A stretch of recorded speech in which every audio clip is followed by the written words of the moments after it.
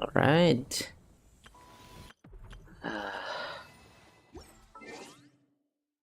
We have the patch. Oh, wait a second. I have an unlock. The auto translate. After this then. La la la. Okay. Yeah, what first? I guess new banner, no? Oh, harmonious abundance. Oh, we got new billet, new valet, new valet, new valet, new valet, new valet, new valet. How many pulls is this thing? Oh, I haven't. Hey.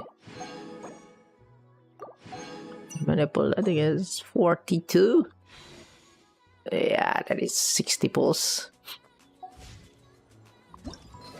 Okay. TCG, who cares?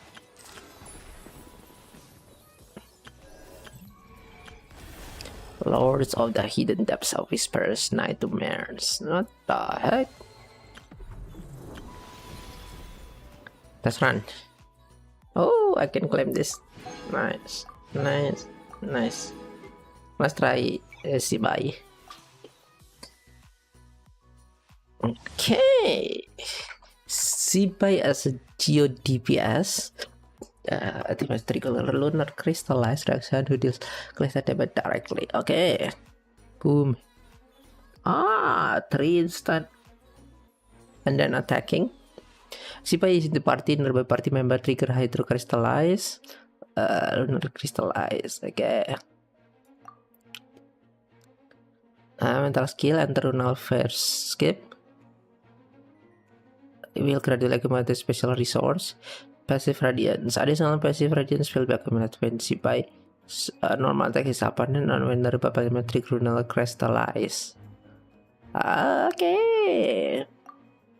By consuming passive Radiance, Zibai can analyze elemental skill Spirit Stitch Stride to deal your damage.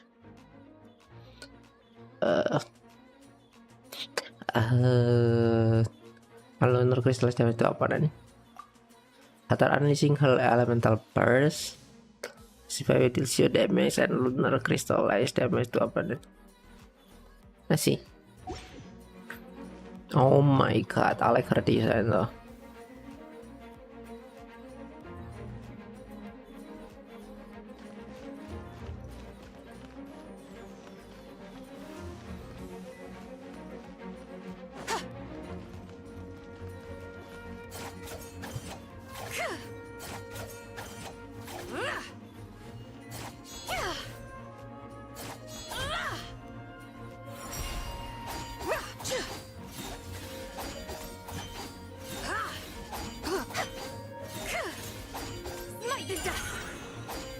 I see.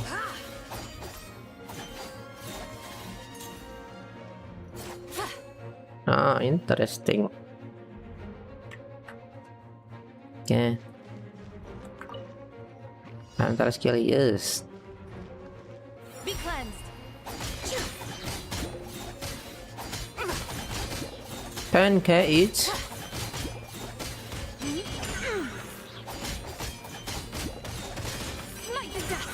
I just spam skill then. Divine light, shield them. That's it? Okay. 2.5k defense. Crit damage. Renal crystallized increase 64%. Using this set too. Interesting. I think her gameplay is pretty simple.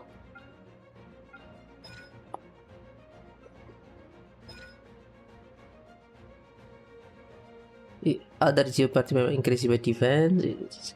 Add to patch member increase elemental mastery. Interesting.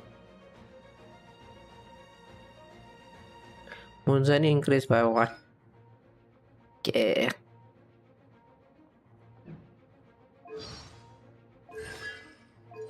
Uma. Okay. Interesting. She's using the. What the heck? There is the moon. Okay, that icon is strange. Okay.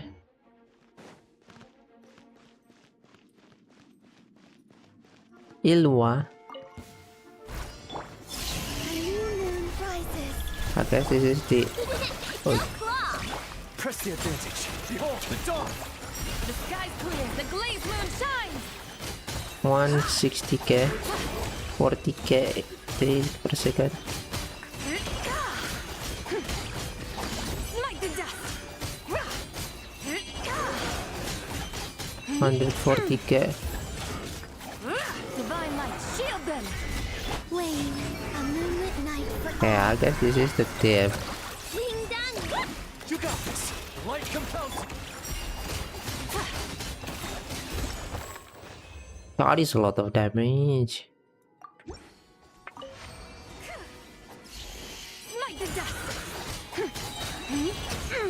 The sky's clear. The glazed moon shines. Smite the dust.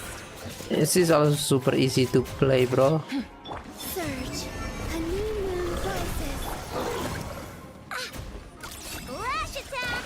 While the light shines bright, behold. Be cleansed. Divine light, shield them.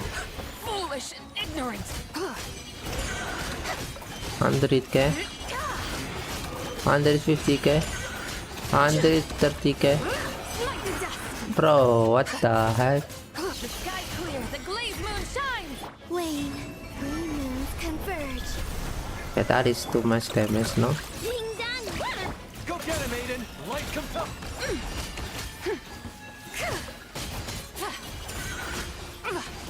Bro, that is too much damage, no? Wisdom will show us the way.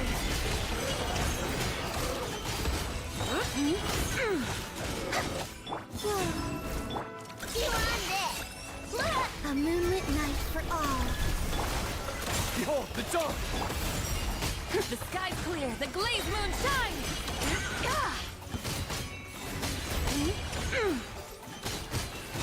Smite the dust.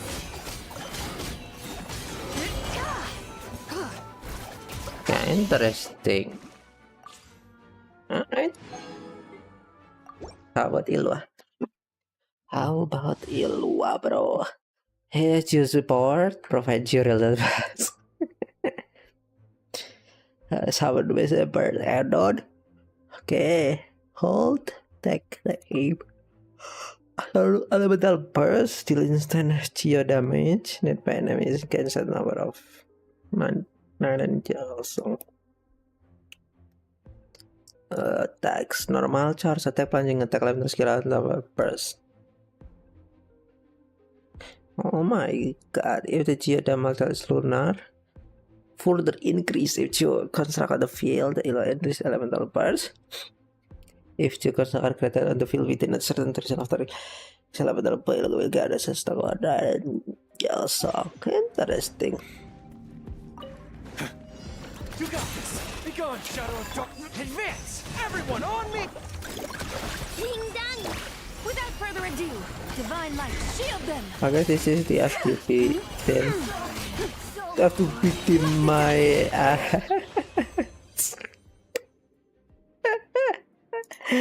what the heck is this damage, bro?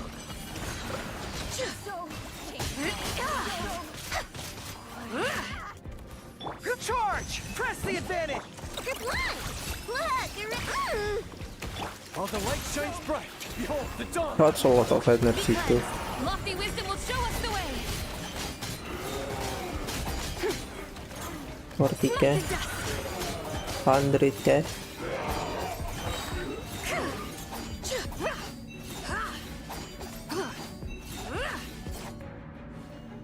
Yeah, that is so easy to play too. What the heck?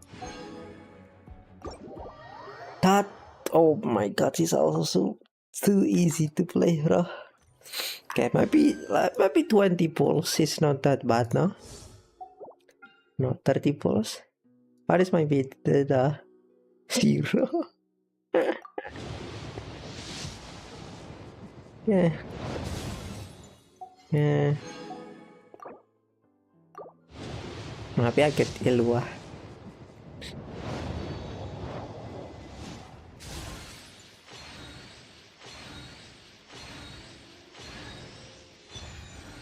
Rah.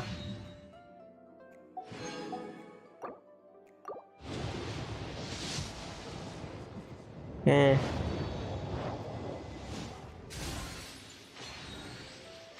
Jadi karakter?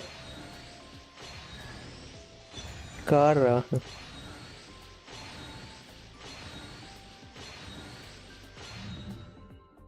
Red D6 Karo. Bro, at least these two characters is not that bad.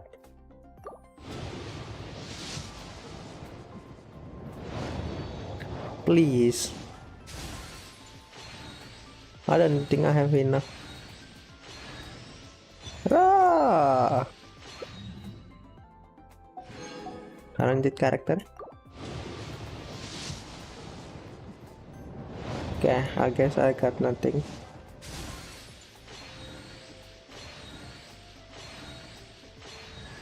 Another Goro, oh my god, this game is trolling me. I don't have anything left. I can buy. Last one, last 10 pull. I'm not doing anything pull anymore after this. Oh my god, got 5-star. My name is Zibai. I was once known to mortals as the White Horse Adeptus, but now that I have descended to the mortal plane, you may simply call me Zibai. Zibai. Zibai.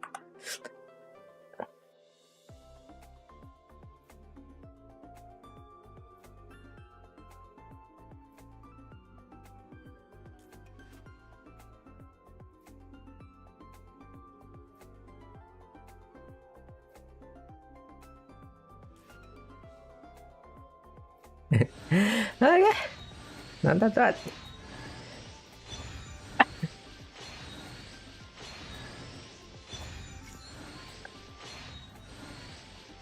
You buy, yeah.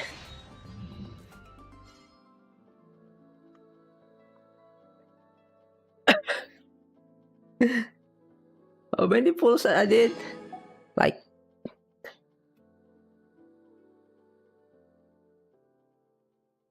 I got 0. Ilua, bro. What do you mean by that? I got 0 Ilua.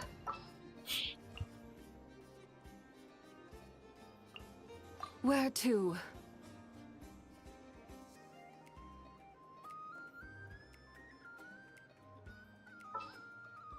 Yeah. Boom, boom. I guess that is the. I don't think I have enough. Whatever, bro. Is this team? What is my friendship's XP though? Oh, it's already 10. What the heck is this?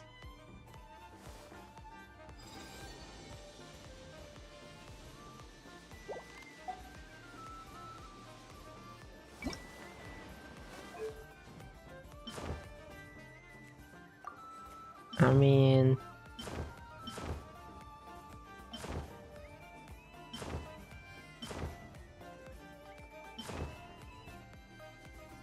like this.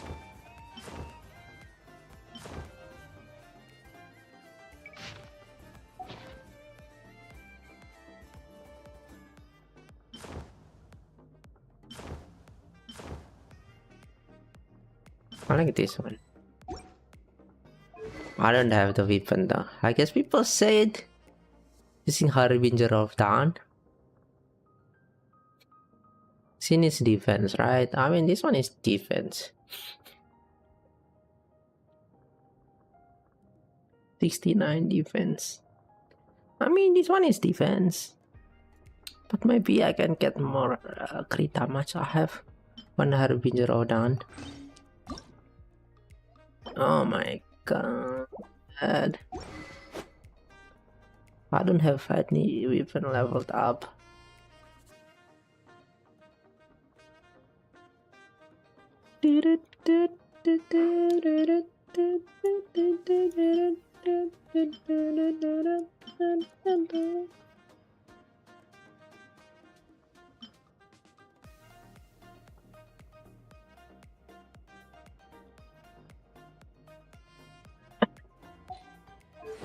Okay, I don't have any weapon for her, artifacts for her too. Whatever.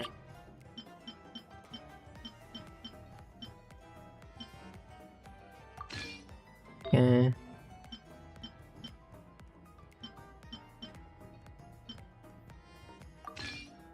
Yeah. Okay.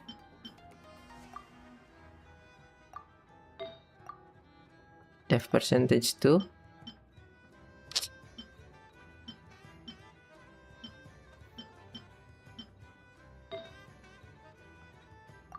I think I can just crit rate. Yeah, I think no. This one gives me a lot of crit rate, yeah.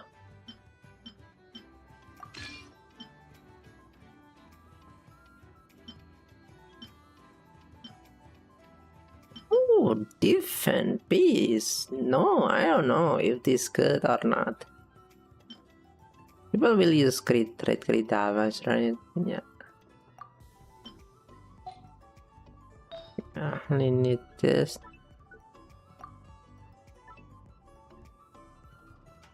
Death percentage.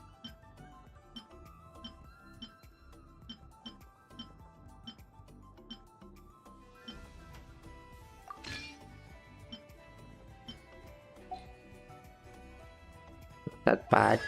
I don't have any materials level up though.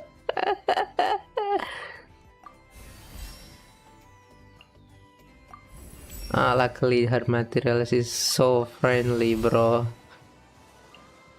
Oh my god, never mind. Is this? Oh my god. I haven't pre-farmed anything. Whatever, let's farm this then. Wait a second, let me level her. I need to level her per weapon.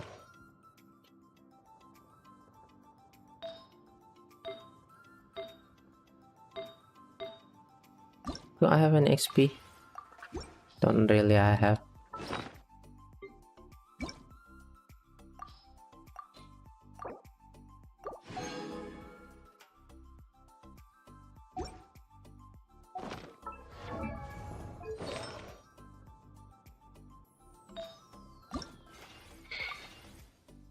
Oh, 16.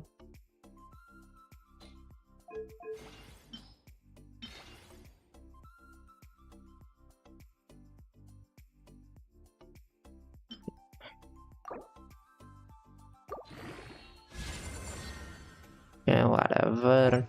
Usable for now.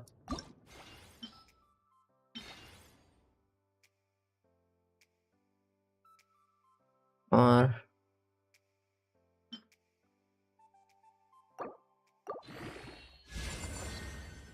what the heck? Okay, whatever. Is it death percent? Yeah, death percent.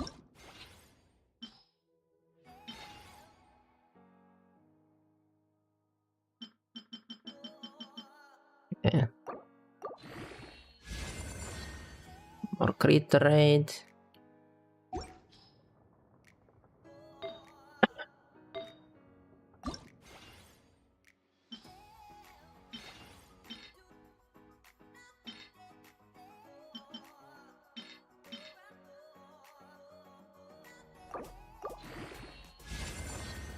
Yeah, one crit rate roll. I guess it's fine.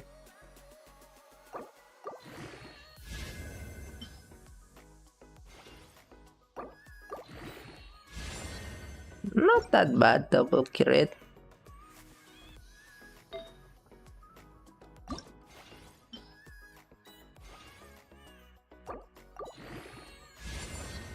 Great EM. I think I need more crit damage, no? Another EM too.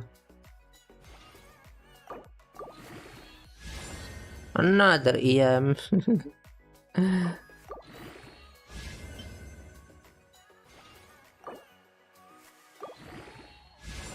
Another EM. What's wrong with it? I mean that gear becomes recommended though. Defense or EM.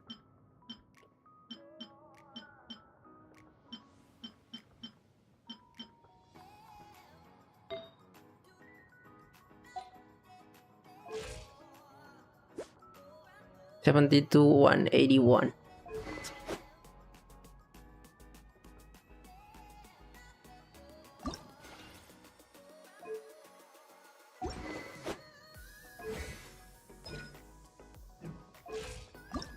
Cannot ascend her yet.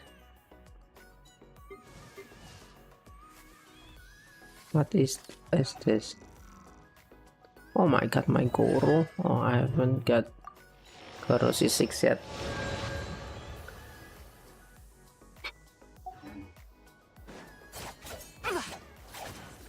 Eh.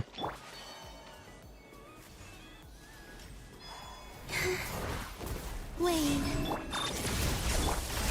Receive my blessing.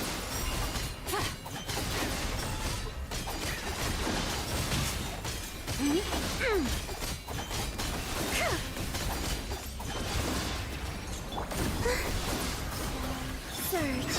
A new moon rises. Boom.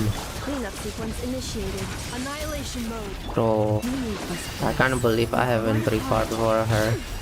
I mean, I didn't have any plans to pull for her. Divine light, shield them. Wayne. A moonlit night for all. This is taking too long, bro. Mana Zibainya?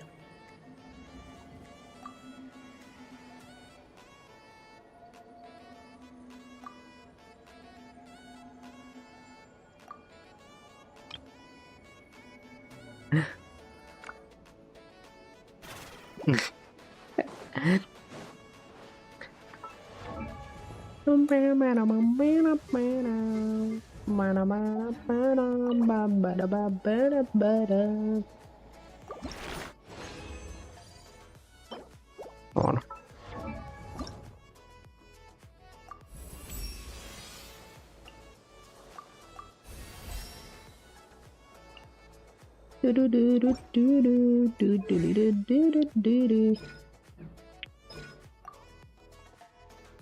Kill ult.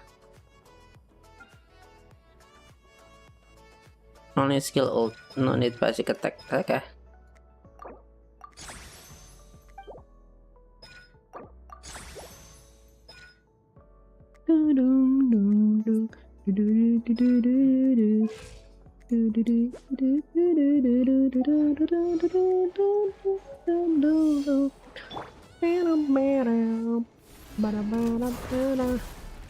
Surge. Insulation chamber deployed. Preparing for dusk. For the everlasting forest. Without further ado.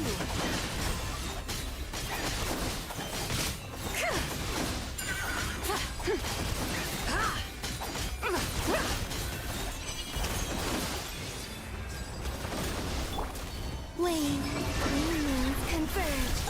Defensive mode engaged. Lush as the moonlight. I think I don't need love mine anymore here. Lofty wisdom will show us the way. Mighty dust.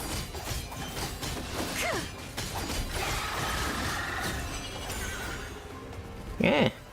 Wait, since I don't need love more, I need to replace her. Is she already maxed out?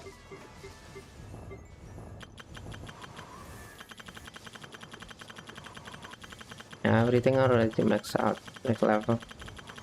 To be honest, I need to pull for Ilua though.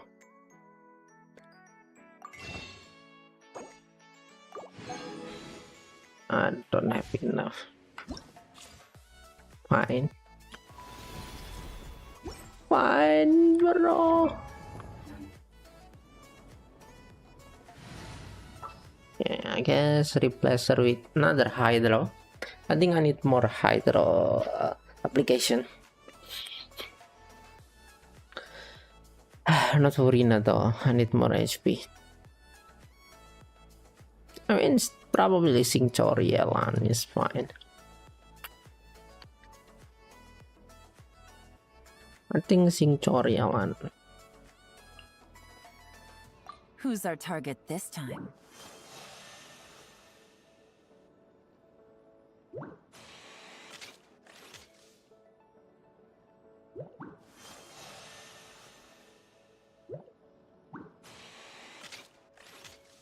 I think like this. Boom, boom, boom. Yeah. I don't know what's my Yelan build. Fighting Twilight. What is the energy regen? 180. I don't think that is enough, bro. Take it easy. I don't think that is enough. EM. How many? Oh, I can send.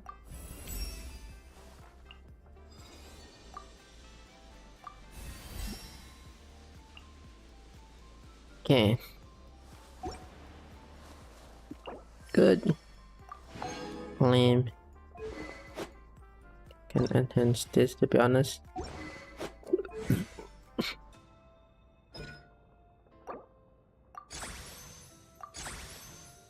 Eh.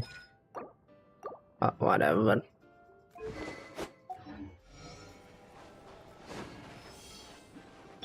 Yeah. Boom. Insulation chamber deployed. A moonlit night for all. Busted. Here comes the catch. Ultimatum protocol. Without further ado.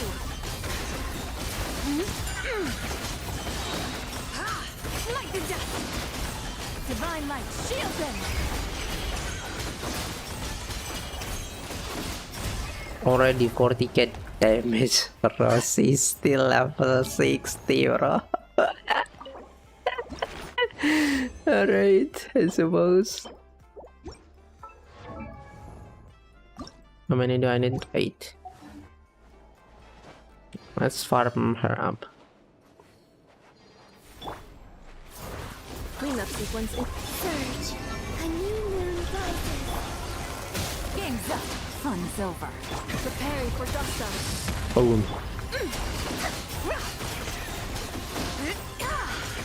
42k. 42k. The sky's clear. The glazed moon shines. No, not that. Gotcha. Okay, it's fine.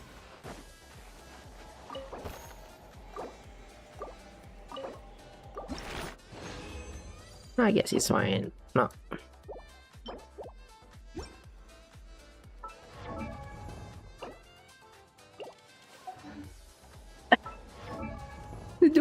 Full.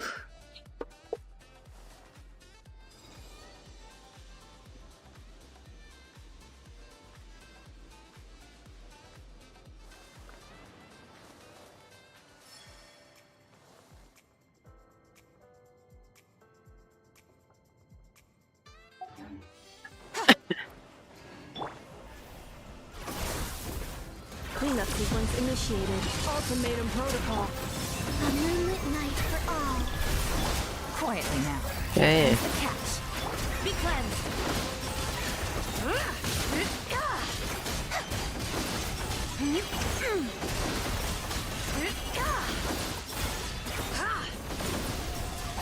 Light the dust. Lofty wisdom will show us the way. Insulation chamber. Kok nggak pakai ini dah.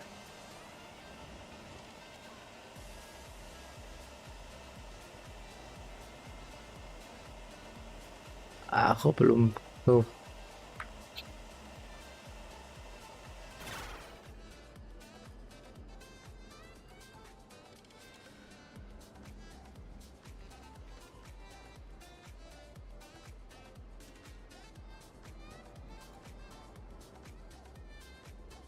I got a new letter from an informant. Looks like the situation has changed again. Okay, what is her constellation one? After using elemental skill, it will gain 100%. Oh my god! At the maximum number of spirit. This stride uses per lunar basic machine to 5 times. Using the lunar basic for the first spirit stage stride. Second hit lunar crystal. Oh my god, C1 is really good. Does she increase the ascendant claim? Ah, yeah.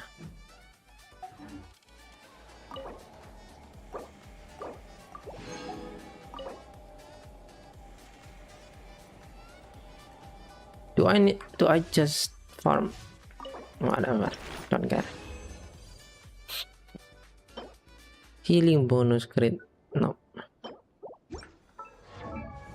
Okay, 60. Let's try to level her up. Maybe I can get to level her up a little bit.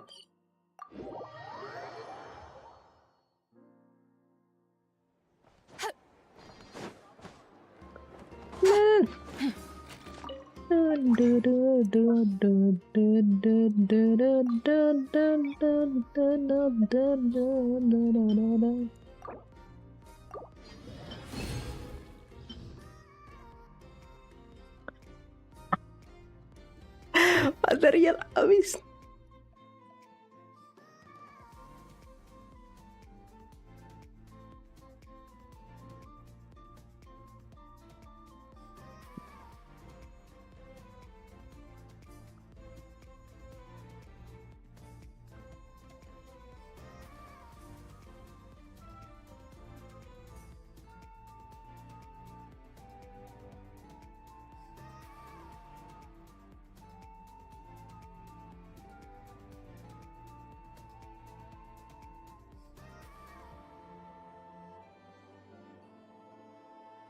Oh my god, I did not expect I need that.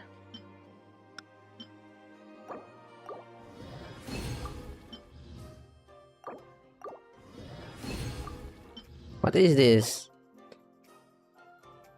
Patu opportunity.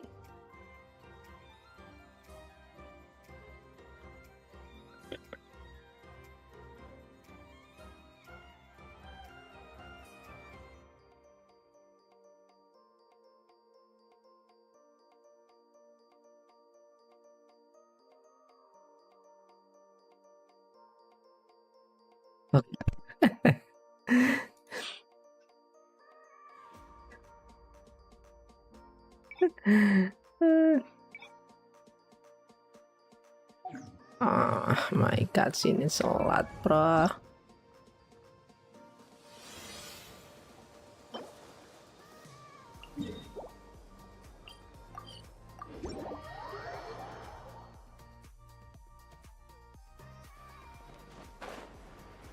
Bruh.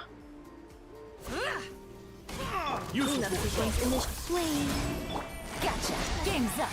Fun's over.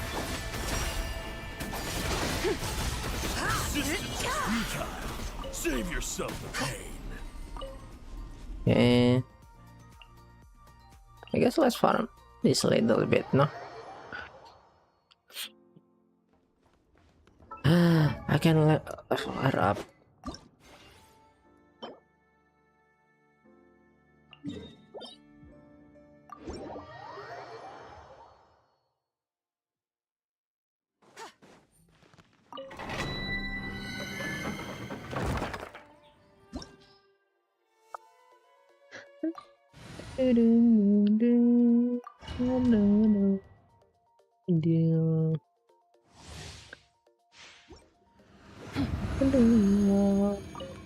Constellation chamber deployed. Annihilation mode. Surge. A new moon rises.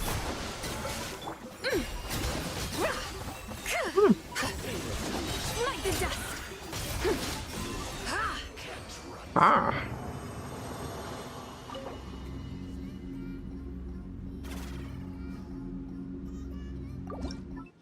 Okay, I guess this is fine. More.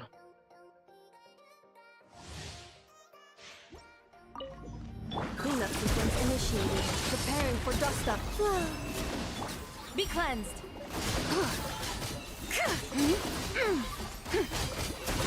Smite the dust. Divine light, shield them.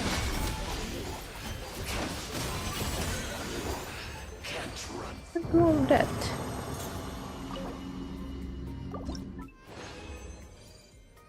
Okay.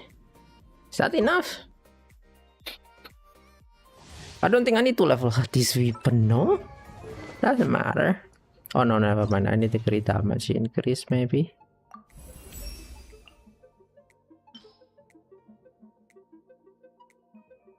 Wait, what? It doesn't increase the crit damage. Oh, it is.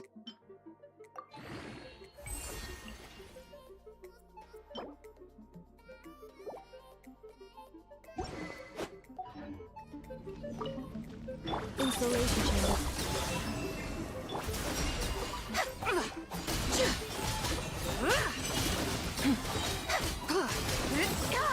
The sky's clear. The glazed moon shines.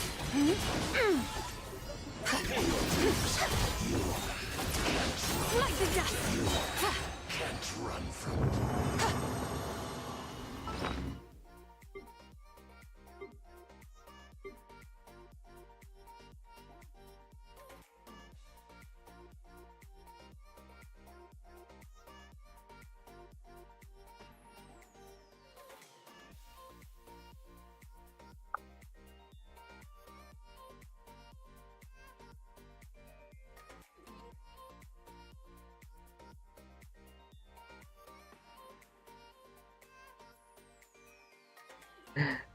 Ada cara.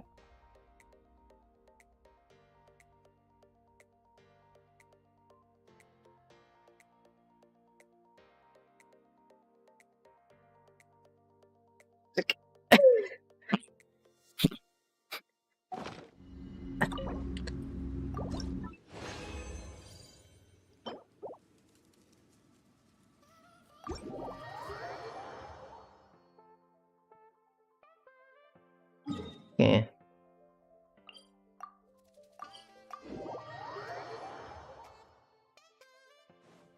Alright. Let's level up the weapon.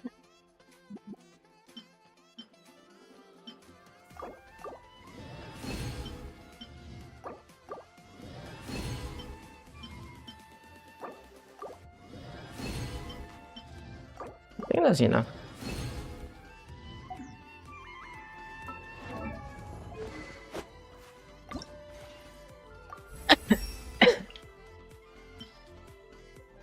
Jadi have to be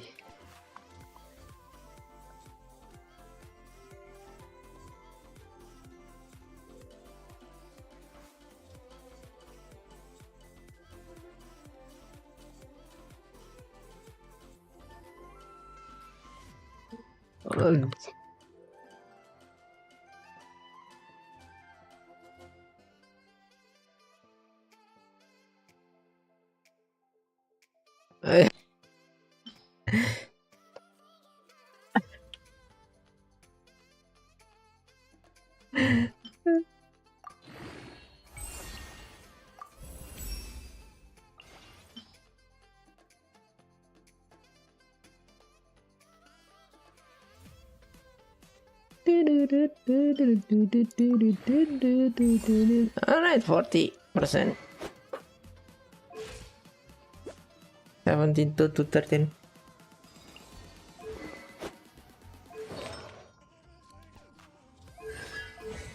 Now level her up. Never mind. I can level this though. No, never. Not anymore.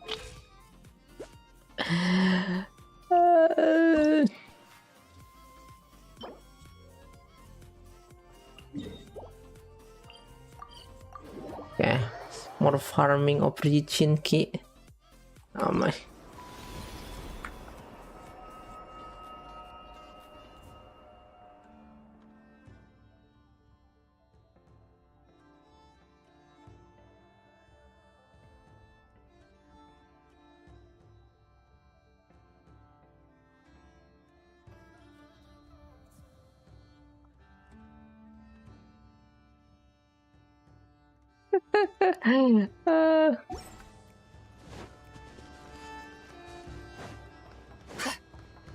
Clean up the ones in the flame. Quietly now. Divine light, shield them!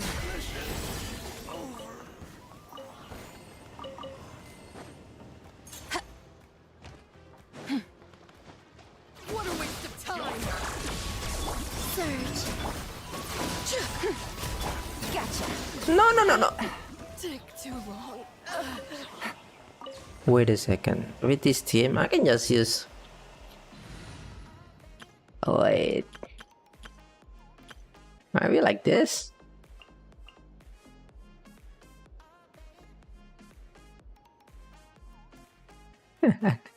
Wheelchair team. Like this. Where's Colomina?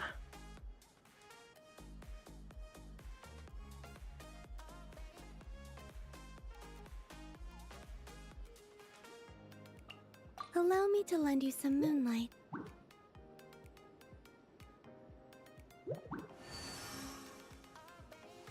Eh.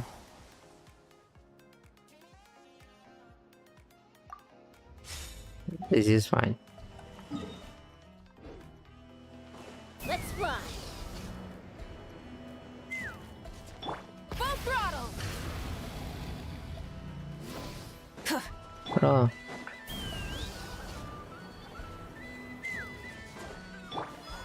Use the force authorized. Light it up! Intel. Send. Okay.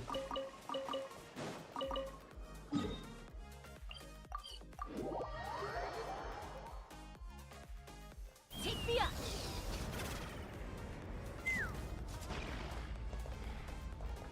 Bruh.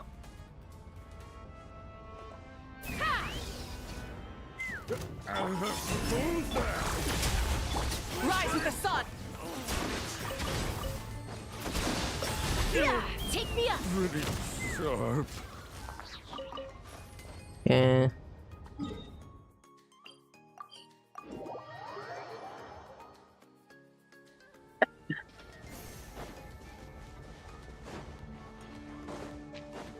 Use the force authorized.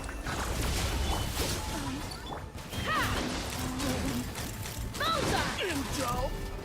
Send. Yeah.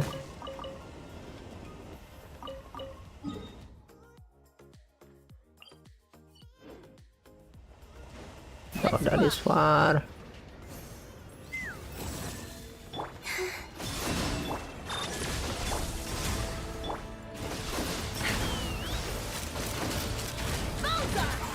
Open fire! Alright.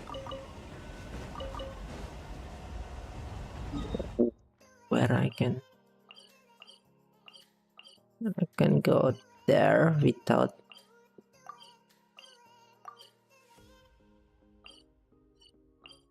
there is no best way. I guess this is the best way.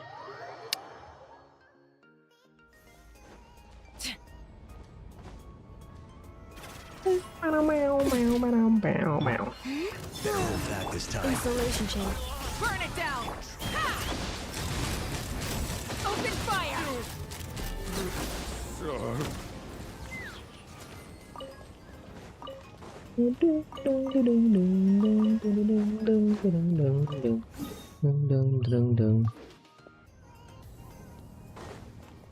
Take me up. What a waste of time! Clean up sequence in the Light of the blazing sun! Did it take too long? Eh.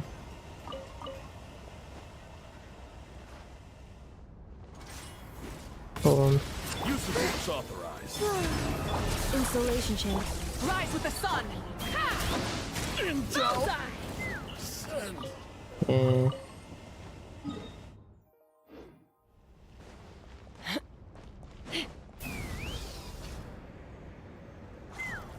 Meow.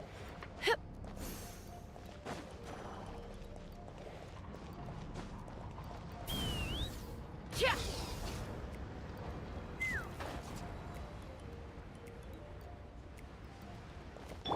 Right. Rev the engines. Right. Take me up. Use some force Cleanup sequence initiated. Fire in the hole. Fire in the hole. Bullseye. Okay.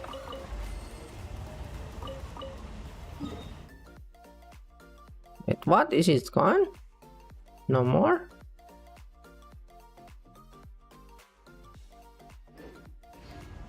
No way. I don't know where this card, no?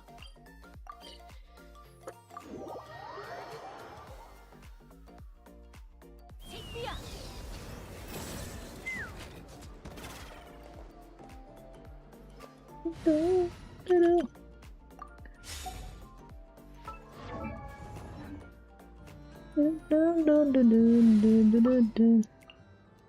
Yeah, I don't know. I think there is someone better. Another Hydro though.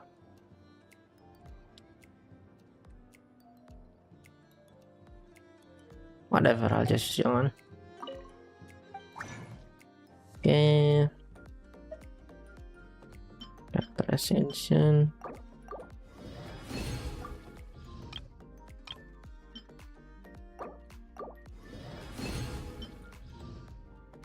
Okay, I can ascend her.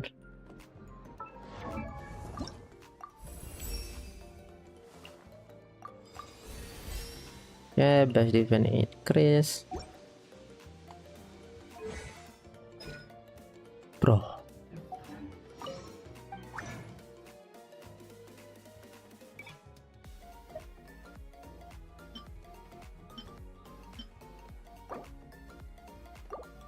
Should I level her up or skill first? What is the talent skill again? Defense increase, lunar passive 2%, passive additional damage. I mean, it is good.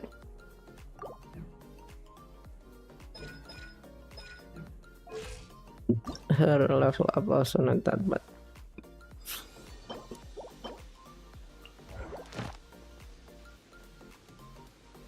Bro, it is respawn.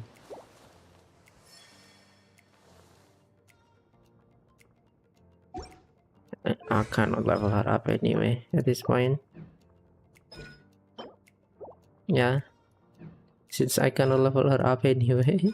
I think.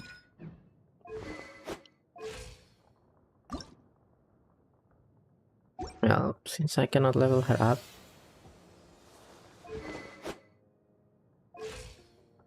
I can ascend her. Let's just farm this little bit more. Let's ascend her to level 80. Ascend her level 80.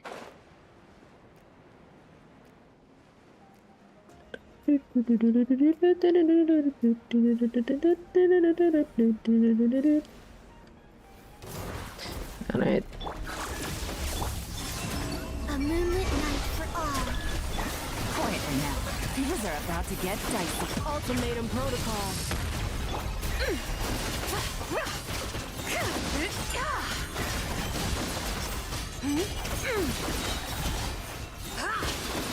Lofty wisdom will show us the way. Installation chamber Busted. Without further ado, Without further ado, what?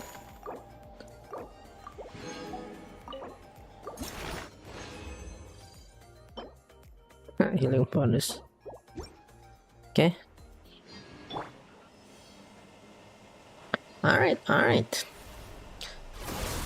cleanup sequence initiated. That is a nice entrance though. The new moon rises.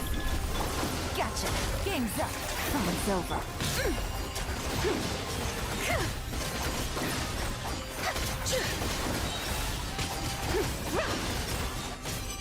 The sky clear, the glazed moon shines.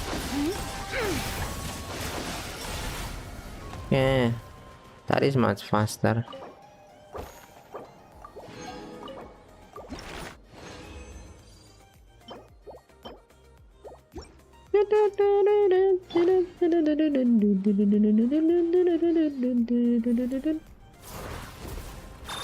Ultimatum protocol. Three moons converge. Quietly now. These are about to get dicey. Be cleansed.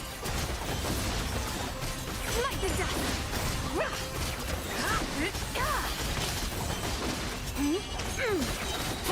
Lofty wisdom will show us the way. Oh, Defensive mode engaged.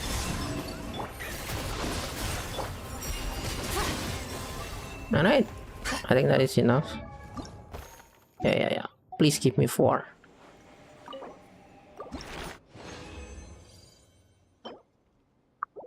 Okay guys, this game trolling me. This game trolling me. This game actually trolling me, bro.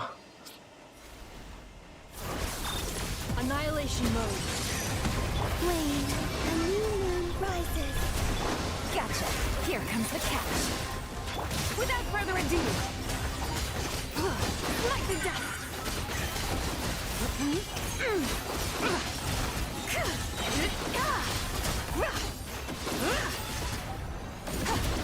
The sky's clear. The glazed moon shines. Light the dust. Yeah.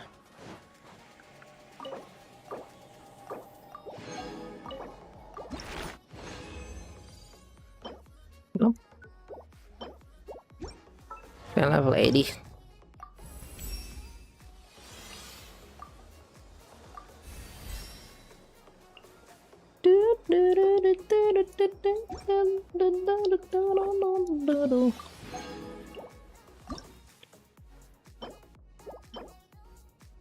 Alright.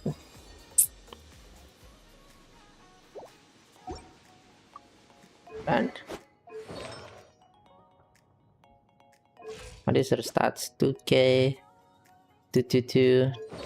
I think this one can be improved.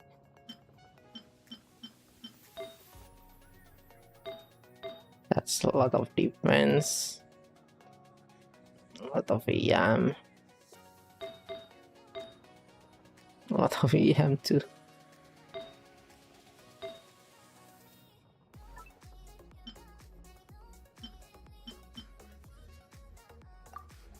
Defense percentage or EM.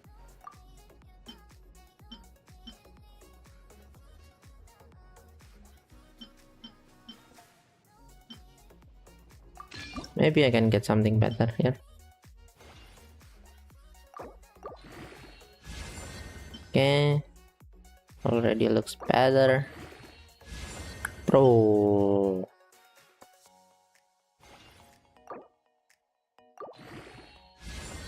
Okay, Thanos piece. Enter crit damage, please. Attack, bro. The most useless you can get from her. Wait, I don't know the scaling for the EM though. Don't see any EM scaling here. Everything is about defense. When party member trigger hard to crystallize, loot not crystallize everything. Not by so it's increase by 1.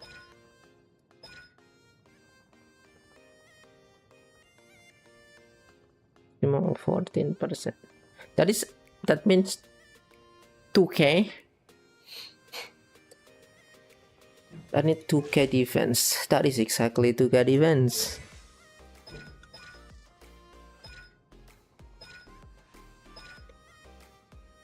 $360 each. I don't think I need that much elemental mastery, no?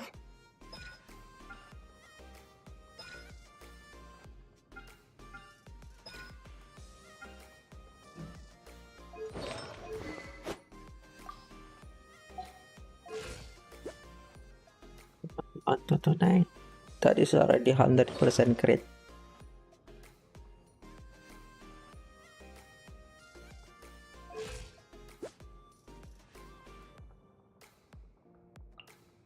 Guess it's fine.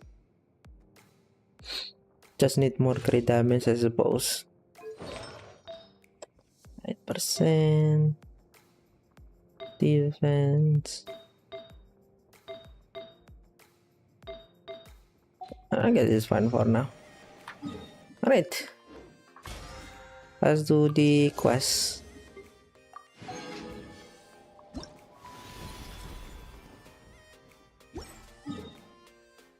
I'll do the quest in a minute.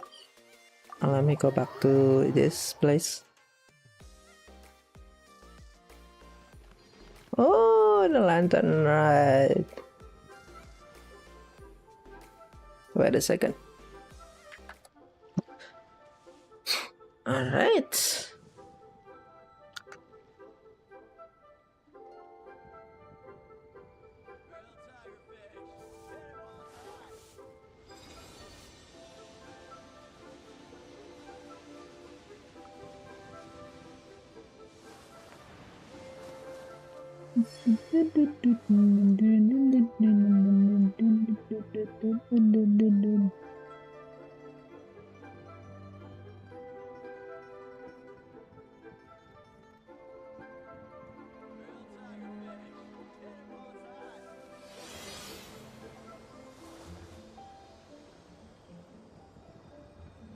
Okay.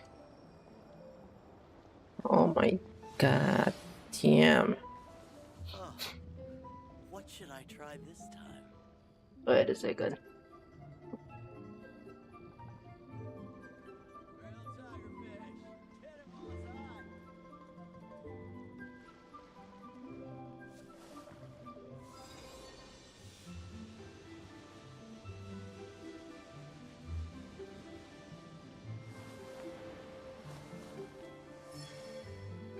Oh, what should I try this time? Grilled tigerfish.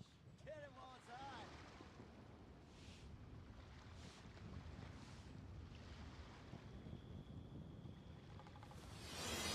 it's hot.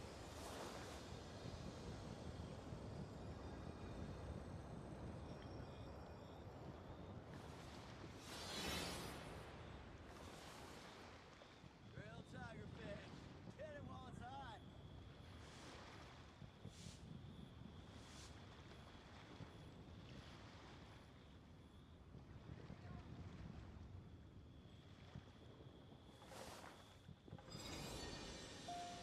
Hit him while it's hot.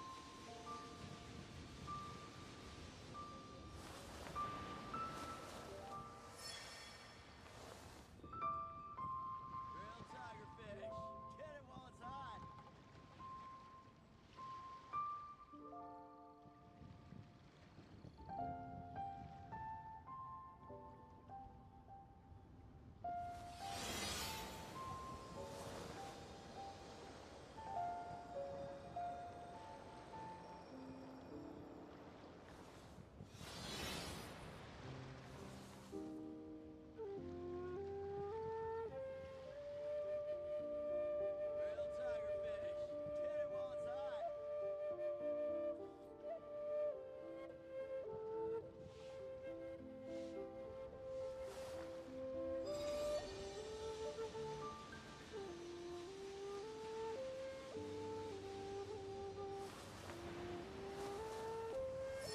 Oh, what should I try this time? Grilled tigerfish. Hit him while it's hot.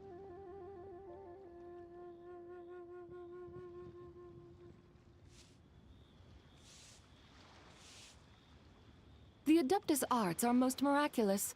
But unless one first cultivates the mind before cultivating these arts, all their feats will be like the moon's reflection on water, shattering at the slightest touch.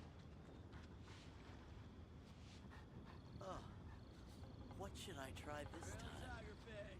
Hit him while it's hot.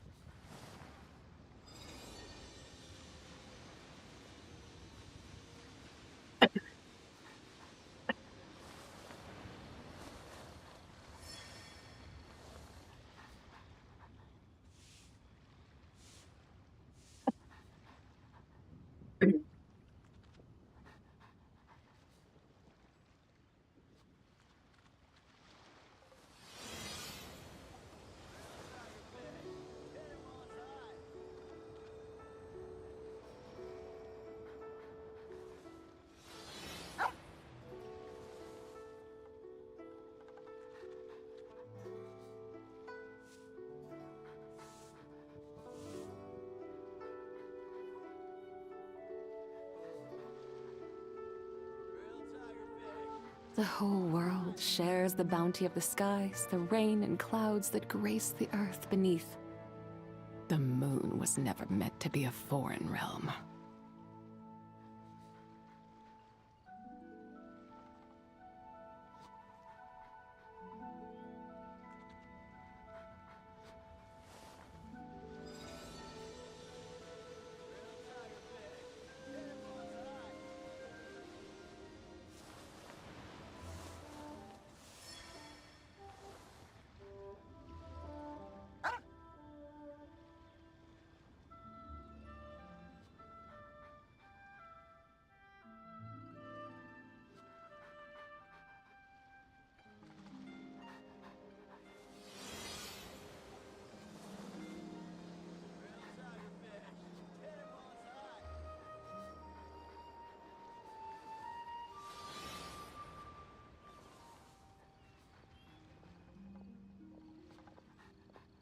Oh, what should I try this time?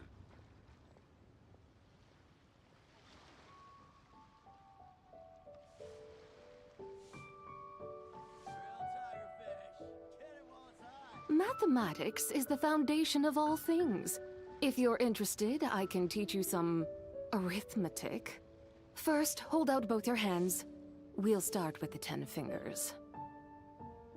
Oh, what should I try this time?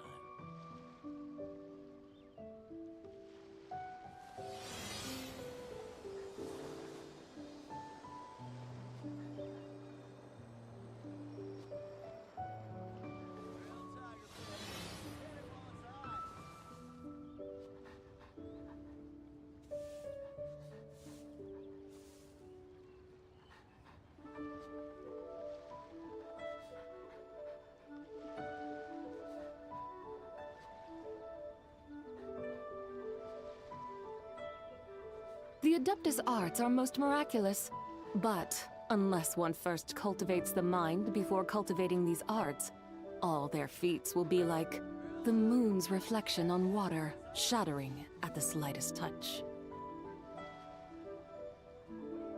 Right, we going to the lantern right now. Forgot where is my translator. Where is my translator? Hi, translator.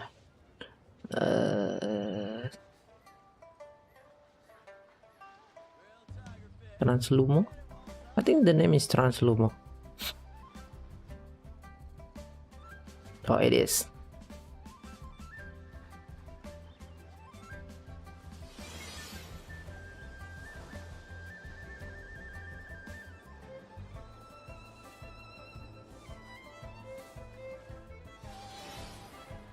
Okay, wait a second. Let me put that in here.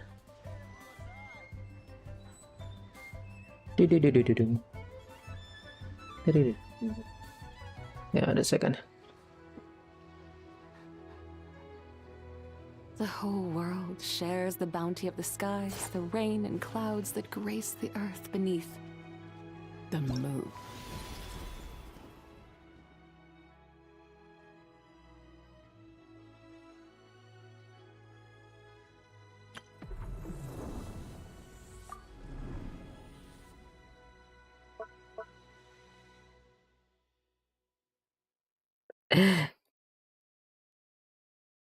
Pas awal rilis doang tryhard.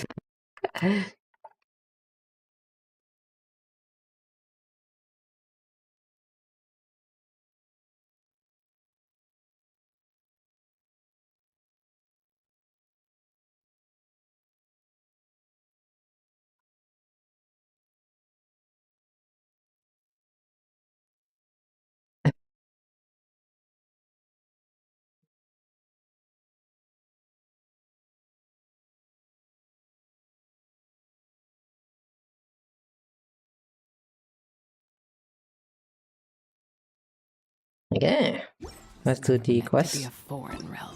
Let's do the quest. Let's do it. The Realm of Clouds. Interesting.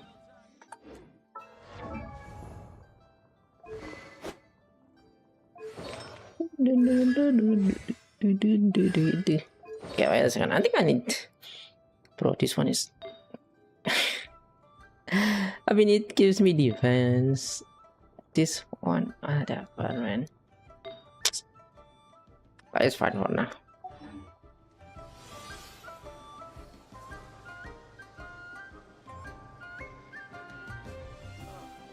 Ready?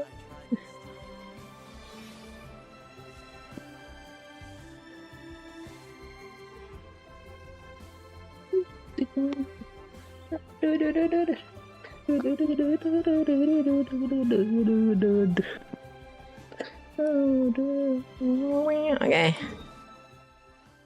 Let's die. Do it.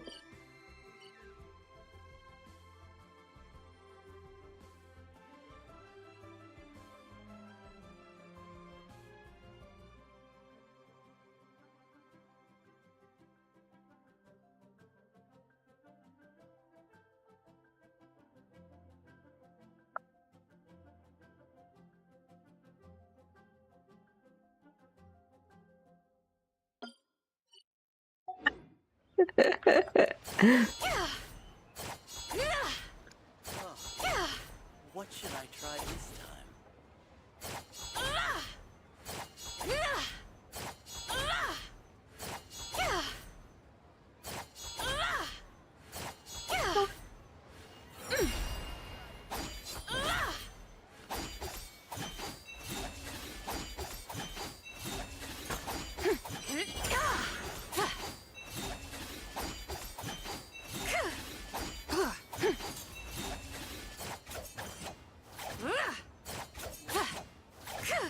Be cleansed.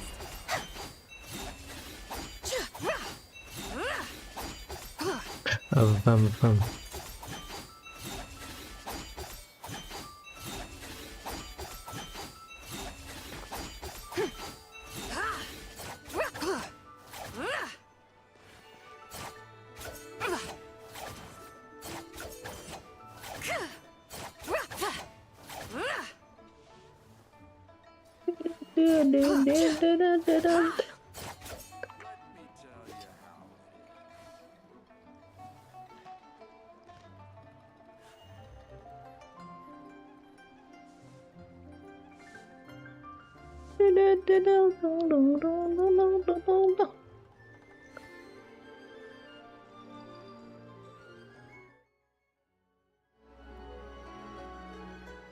The Adeptus arts are most miraculous, but unless one first cultivates the mind before cultivating these arts, all their feats will be like the moon's reflection on water, shattering at the slightest touch.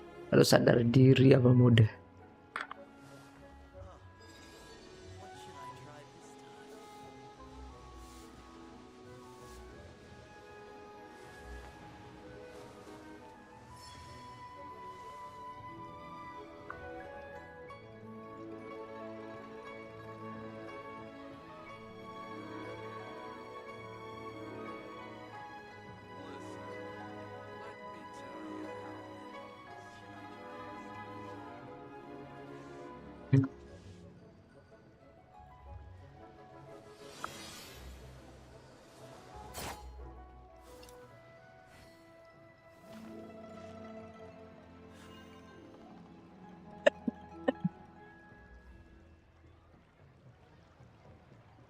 time? Listen, let me tell you how it is. What should I try this time? Mathematics is the foundation of all things. If you're interested, I can teach you some arithmetic. First, hold out both your hands. We'll start with the 10 fingers.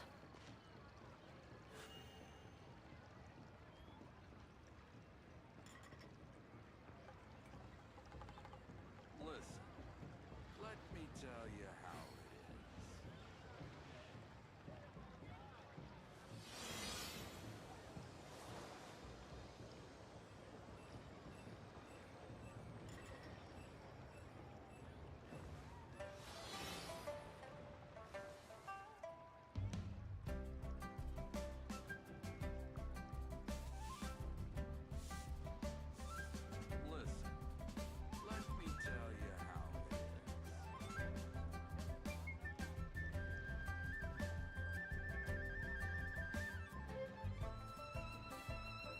The Adeptus arts are most miraculous.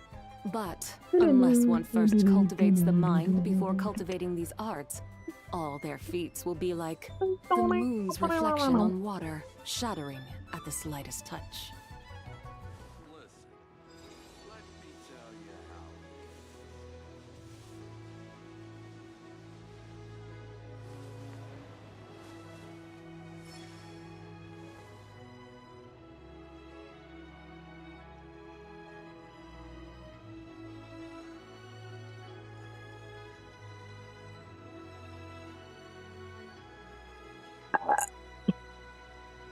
The whole world shares the bounty of the skies, the rain and clouds that grace the earth beneath. The What moon the heck? was never meant to be a foreign realm.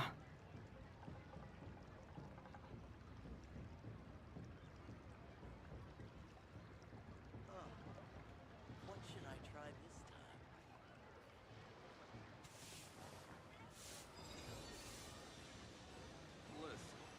Listen, let me tell you how it is.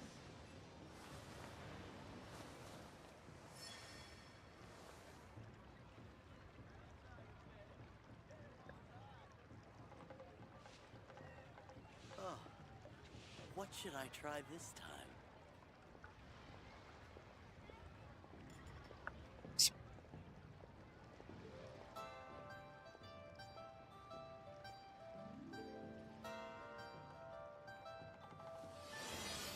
Listen, let me tell you how it is.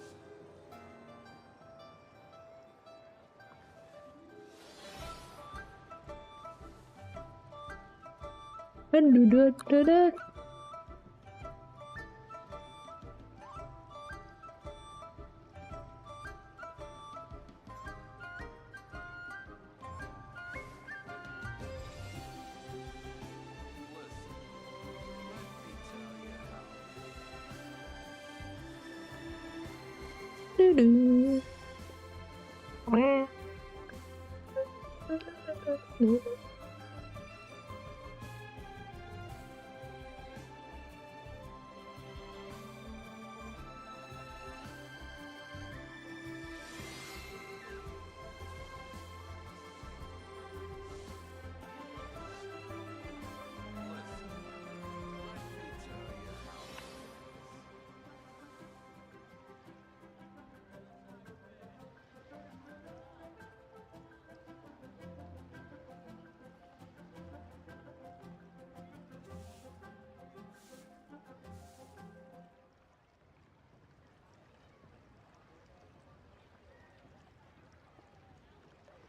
Mathematics is the foundation of all things. If you're interested, I can teach you some arithmetic. First, hold out both your hands. We'll start with the 10 fingers. What the heck? Okay.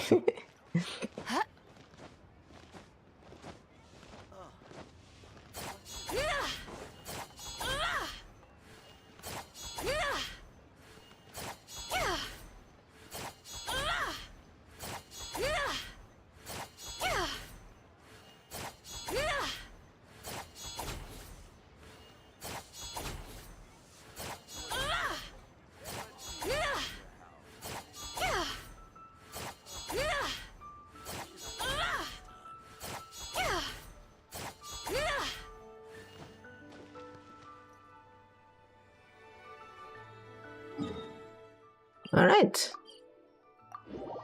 Let's do the quest. It's been a long time. Yeah, okay. Split the bamboo in the morning, dry it till night. Shape and bend it nice and tight. Wait a second.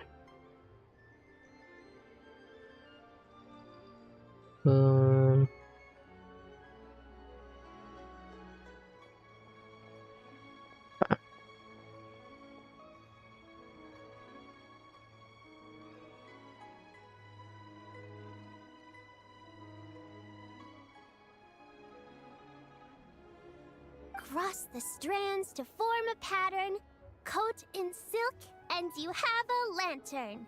That's how you remember how to make a shout lantern. Did you get all that, Chi-Chi? Morning, split bamboo, traveler. Wala na. Then get silk, make paimon. What? No, that doesn't even rhyme. Look, it's them. Hey, Yao Yao! Hey, Chi-Chi! Yang. Oh, Traveler! Paimon, you're here! Happy Lantern Rite! Happy Lantern, right? What you up to? I'm teaching Chi-Chi to make Shao lanterns. It's a real test of finger dexterity, so it'll help keep her nice and loose. Yes, I do finger exercises to be a nimble zombie. Wanna try too, you two? Oh, okay. Well, we need a whole bunch this year so it doesn't get too dark at night. Too dark? What does that mean? Dr. Baiju has patients who got hurt. The moon disappeared, so The moon disappeared? Like, it was Jeonju, the moon devourer. Who? Changshan told me about it, but it's an old myth from Chenyu Vale about a giant toad in the sky that eats the moon. What? What? The moon gets eaten? It's just a story. It's not like there's actually a giant toad in the sky.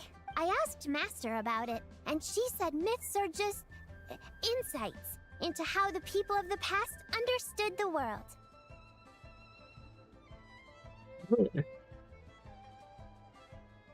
Well, I didn't see it that night. But I've checked several nights since, and it's been there same as ever. According to Chi-Chi, though, the Ministry of Civil Affairs sent someone to do some kind of serious investigation. So, I don't know. Maybe something did happen. According to Chichi, the Ministry of Civil Affairs? This is starting to sound bad. it's okay. You can fly, even if it's too dark. Yeah, exactly. So turn that frown upside down, Paimon.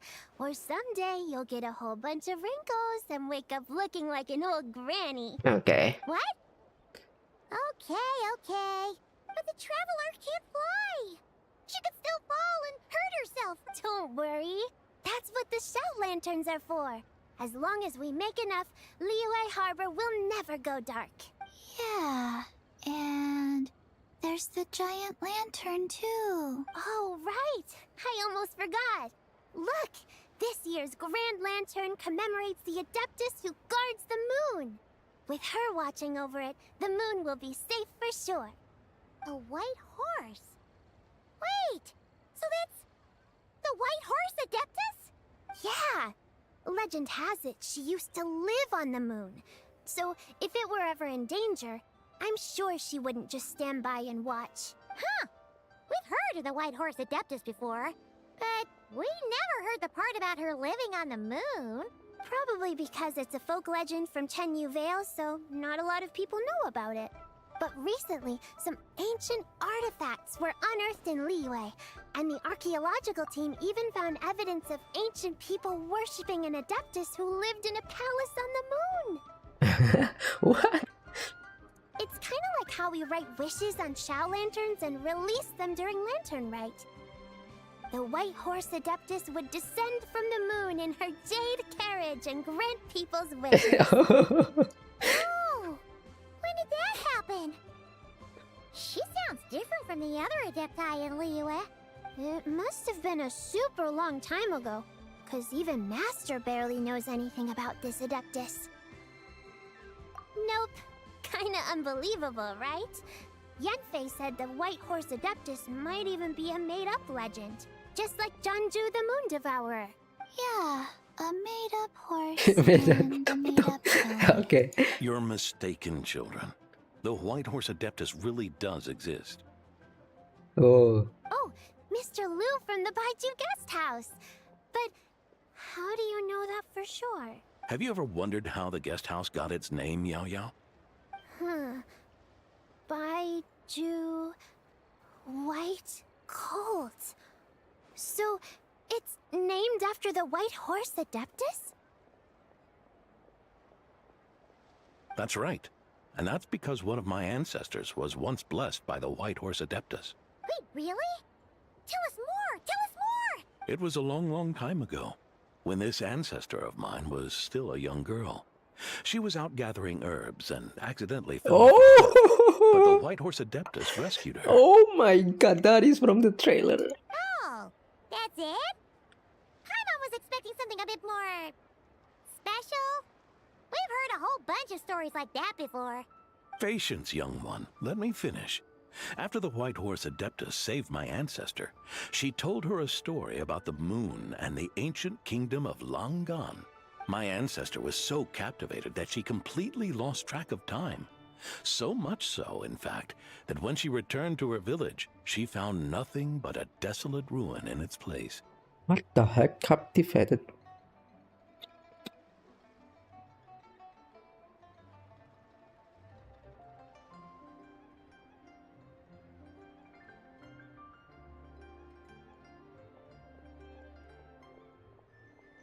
It was as if, without her knowledge, countless years had passed in the mortal world.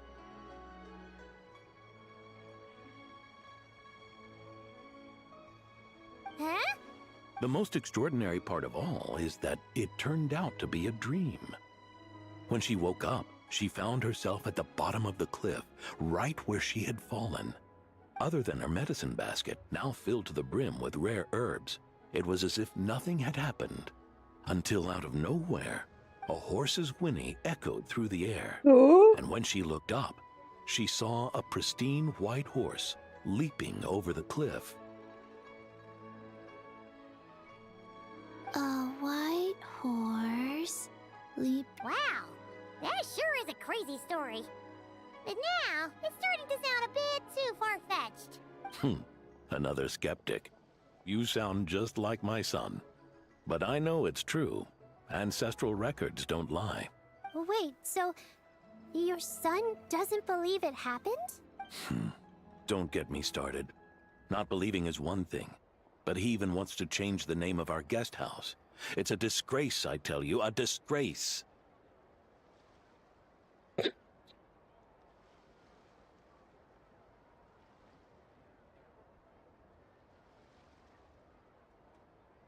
Well, it was getting about time for him to take over the guest house. And what's the first thing he does? Starts going on about how the name doesn't attract enough customers and how we're losing business to Wangshu Inn.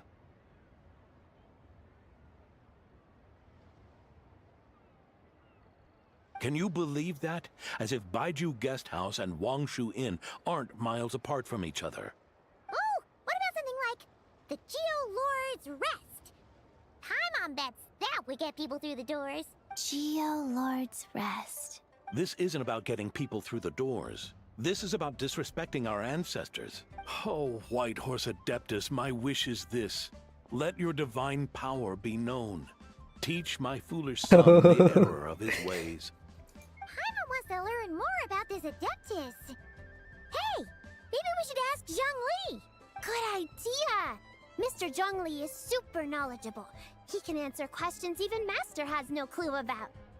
Yeah, we just saw him having tea at third round knockout. Of course. Alright, then that's our next stop. Chi-Chi and I are gonna keep making Shao lanterns. But careful on the road. Goodbye, Paimon. Goodbye, traveler. Oh, let's go. Oh, that is the intro.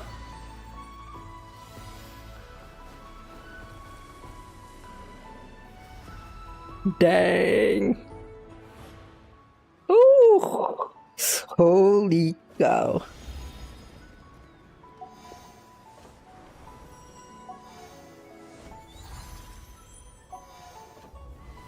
Okay, dude.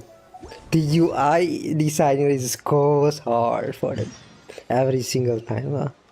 May the White Horse Adeptus bless us and watch over our business. Mr. Master Zhongli is having tea.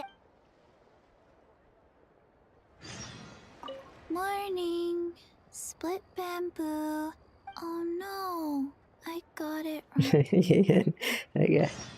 Alright. I should open a store here.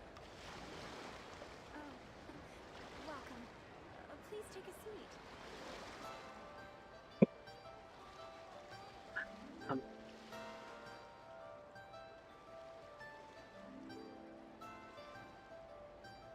The whole world shares the bounty of the skies, the rain and clouds that grace the earth beneath. The moon was never meant to be a foreign realm. I should open a store here. Please take a seat.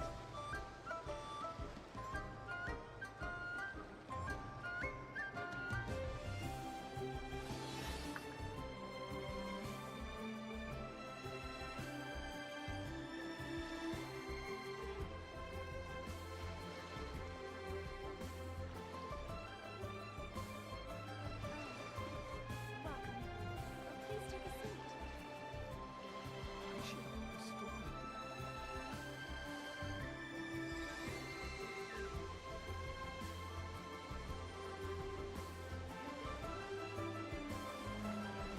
So lively!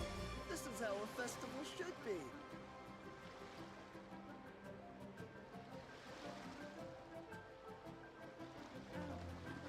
Welcome.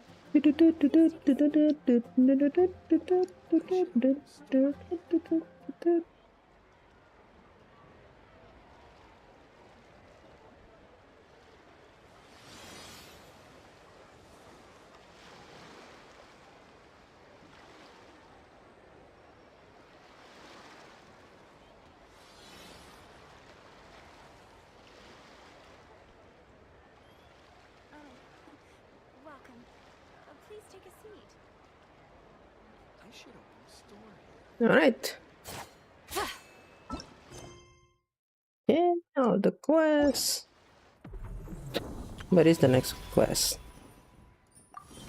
This one we share. And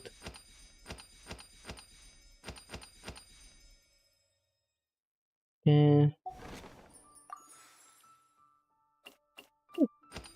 Yo, cute. I think I already have C6.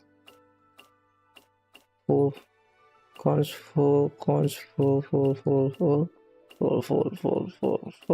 Yeah, the only option is Lanyan, then whatever.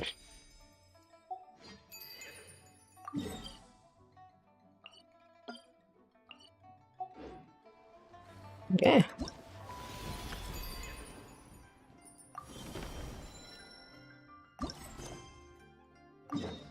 The realm of the clouds.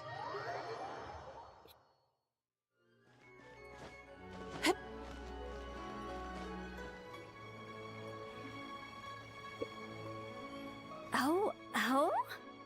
Oh. Curious. Impressive, right? What's with all the commotion over here? Oh, Traveler and Paimon! Perfect timing! I have something amazing to show you! What is it? Huh? What the? Heart of the Moon is blacked out! Was it really eaten by a giant toad? I didn't expect you to know the story of Jonju the Moon Devourer, Paimon. Don't underestimate Paimon. She learned a whole bunch of things in Sumeru. But Jonju the Moon Devourer is a Liyue legend. Well, knowledge knows no borders, so there. You're right about that, Paimon. But this dark circle doesn't look anything like a toad to me. A toad's egg Oh, wait, Traveler! You've been in Nodcry, right? The people there worship the moon goddess. So you should know what's going on here. Really? Not even in a place where people worship the moon? Oh yeah! Master told me that the tale of Jianzhu, the Moon Devourer, was how ancient people explained a certain... But what is it exactly? Some kind of omen of disaster? How so? Oh, but in this picture, the moon is being covered from the center. So this can't be a normal eclipse. Oh. Then, It's still an omen of some impending calamity? We never said that! Ugh, some crazy customer left it at the restaurant. Just thinking of... Attention, everyone! As the auspicious festival season approaches, I have an announcement to make. I, Lu Xiong, am on the verge of becoming one of the most renowned archaeologists in all of Liyue Harbor. No, scratch that, in all of Tibet. Even though I never trained at a prestigious academy, I've still managed to dig up tons of treasures. And I understand practically a whole dictionary's worth of big words, too. Like my pops always says, no pain, no gain. And I haven't had it easy, that's for sure. What's the deal with her? No idea. Maybe she ate a bad batch of perch stew? Okay.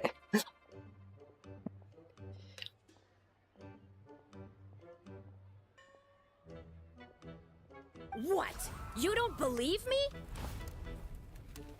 I'm telling you, I dug up treasures from the ancient nation of Longan. I even got a... Longan? Jeonju? Sounds like she's a few perches short of a stew, if you know what I mean. So what if blackback perch stew is my favorite? Stop talking about me like I'm not here. Whoa, what are you doing? You're just a stupid, ignorant man. Whoa. I'm gonna kill you. Whoa, this allowed in this game? Okay. Young lady, you need to calm down. Ah. What? So you're looking down on me now too? How about I take you both out then? This is a place for dining. If you wish to take me out, you'll have to do it elsewhere. Don't act like you're better than me. Do you know who I am? I'm about to be the most famous... Show me. It's respect you want? Very well. For the sake of the...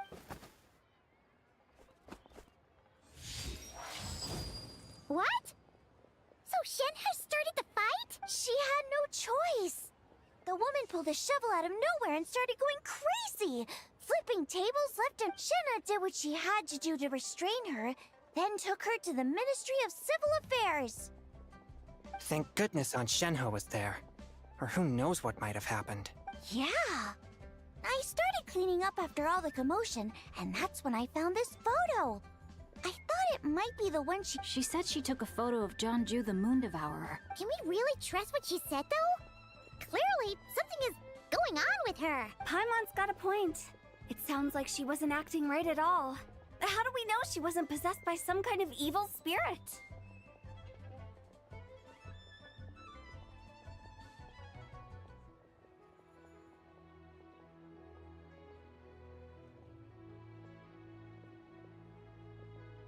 Okay.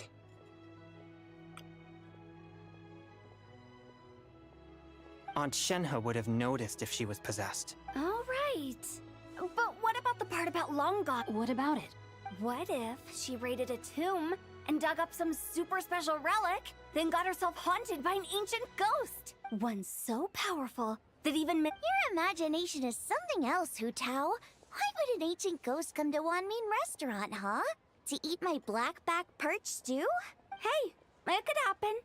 I'd want to eat your food if I was a ghost. Wait a second. She mentioned the ancient nation... You know what? My brother mentioned that some ancient artifacts were unearthed in Liyue recently. Mostly colored glass, fine jade, and bronze relics. Some of the text inscribed on them has already been deciphered. There were some poetic verses, but the word long gone popped up as well. Jade is Langan, bro, not Jade. So, does that mean this long-gone place is real?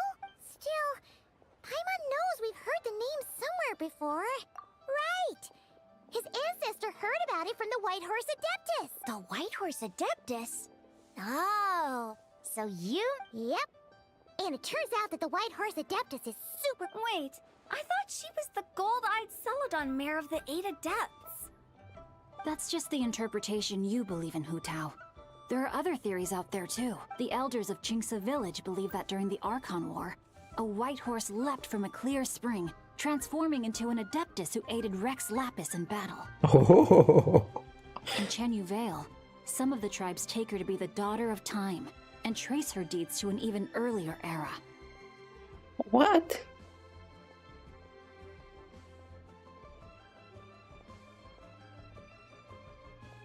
Yet in other ancient texts, including the relics I just mentioned, she appears as an emissary who listens to mortal wishes, bestowing the blessings of the heavens and moon upon the mortal realm. Emissary?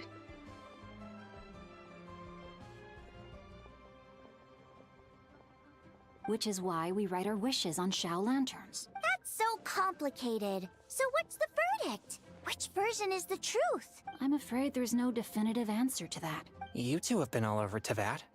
Do you have an idea? Nope, sorry. We were actually on our way to ask Zhongli. He knows even more about this kind of stuff than us. Ah, looking for a consultant, huh? He's having tea with Miss Linlong. Shigu Antiques is hosting an exhibition tonight. An exhibition? For what? All those antiques Sing just mentioned. So if you head to the big ship docked in the harbor tonight, I'm sure you'll find him. So, where to next? How about we go to the Ministry of Civil Affairs to ask about the White Horse Adeptus? We might be able to find out more about the recent moon situation, too. If you're heading to the Ministry of Civil Affairs, could you give them this picture for me? Since it belongs to that customer, she deserves to get it back at least. It might even help the ministry with— Ha! All right! We're off! Oh, wait! I almost forgot! Happy Lantern Rite! Come have a meal with us when you're free. We'll be there, or we'll be... square. Thinking about it now, could it be possible? A fake? You mean like the customer fabricated it to gain academic recognition? Nice one, Chongyun. I never even thought of it like that. How about we go check out that place tonight? I know exactly where it is. All right. I'll get scolded if I get home too late. Live a little, Sing-Cho. You act like this is a first for you. Worst comes to worst, we'll get Xiangling to cook you something delicious, okay?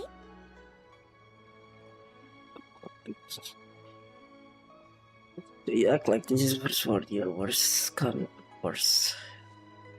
Guess you like to cook something just okay.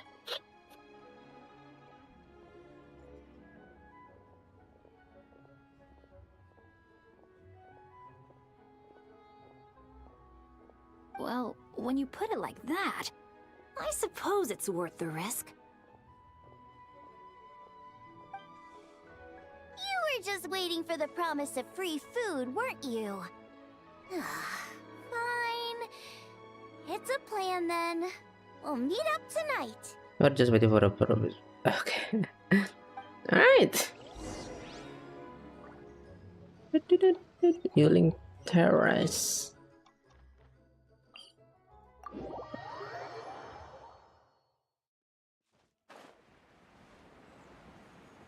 Using Terrace, healing.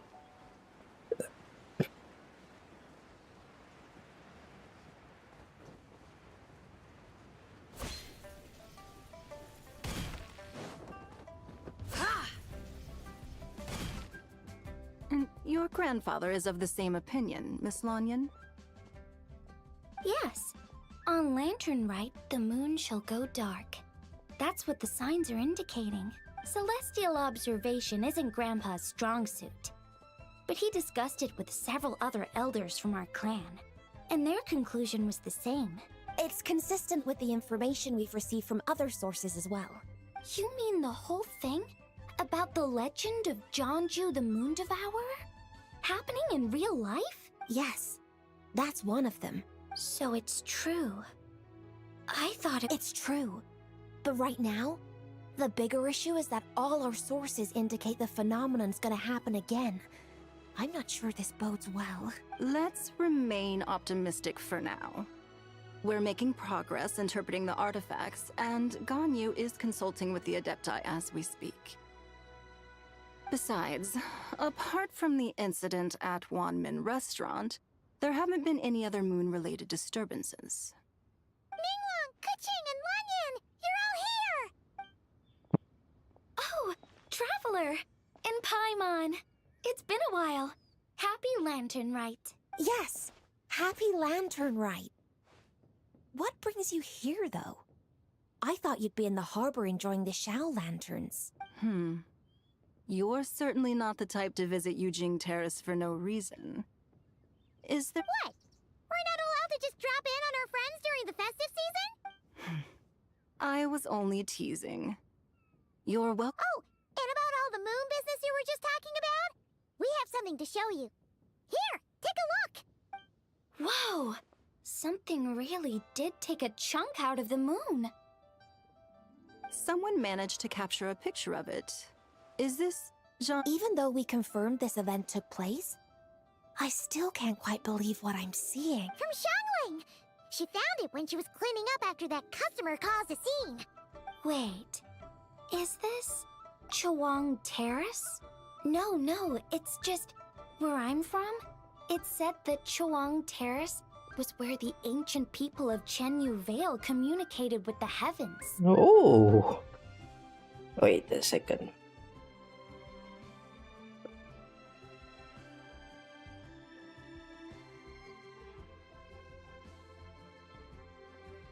Okay. And in this picture, the moon happens to be right above Chuang Terrace. I was just surprised, that's all. That's interesting because the ancient people of Chenyu Vale The chasm? So, that place is— According to our investigation, that customer you just mentioned, Lu Xiangxiang, her father and grandfather were merchants in Liyue Harbor, and her mother, a few days ago, she left her home in Chaoying Village to join a civilian archaeological team funded by Hoishan Hall, and ended up excavating some artifacts in the chasm area. These artifacts were then entrusted to Shigu Antiques and are set to be featured in an upcoming exhibition. Then, of course, the incident at Wanmin Restaurant occurred. We suspect something happened during the excavation that left her with quite the shock. And now, it seems like she also went to Chuang Terrace and took that picture of the moon disappearing. the chasm, Chuang Terrace. Things are getting pretty complicated. She's not in a good mental state, so we took her to Boo Boo Pharmacy to— Why don't you come with me to check up on her? And then let's head there now. Alright, let's go.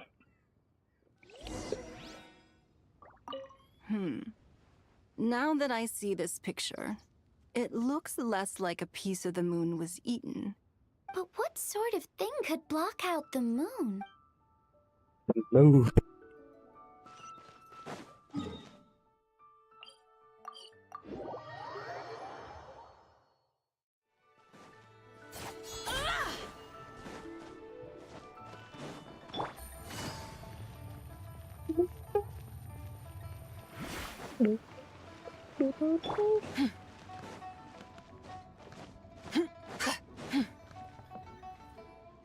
Ah, Lady Yuheng.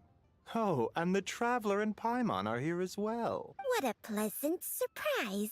I hope we're not interrupting, Dr. Baiju. Not at all. I assume you're here to see the patient? Unless it's urgent, however, it would be best not to disturb her rest. It's quite unstable. She's even more agitated than when she first arrived. And she refused to cooperate. I had no choice but to prescribe a calming draught and to have her rest for 2 days. So she's getting worse? That isn't the news I was hoping for. It's just a precaution. Based on an earlier conversation with her, it seemed more like a fixation than anything else. She hasn't lost her mind. That's right. When we asked about it, she kept insisting she was going to be famous far and wide. Well, it might not be far and wide, but she certainly made a name for herself around Yujing Terrace. Even some of the Qixing know who she is. Okay. Not often, that's for certain. From my initial assessment, the patient appears to have experienced some sort of shock, and whatever it was seems to still be haunting her. But what could have caused such a thing? The relics from the chasm? Or the moon above Chuang Terrace that night?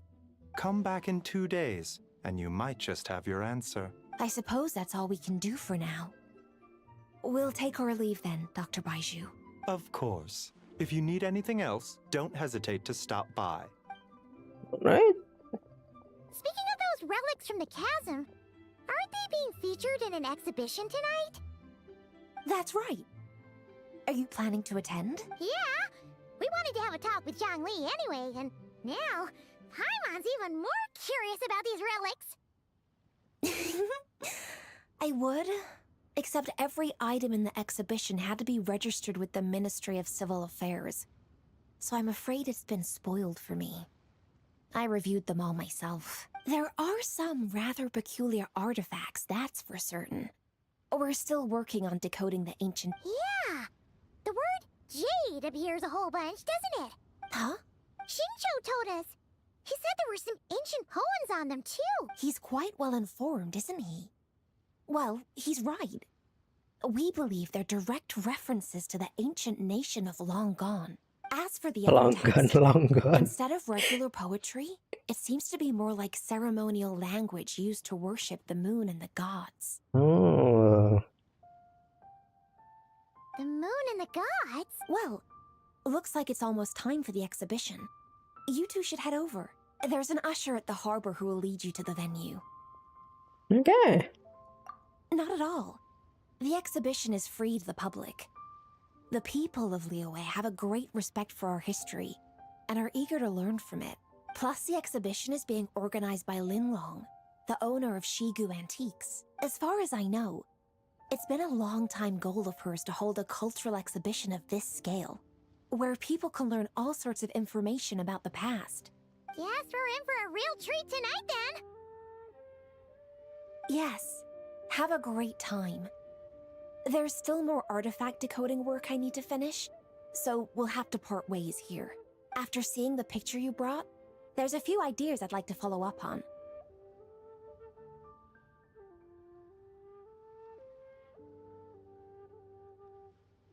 You're hard at work even during festival season? Huh! You haven't changed one bit, Keqing. I'm simply fulfilling the responsibilities of my position. That's all. All right, I should get going. See you later. See you later. Ka-ching. Ka-ching. Well, guess we should head over to the harbor and find that usher. Okay.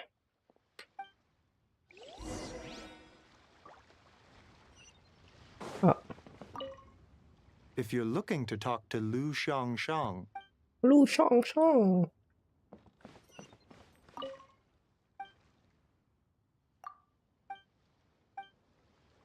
What the heck?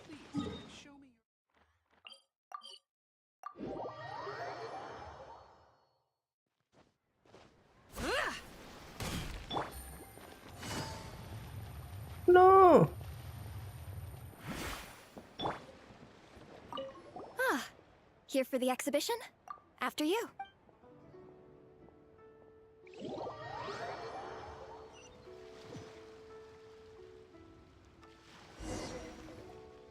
Whoa! Look at all the antiques on this ship! It's almost too much to take in! Greetings. I trust you've been well since last we met? Aha! Speak of the devil! You're right where Hu Tao said you'd be! Ah, so Director Hu gave me away, did she? Don't act like you're up to some super secret business! We know you just do whatever you feel like. Yo, Traveler, Paimon, what's up? It's been a while, you two. Happy Lantern Rite. Beidou! Yunchin! It's great to see you! You're here for the exhibition too? Yes. When I heard these artifacts were from ancient times, I just knew I had to come learn more about them. I mean, what a discovery, right? Yeah, Ningguang pretty much said the same thing. She thought coming here might help culture me up or something. But as you know, I'm more of a fists and punches type of person. I doubt one exhibition is gonna change that. You're too modest, Captain. You're the leader of the Crux fleet. That takes far more skill than just fists and punches. Plus, at the end of the day, you still decided to come, even though you didn't have to listen to Ningguang. Well, she's the Tianquan. If she can't even get an average ship captain like me to do her bidding, how's that gonna look? Okay. You sure know how to think from her perspective, huh? I guess I do. Anyway, how's everyone enjoying the exhibition? I heard that if you see something you like, you can negotiate the price with the owner and take it home. Wait, so we can buy this stuff? Indeed. Although Shigu Antiques is hosting this exhibition, many of the items come from private collectors. As long as both parties reach an agreement, you can make an offer of mora or an equivalent trade. Well, shall we continue our conversation as we look around? Let's go! Paimon's super curious about all this stuff. Alright.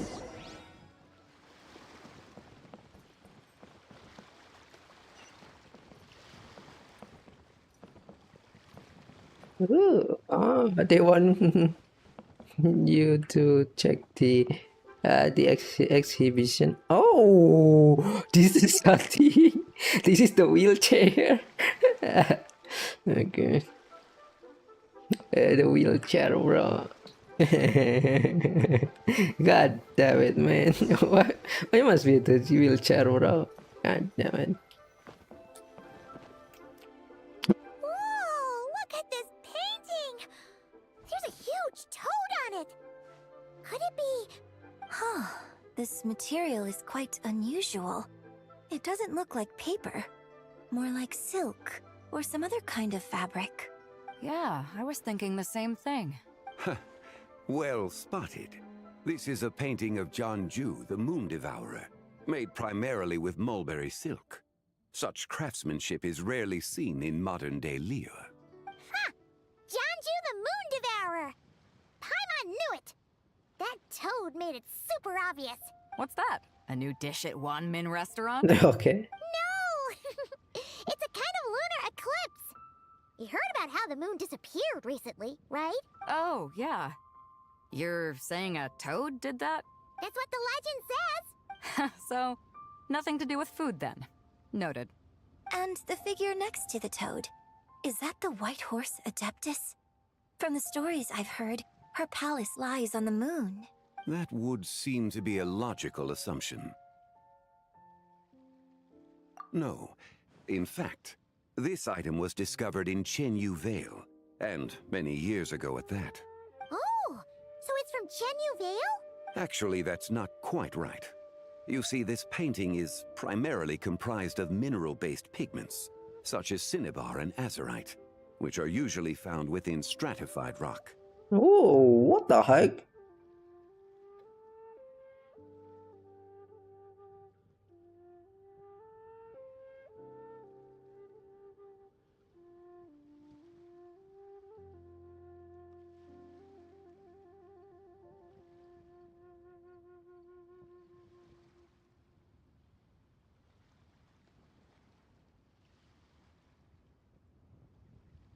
Wait a second.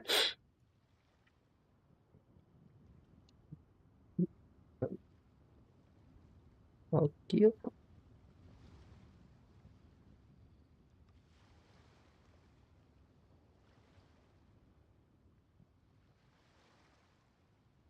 Translate.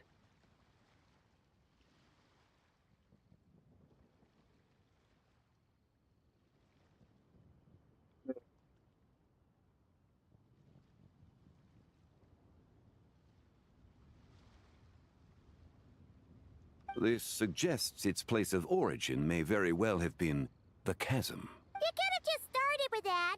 You're as knowledgeable as ever, Mr. Zhongli. I had only ever heard the legend of Jianju the Moon Devourer.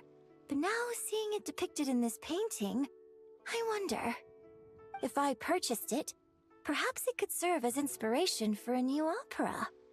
Though I'm not quite sure who the painting belongs to right now.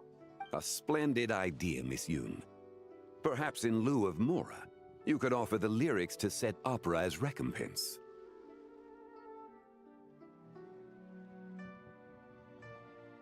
The lyrics? But to whom? Why, to me, of course. I am the owner of this painting, after all. Wait, so you're one of the private collectors of the exhibition? No wonder you knew so much about the painting. But lyrics in exchange for a precious antique? My work could never possibly be of equal value. I don't know about that.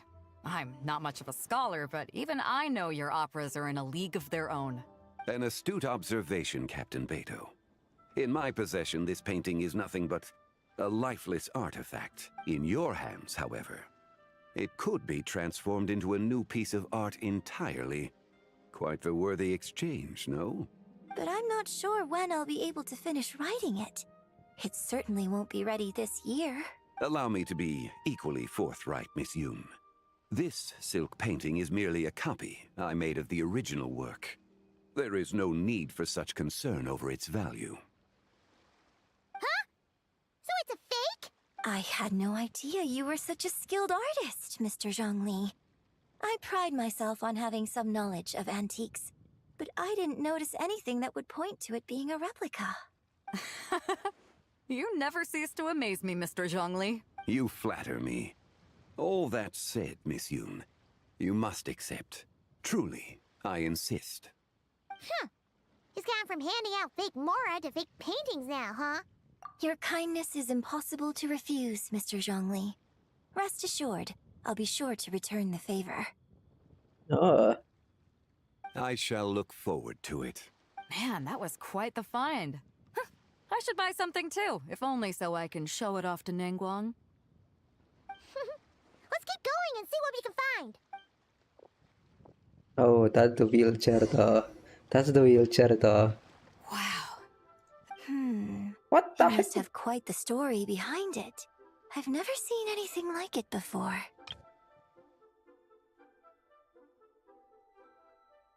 Chariot. Chariot.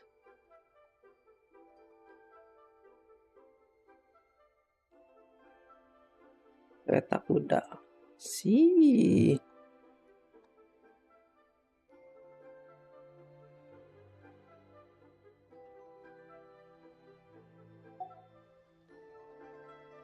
Do you know what this is, Zhongli? Ah. I heard from Miss Linlong that a carriage made of Celadon jade was unearthed in the chasm. A copper canopy, a body adorned with flowing clouds and geometric patterns. Yes, this must be the one. A precious piece indeed. Copper canopy. This thing's gotta be thousands of years old, right? Crazy to think people back then were capable of such intricate metalwork. Too often, we view the past and future through the lens of the present. Objects that fascinated us as children seem crude later in life. And that's only after a few decades or so of separation.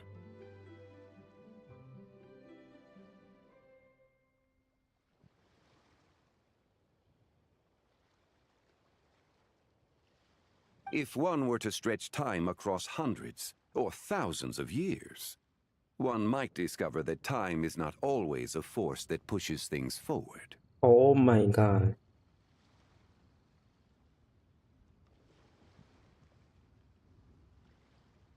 It would seem the people of that era managed to create a remarkable civilization in their own right. Makes me want to get my hands on this even more. Ningguang's gonna be so jealous, don't you think? Ah, has this war chariot caught your eye, Captain Beto? Oh, you must be Linlong from Shigu Antiques. Nice to meet you. This exhibition has been amazing so far. Well, that's all thanks to supportive patrons like you and Mr. Zhongli, of course. As for this war chariot, it was discovered by an archaeological team sponsored by Hoishan Hall. The price comes in at 90 million Mora. What? How much? 90 million? Woo, looks like my eyes were a bit too big for my wallet. Quite a bargain. What? A bargain? 90 million Mora could feed Paimon for like 1,000 years! And if you actually went on an eating spree that long, perhaps you'd be considered an antique worth that kind of Mora too. Okay. Wait, 90 million? Nuh-uh! Paimon's worth way more than that! Well, if Mr. Zhongli thinks it's a good deal, I'm sure it's worth it. Beto's putting way too much faith in Zhongli. What if he's only here to drive up sales?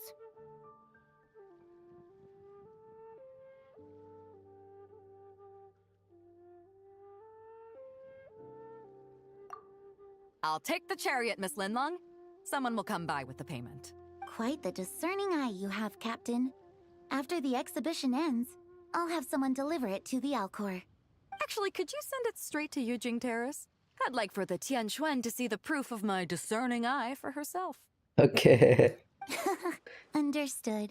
Great. Yunjin and I both found something. What about you three? Want to keep perusing? And don't worry about the Mora. It's all on me. Nobody's going home empty-handed tonight. I appreciate your kindness, Captain, but I'm afraid I have some private matters to discuss with Miss Linlong. In that case, don't let us keep you, Mr. Zhongli. Right this way. Traveler, Paimon, perhaps you would like to accompany me. What? So you can show us another bargain antique that's so far out of our price range it's not even funny? Other people are always demanding Mr. Zhongli's time, but it's quite rare for him to extend an invitation himself. I wouldn't pass up this opportunity if I were you, Paimon. Yeah, just don't forget to come aboard the Alcor for a drink later. Yeah, guess you're right. Taking a quick look isn't gonna cost us anything. Let's go!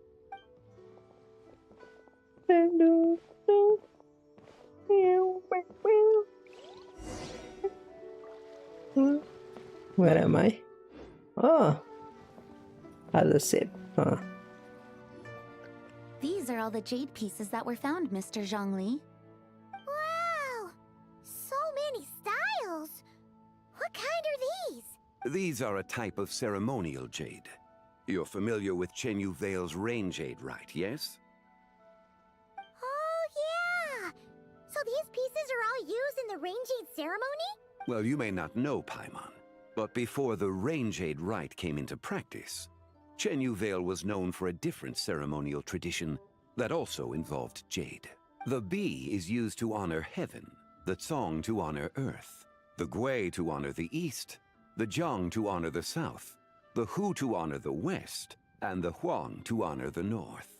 These form the 6 ritual jades. Oh. It's unfortunate, however, that Miss Linlong's set is missing both the Gui and Hu pieces. Oh, I know. These jade artifacts are from such an ancient time. It's proved difficult to track them down, even for our establishment. No matter. You happen to have precisely the piece I was looking for. Huh? This broken jade token? I didn't expect this to catch your eye, Mr. Zhongli. It isn't one of the 6 ritual jades. An affect belonging to an old acquaintance of mine. An old acquaintance? One of your collector friends, Mr. Zhongli? Oh my. You could say that. Traveler, take a closer look.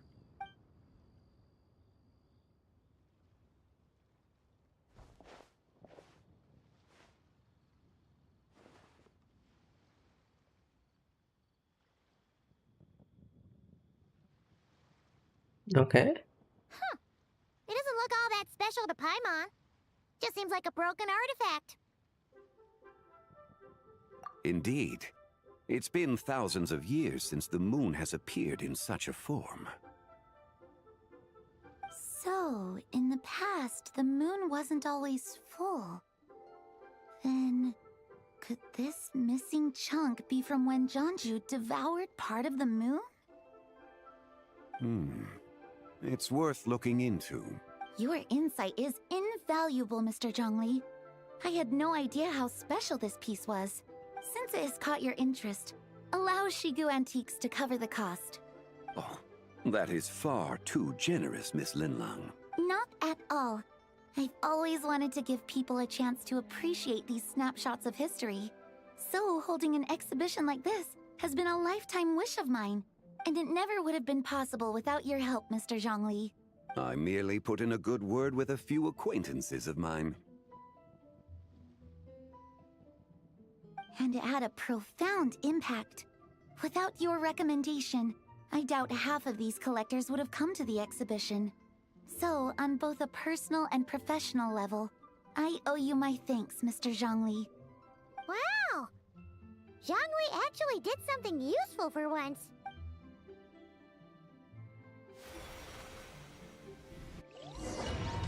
Wait, what just happened?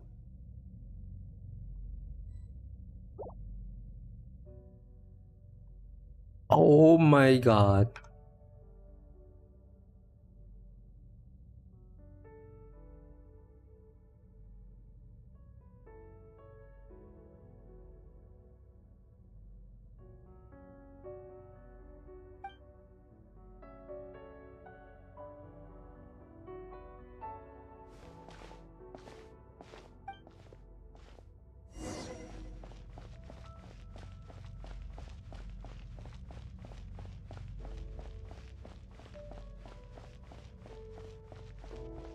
Three, 5, 7. 3, 5, 7.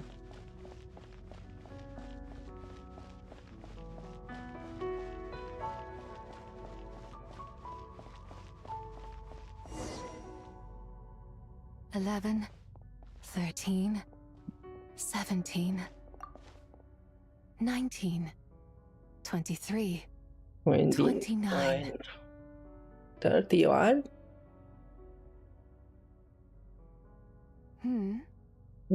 Oh, she's right here. You also enjoy counting in such a fashion, lost child? The same loneliness as them. It seems to exist in your heart as well. Me? I'm sorry, I don't remember. The shadow of the moon? Or a dream of time?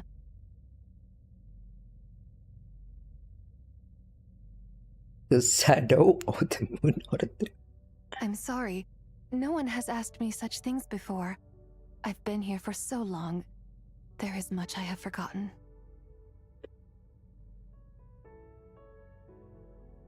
I know nothing of your arrival.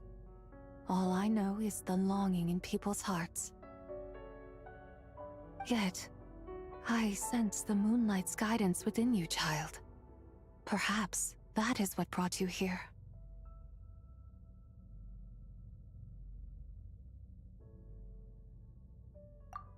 You seem confused. Perhaps I can help in some way. The path home is... that direction. I believe someone told me that before.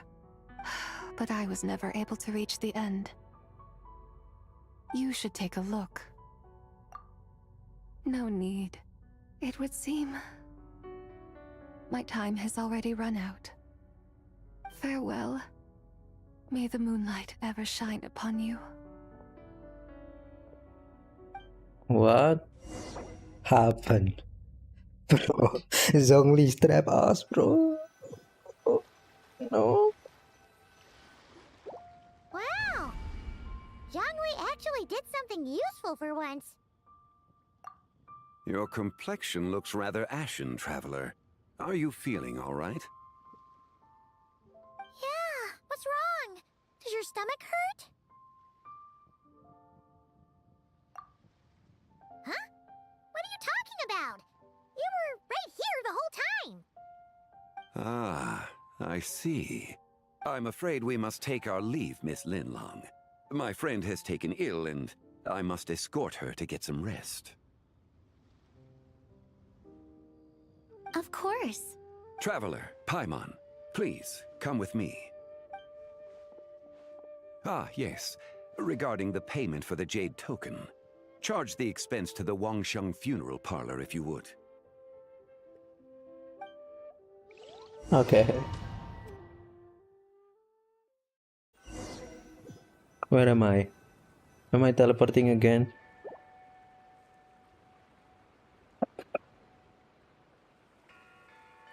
Oh, display. Guess someone's thinking of me. Huh, but this late at night? Must be that consultant of yours. I bet he's out there spending all year more at the exhibition. Yeah, he'd be the perfect employee if he just knew how to rein in the spending. But never mind him. Let's focus on the moon. We gotta see if it gets eaten tonight. I don't think it's going to happen. We've been out here all night, and the moon's the same as ever. It is quite late, and Chongyun's getting tired. How about we head back? We can come back another time.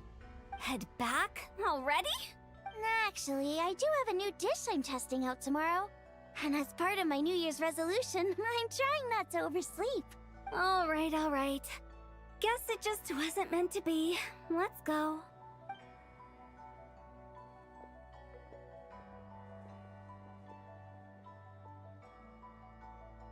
When the sun's out, bathe in sunlight. When the moon's out, bathe in moonlight.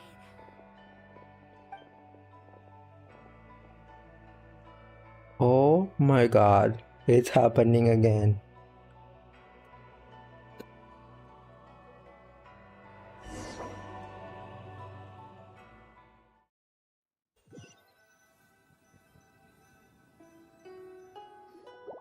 Wait, weren't we going to rest? Why did you bring us here? Because I imagine the traveler would like to know what just happened to her. Oh, right. Ugh, Paimon's confused, though. She could have sworn you were there the whole time. Oh, how is that possible? It sounds like her spirit formed an inexplicable connection with the being in that space.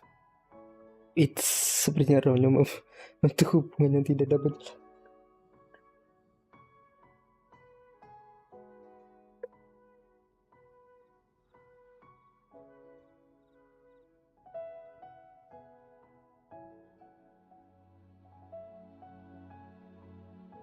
Ah, you suspected from the beginning, didn't you? Indeed, the being you met is the fabled White Horse Adeptus, and the original owner of this jade token. Her name is Zibai. Zibai. Indeed, the being you met is the fuck. What the heck? Wait, does that mean she's inside this token? No, she does not reside within this token, but rather within the moon's shadow.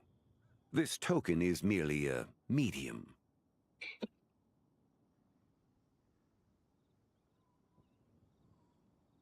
Word has it you accomplished quite the feat in Notcry. You and your friend brought the Frost Moon back to Tevat.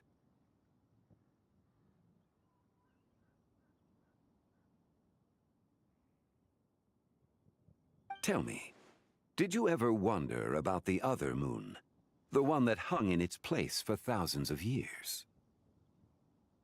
We never really thought about it, but it must have been a fake, right? A fake moon! Indeed, it was false. Its true nature, nothing but a projection of the moon. It also happens to be the prison that confines Zibai to this day. What the heck? Wait,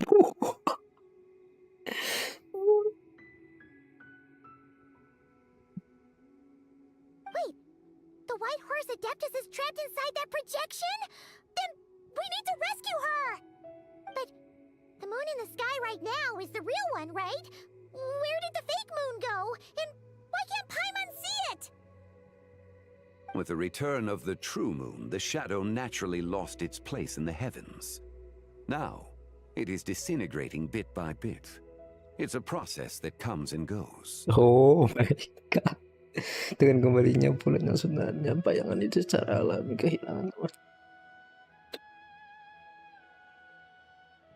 When it occurs, it looks like the moon is being obscured by a black shadow. But when it stops, the shadow disappears and becomes invisible to the eye.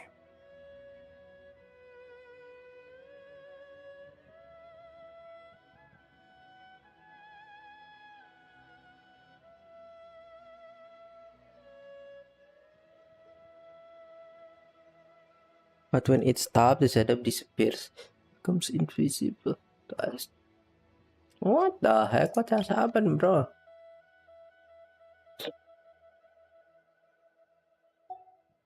The curse, it looks like the moon is being obscured by it.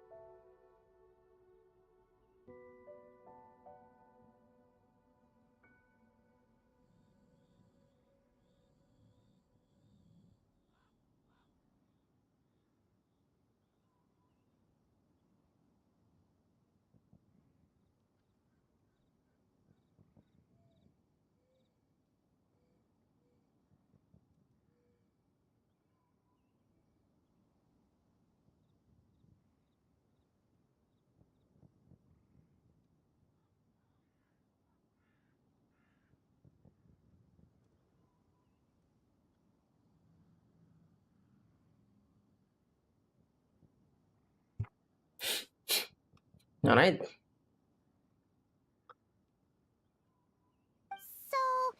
you're saying there's an invisible fake moon blocking the real moon right now? Indeed.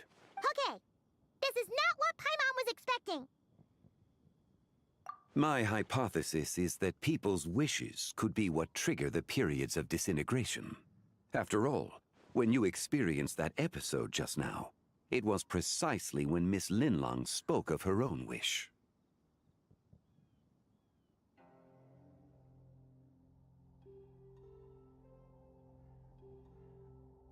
Wait, is that because the White Horse Adeptus answers people's wishes? The legend must be true then. So, that means the more wishes we make, the faster the fake moon will disintegrate, right? Then it won't be long before the White Horse Adeptus is free! Quite the contrary. After countless years trapped inside, the two have merged into one. When the moon shadow is gone, Zibai will cease to exist in this world. What?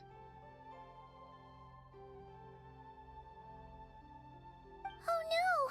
So, by bringing the moon back, we actually hurt the White Horse Adeptus? Do not burden yourself with such thoughts. Because of your actions, a promising opportunity has presented itself to us. Let us not forget, what is crumbling is also precisely that which imprisons her. What?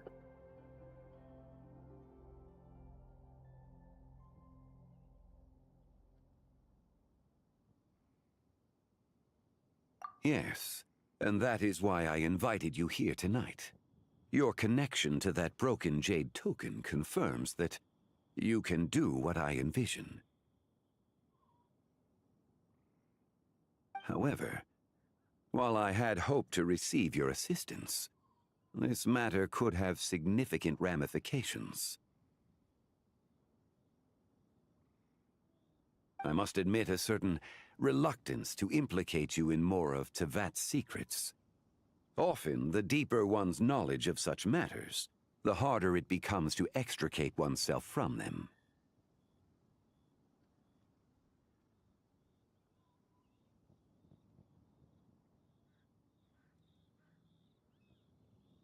You are someone who once traveled through the boundless sea of stars.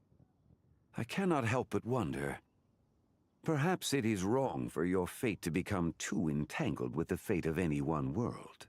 You are someone.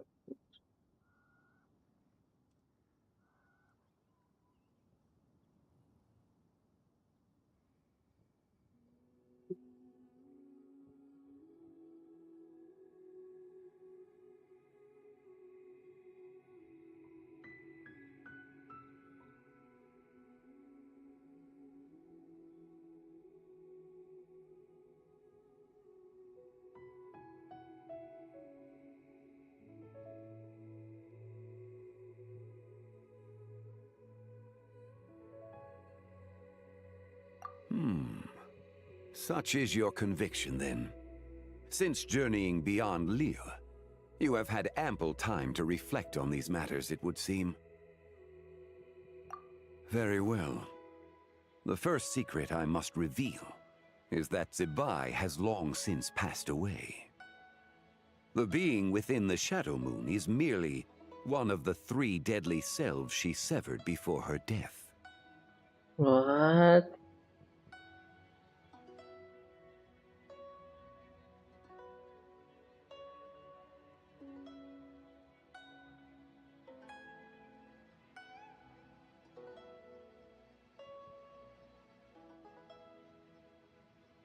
Being within the Shadow Moon is merely one of the 3 deadly selves.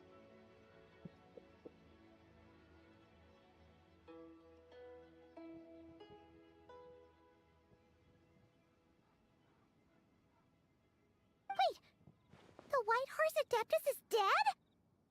Weren't you supposed to tell us how to fix this? Now it just seems even more impossible! Please, remain calm, Paimon, and allow me to explain. The 3 deadly selves is a practice used by those engaged in spiritual cultivation. The intent is to sever the 3 vice-laden mortal selves to reveal one's true, pure self beneath. However, Zibai's 3 selves are more complicated in nature. What the heck?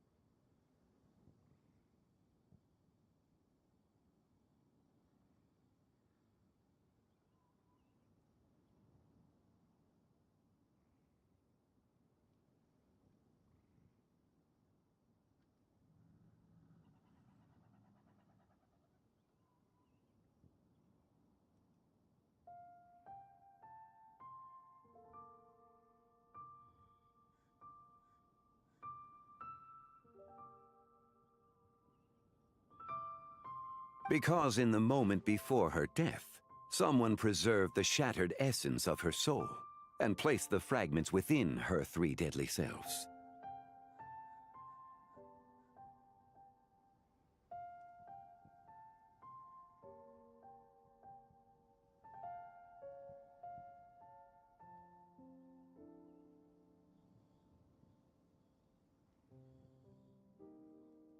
If we retrieve the 3 fragments of her soul, there is a chance we can restore her presence in the mortal realm. So that means we can bring her back to life? Yes, provided we retrieve the fragments of her soul's essence from the 3 deadly selves. Indeed, the being you encountered was Zibai's first deadly self, Ziju. After Zibai's death, She ascended to the heavens and became one with the Shadow Moon.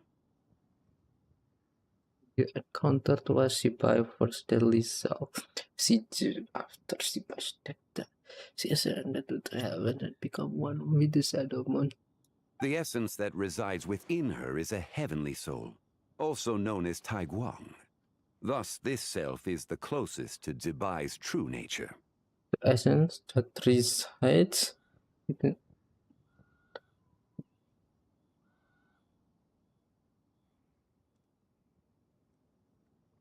That said, because she is trapped within the Shadow Moon, we have no choice but to seek out the other two soul essences first. Then we can unite them as one.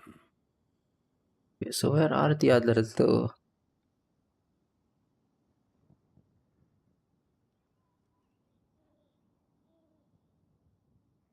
Her second deadly self is called Ziji.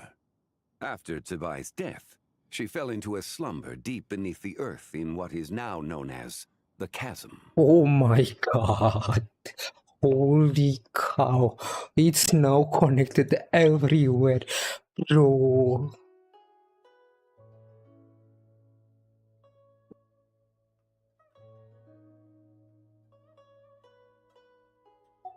The essence within her is the Earth Soul, also known as Xuangling. She is the self that inherited most of Zibai's memories and wisdom. The chasm? So, do we have to go there to find her? That won't be necessary. I sensed her presence on the jade carriage from earlier, the one at the exhibition.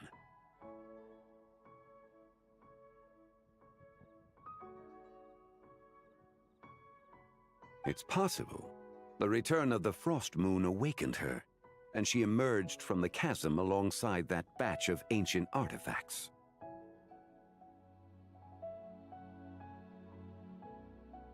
Wait! That must be why you agreed to help with the exhibition!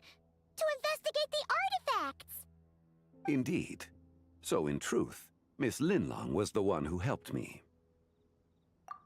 The third deadly self is Zichao.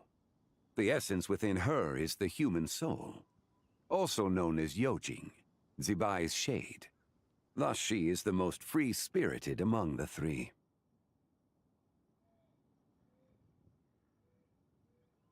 She lent me her aid during the Archon War, 1,000 years ago. But later, as her powers waned, she retreated into the mountains. What letter S? I imagine finding Zichao should prove the most troublesome, so I shall take it upon myself to track her down.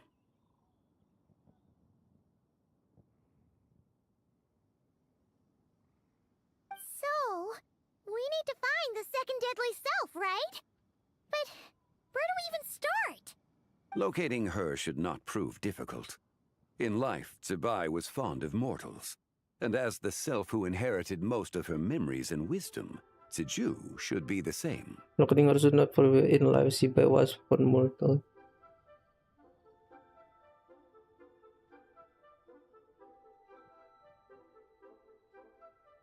It's possible she has possessed someone, and is meandering the bustling streets of Liyue Harbor as we speak. Oh.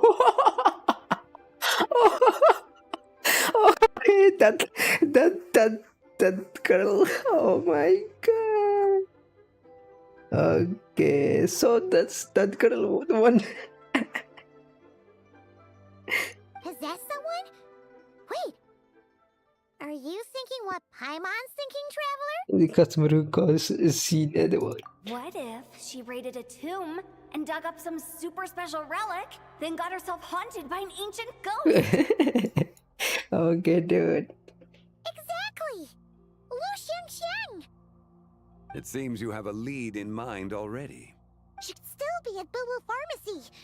She was super agitated when she first got there, so Baishu gave her some calming medicine and told us to come back in 2 days. Do you think it could be her, Zhengli? It's quite possible.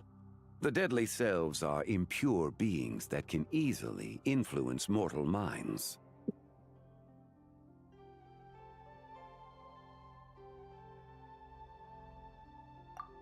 A sound plan. Well, I should get started on my own investigation then. You're leaving already? I must. Zichao went into hiding after the Archon War. If I am to have any success tracking her down, and there's no guarantee, I should start sooner rather than later.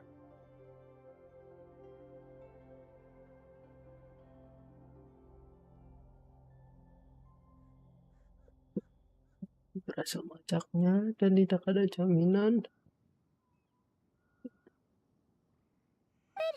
There's still so much you haven't told us! Like, who the White Horse Adeptus actually is, and how she died in the first place! Not to mention who it was that preserved the fragments of her soul. Should our endeavor prove successful, then naturally those answers will follow. If not, speaking of them would be rather meaningless.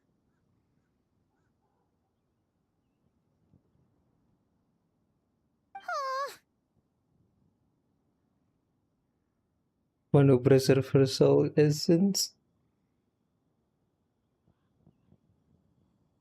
It would seem that this is a question you are unwilling to set aside.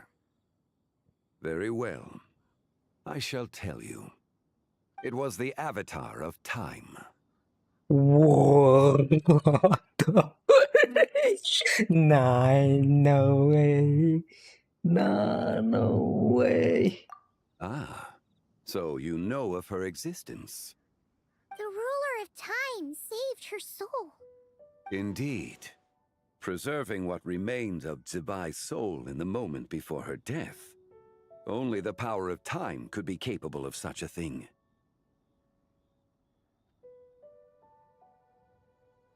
Apa yang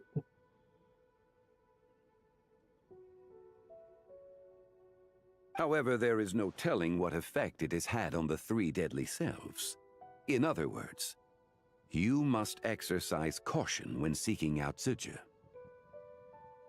However, there is nothing whatever it does.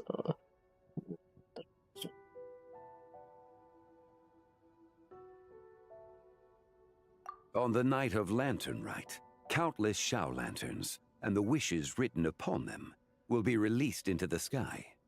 I estimate that this event will trigger the Shadow Moon's collapse. When that happens, the cage that confines the first deadly self will open. That is our moment to act, but also the moment where all could be lost. Okay. For if we fail to retrieve the other two soul fragments in time, Zibai's resurrection is hopeless. As I mentioned before, the answers to your remaining questions should come in time, providing our efforts bear fruit. Let us hope that all proceeds smoothly in the days to come. Oh my god. Oh my god, baru Act 1 coy. Don't tell me there is a Act 2 already. Oh my god, it is already Act 2.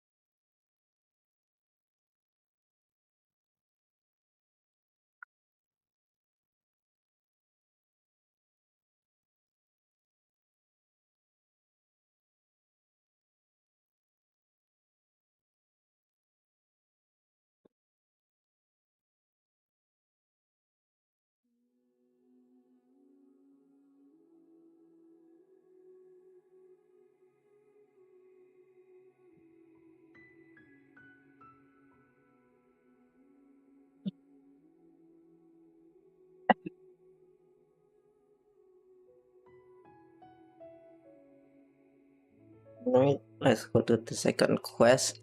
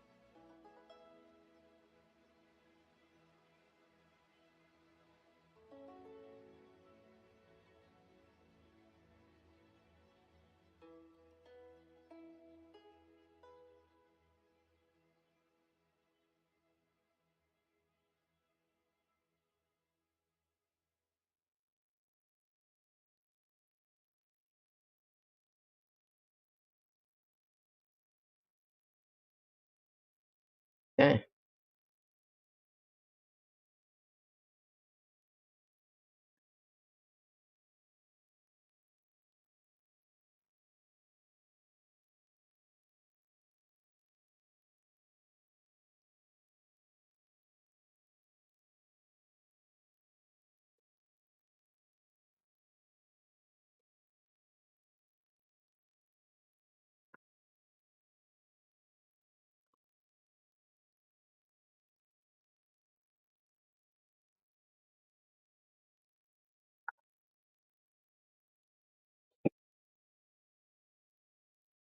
Right, into the quest. Oh, should we head to Boo Boo Pharmacy today? Fingers crossed we learn something useful.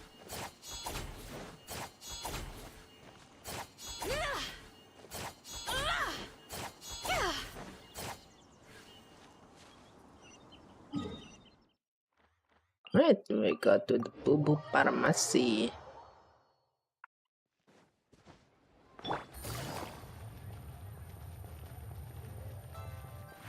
Take it easy.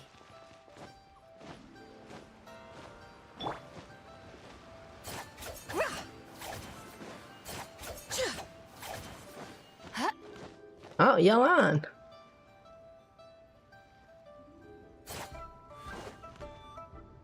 So let me get this straight.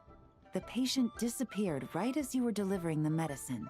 I know it's hard to believe, but that's exactly what happened. It's true. One minute she was there, and the next she was nowhere to be seen. Hey, it's Yelan! Fancy seeing you here! Oh, Not at all. Just a small roadblock in the case I'm working. Ningguang asked me to investigate a patient named Lu Shangshang. If you're here to find her too, then you're out of luck, I'm afraid. She went missing this morning. What? According to Dr. Baiju, the patient vanished right under his nose. But it just seems like that should be impossible. There 1 second and gone the next? Pretty sure Xiao can do something like that. Then you're suggesting this Lu Shangshang is the vigilant Yaksha in disguise?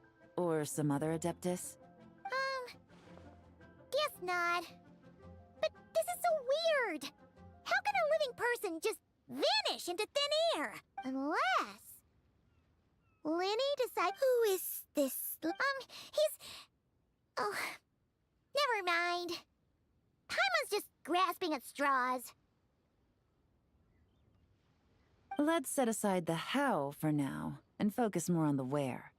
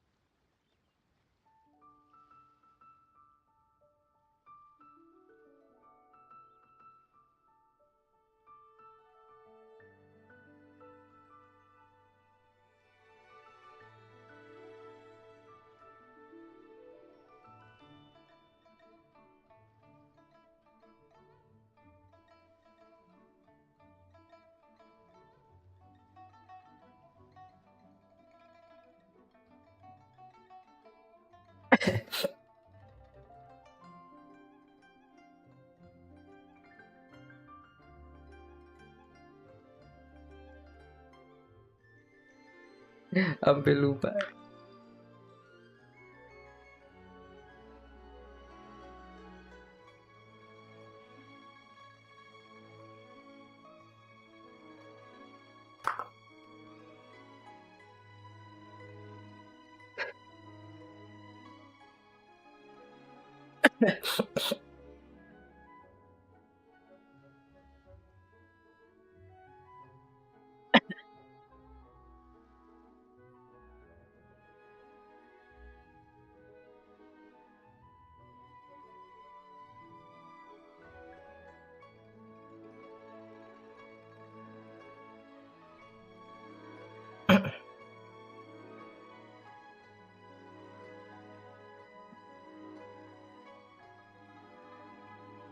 Yeah.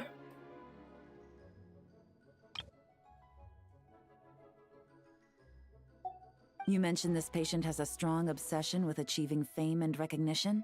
Yes. She kept talking about becoming a renowned archaeologist and making a name for herself. So, are we looking for a place where it's super easy to become famous? I think we should check out the Xiao Lantern crafting stalls.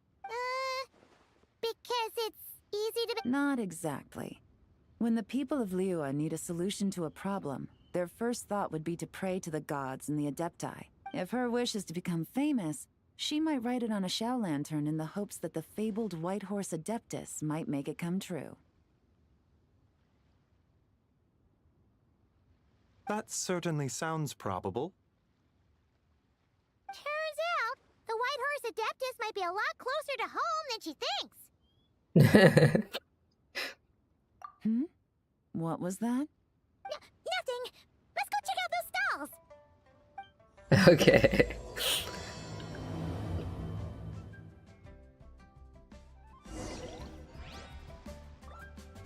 Wait, what? I can't read what this says.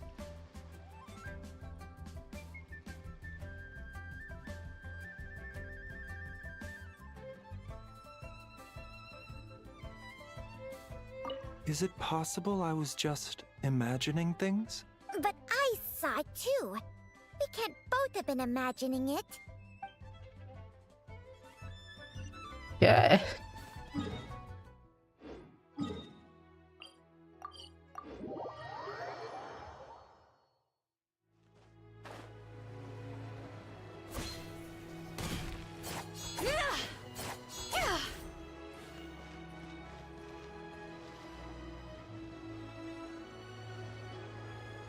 Alright,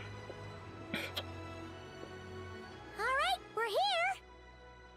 Still no sign of Lu Shangxiang, though. As long as you're patient enough, Paimon, you'll find that hunting down people is no different from hunting boars. We need to blend into the environment, or we risk alerting the target. So as far as everyone here is concerned, we're just ordinary tourists.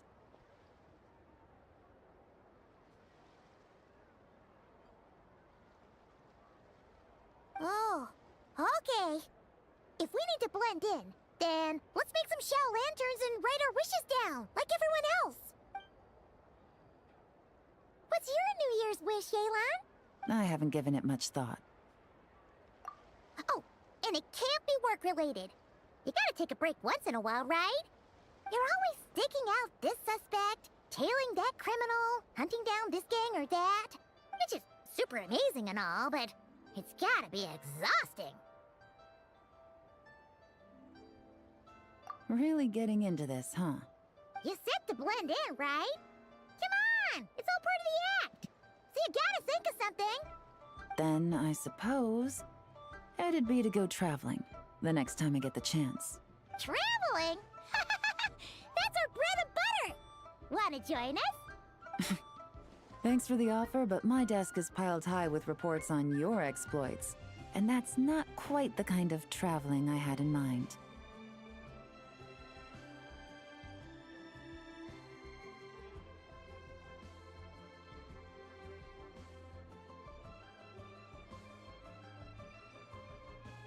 I was thinking more the lie down and do absolutely nothing kind of travel. Ah, something a bit more easy and breezy, right? Hey, wait! We know just the place! The Easy Breeze Holiday Resort in Netland! It's super relaxing and full of fun activities! You've got the beautiful ocean and tons of cute little creatures called Asha! Seriously, you gotta go! I suppose I'll have to check it out. Hey guys, happy Lantern Night! Happy Lantern Night, Gabby. What a coincidence! You here to make shell lanterns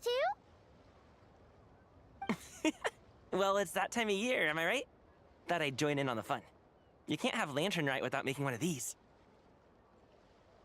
Wait, what is it? Oh my god, is it him? He's back?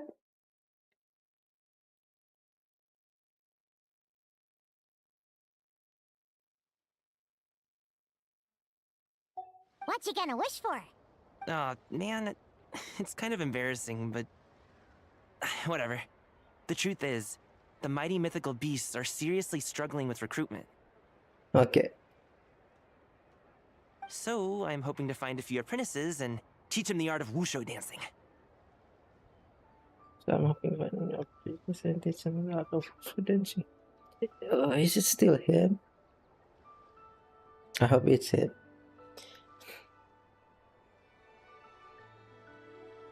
Awesome! Shurfugami, here we come! Whoa there, Paimon!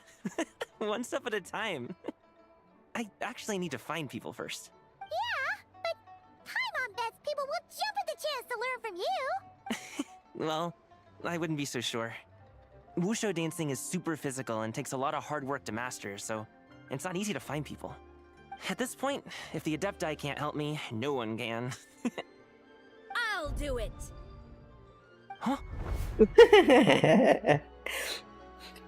You just said you wanted an apprentice, right? Well, I'm offering. What do you think? Whoa, the White Horse Adeptus works faster than I thought. I mean, for real. Okay. I mean, Traveler, it's her. Lu Shangshang. I mean, it is literally walk faster. Bro, why? I mean, okay, I cannot explain. Okay, okay. Who the heck is the writer for this quest? Okay, okay. He's smart or she's smart, whatever. They're smart. Our target! Hey, didn't you hear me? I said I wanted to be your apprentice. What? No need to shout. I heard you the first time. What's your name? Step back a bit, Gaming. This person could be dangerous. What? Hey, what are you trying to do? Do you know who I am? Get back! Lu Shangshang, we have no intention of harming you. We just need to ask you a few questions. Get back, I said! Try to remain calm. If you come any closer, I'll...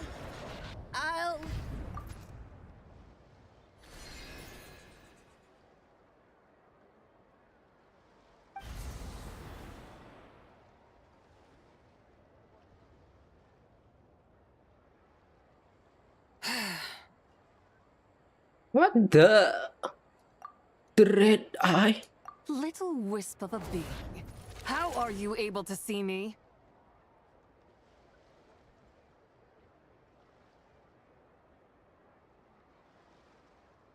Always off a bit. This is So what if I am? Leave at once!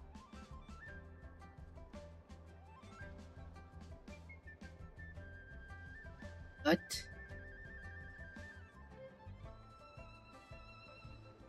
You, a mere mortal, whose own life hangs by a thread, would dare reach for the power of life and death?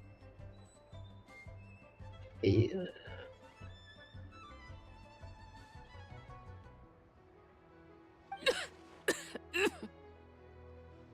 Unless you wish to be condemned to eternal damnation, you would do well to abandon this foolish endeavor. God, I shall speak on this. No farther.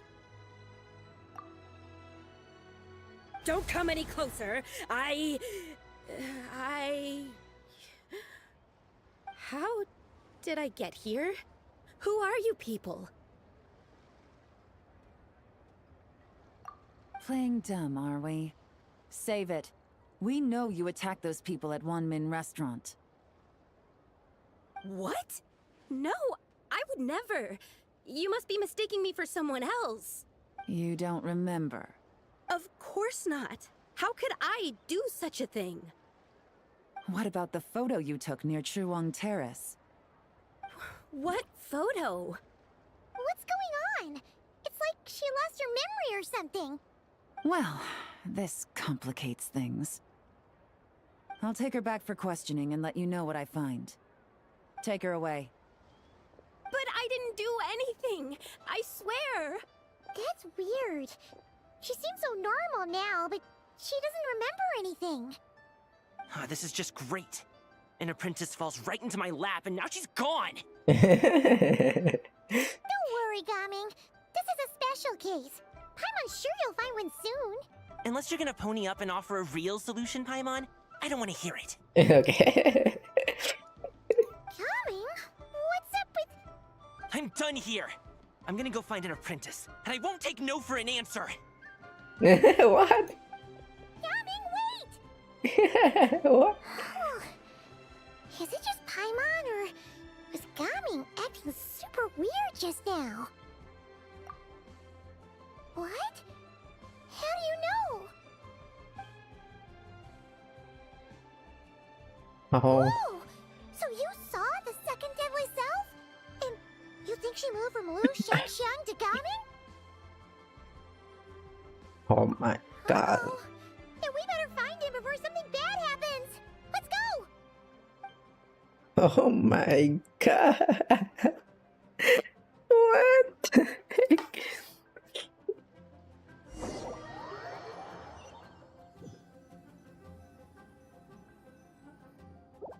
Alas, why must Cloud Retainer inflict such woe upon us, Mooncarver? Okay, dude.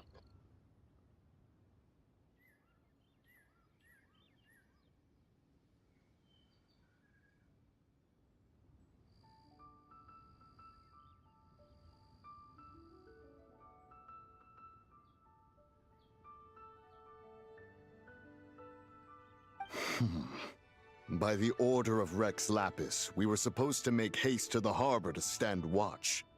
Yet we arrived late, for you, in your inscrutable wisdom, chose that very moment to tend the mint. What the heck?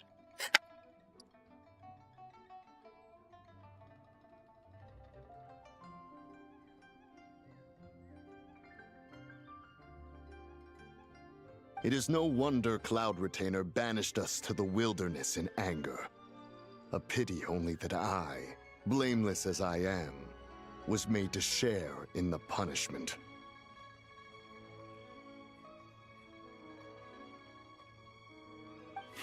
Blameless indeed. You speak as if it was not you who decided to plant all that mint in the first place.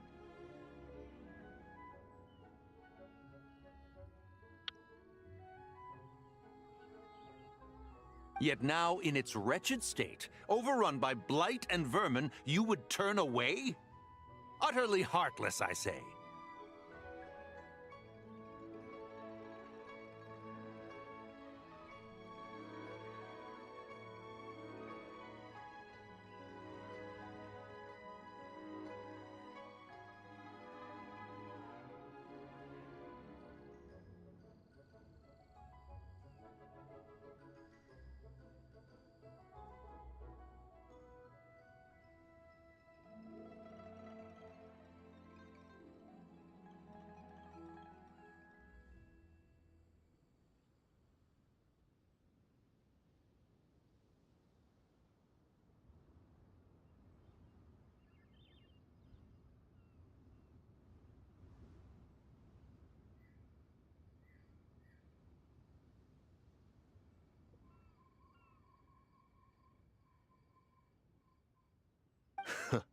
Were I truly that heartless, would I have rescued those seedlings from this desolate wasteland, granting them haven in your hallowed garden?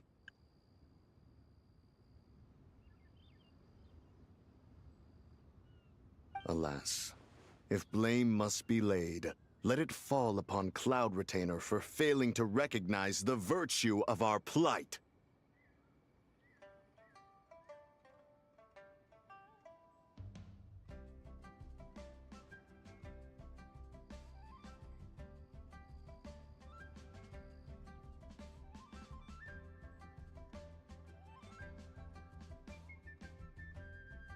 Ah, at last a sentiment with which I can agree. If ever Cloud Retainer is away, we should steal into her abode and plant a veritable field of mint. A tempting little ruse, is it not?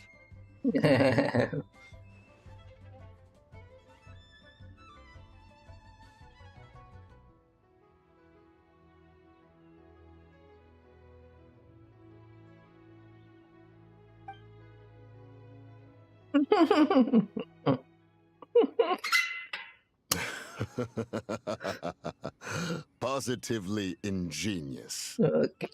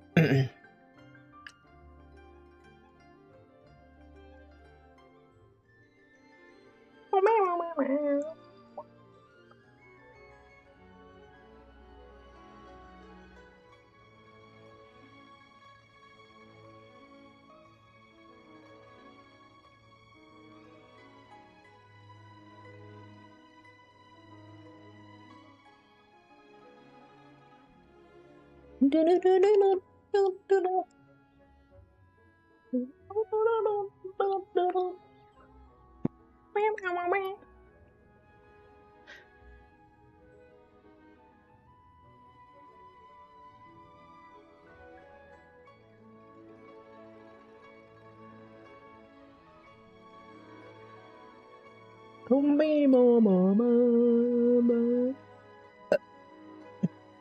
stop chasing us. Just let us go. Get back here! If you keep running, I'll kill you! What? Please, we don't know anything about wushu dancing. Just leave us alone. What?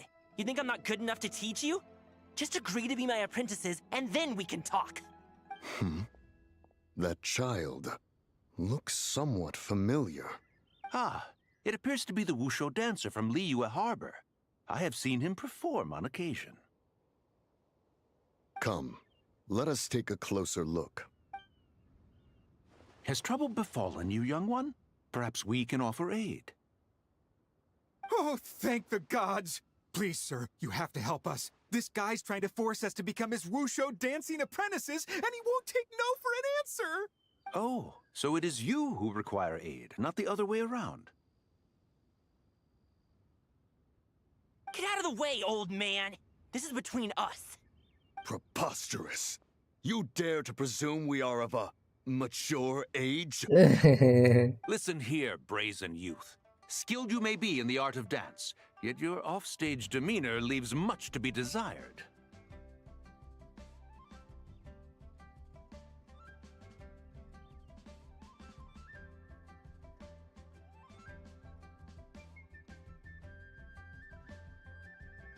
Hold on, Mountain Shaper.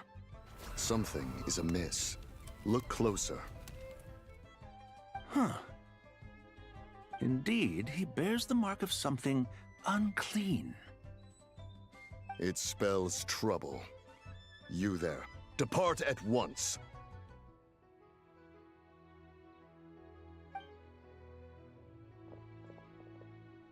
Hey! You drove off my recruits, old man! You'll just have to take their place, even if you're a bit on the decrepit side.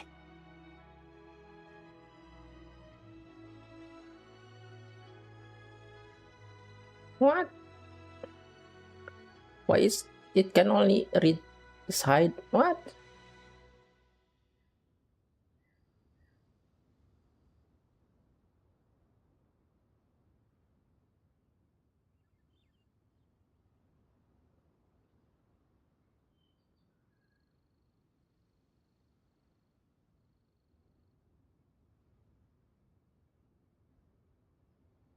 What?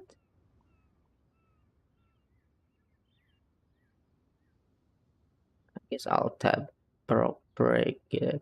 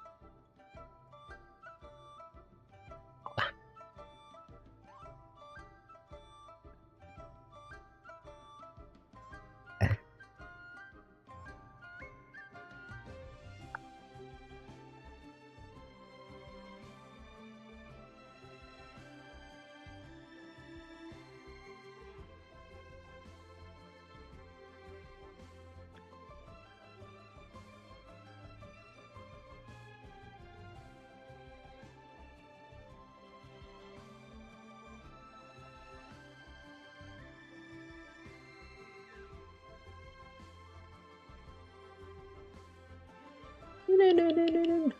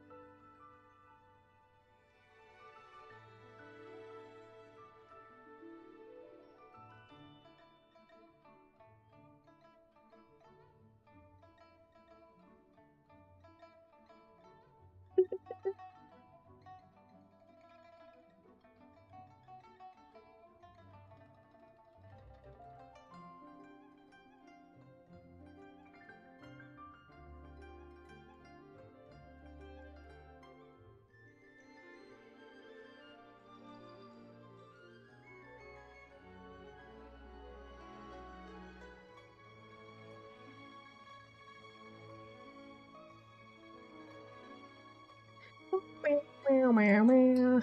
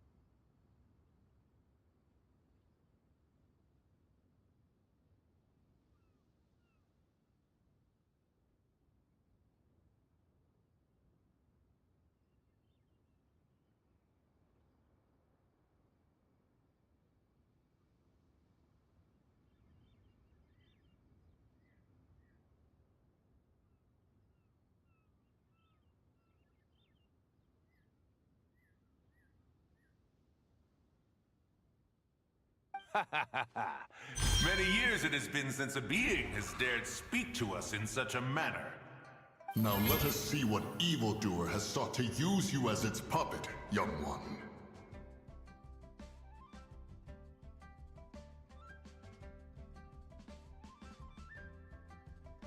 You two, you're Adepti! Does that strike fear in your soul?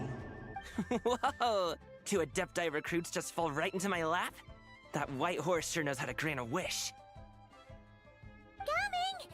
Slow down! Wait for us! Jeez, take a hint, will you? I told you to stop following me! Traveler, Paimon, keep your distance from this youth. Evil has taken a hold of him. We know! It's one of the White Horse Adeptus' deadly selves! She's possessing Gaming! The White Horse Adeptus' deadly selves? Could it be that Rex Lapis called us to Liyue Harbor for this very reason? Hey! What are you two whispering about over there?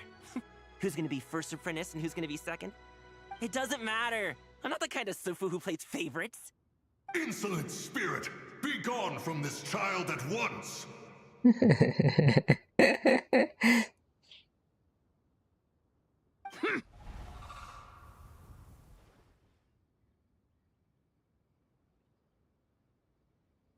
Little mite of a mortal. Getting in my way again, I see.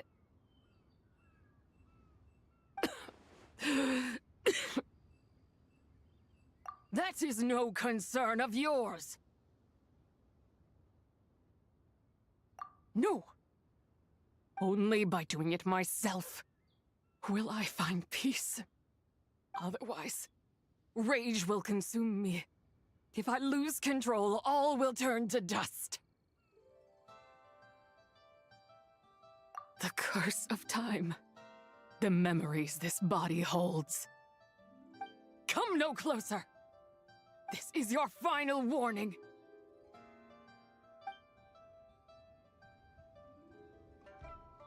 Insolent spirit! Be gone from this child at once! Huh? Traveler and Paimon? And two Adepti? Where are we? Weren't we just making Xiao lanterns in the harbor? Coming! You're back! Ah! Sun is most scorching. Agitation stirs within me. I require cooling mint to beat this heat. And speaking of, Cloud Retainer has scorned this verdant wonder long enough. It is time for her to feel its wrath.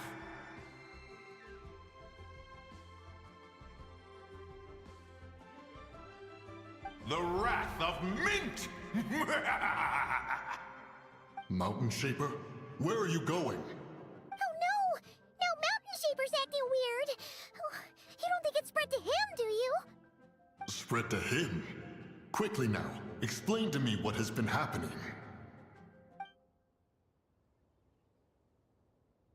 What? Was I really that rude? Jeez, someone get my dad to throw a slipper at me. I'm so... Whoa!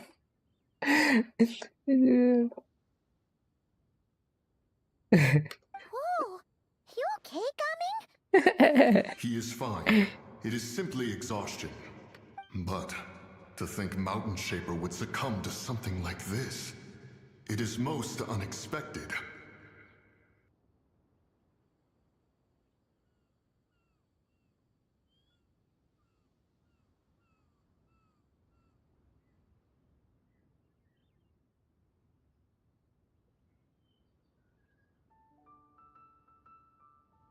So, what do? We can't just leave Gaming like this, but we can't ignore Mountain Shaper either, right?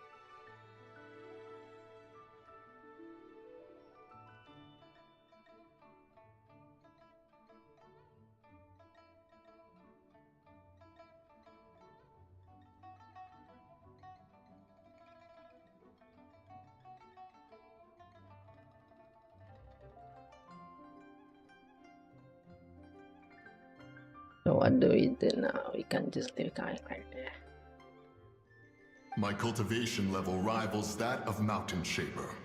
Were I to give chase, Zibai would but flee from his form and take refuge in mine.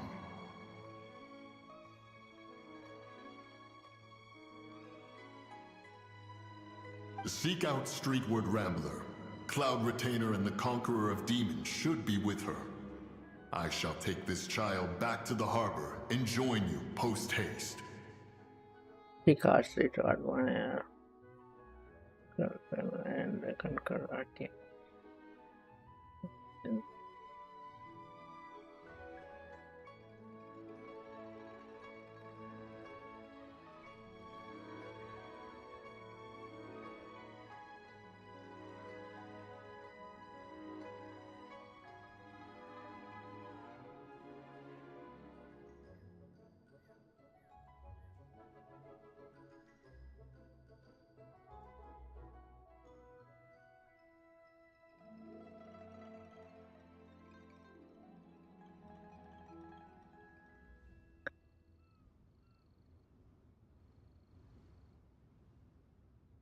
Enggak tuh David.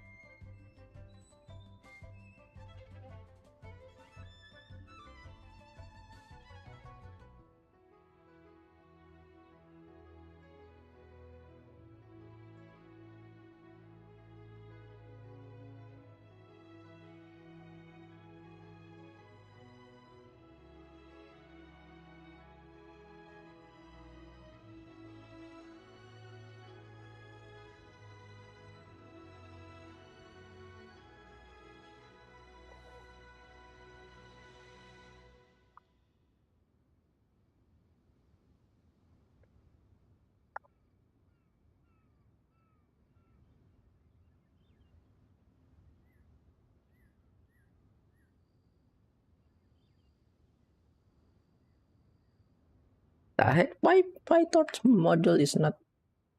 No, it's done. It's done downloading its installation.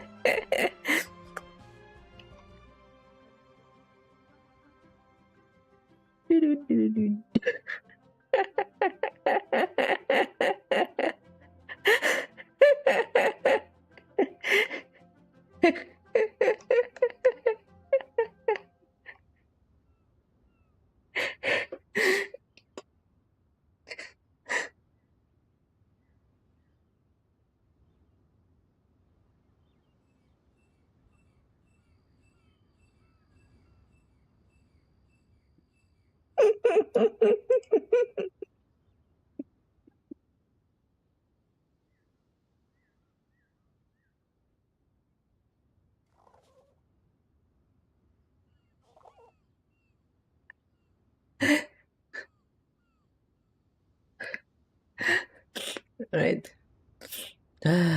Ooh.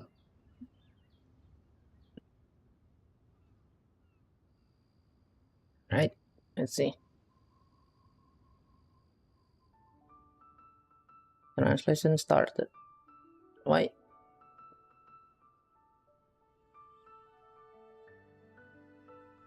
Oi, ow,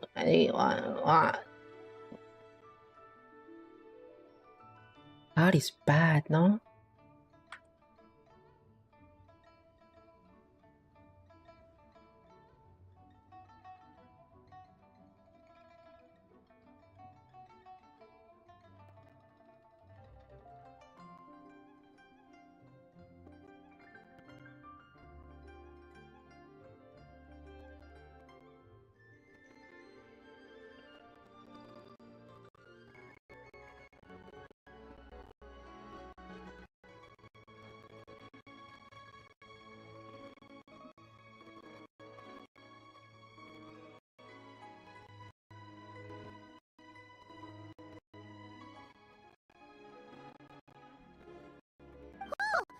What are all the Adepti doing together? Rex Labs charged us with keeping watch for Liyue Harbor should danger rear its head. I dare say this is the very crisis he anticipated. Come, we must devise a strategy before confronting Zizia.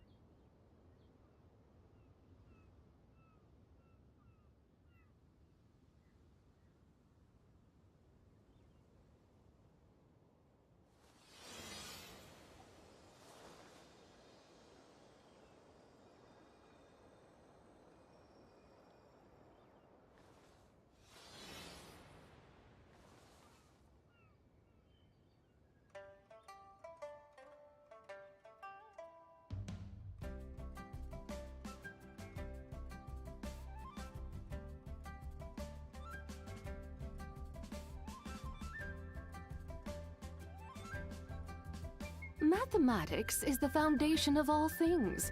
If you're interested, I can teach you some arithmetic. First, hold out both your hands. We'll start with the 10 fingers.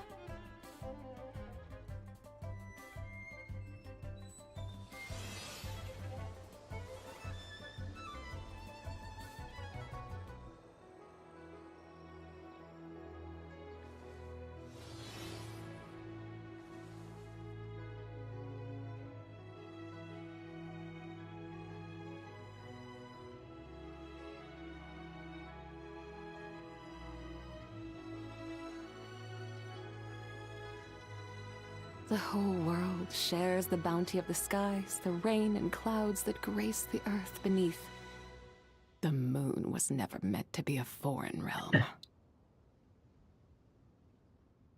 Alright.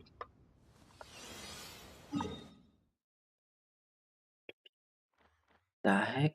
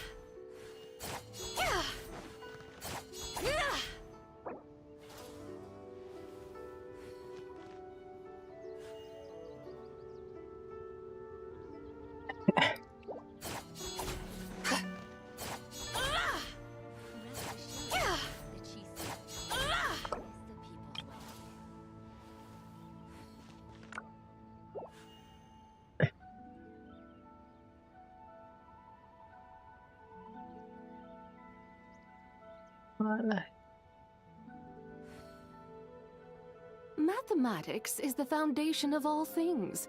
If you're interested, I can teach you some arithmetic. First, hold out both your hands. We'll start with the 10 fingers.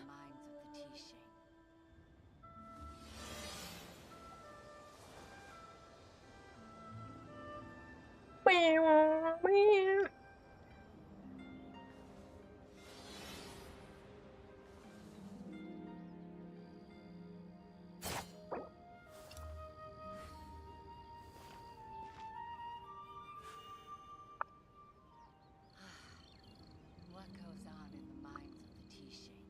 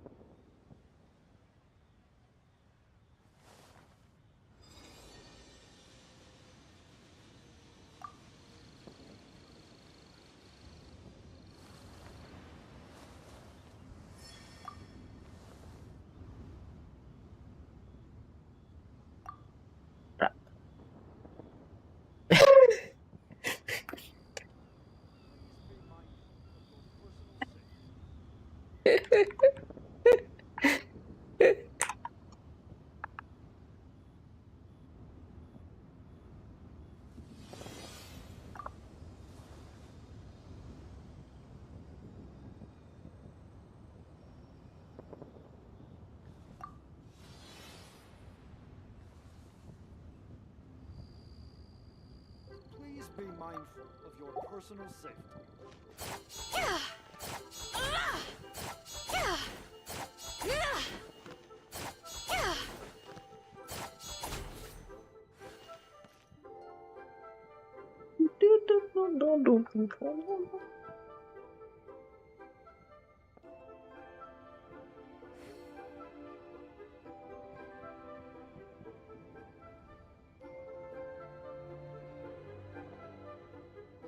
The whole world shares the bounty of the skies, the rain and clouds that grace the earth beneath.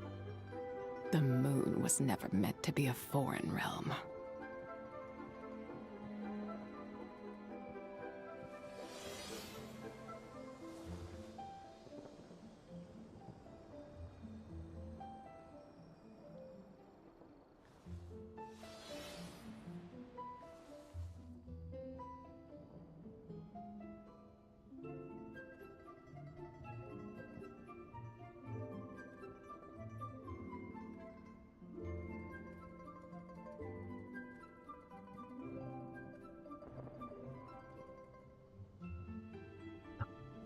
Kayak gitu juga.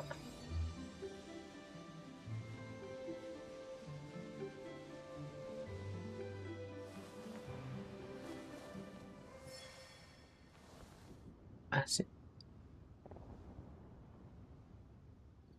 Please be mindful of your personal safety.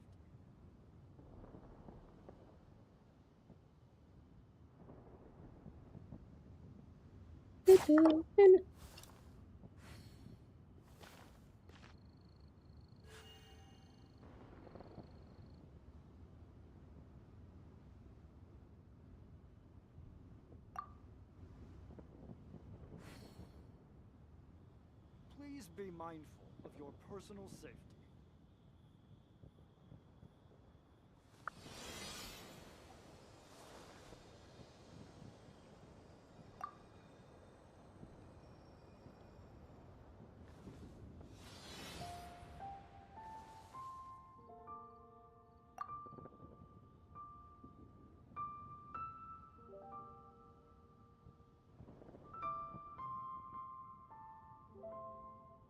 Please be mindful of your personal safety.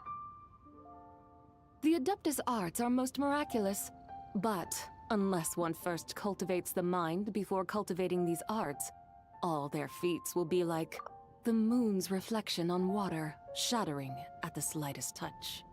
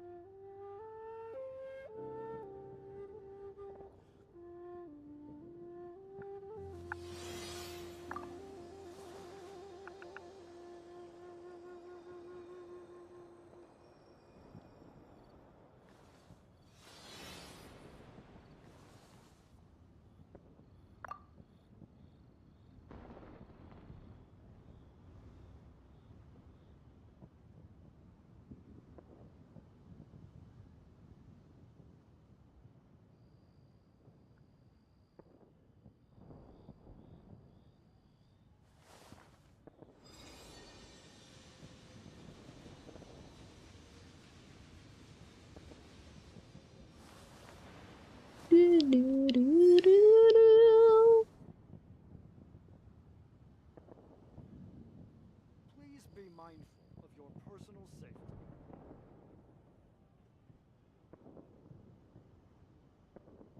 Mathematics is the foundation of all things. If you're interested, I can teach you some arithmetic. First, hold out both your hands.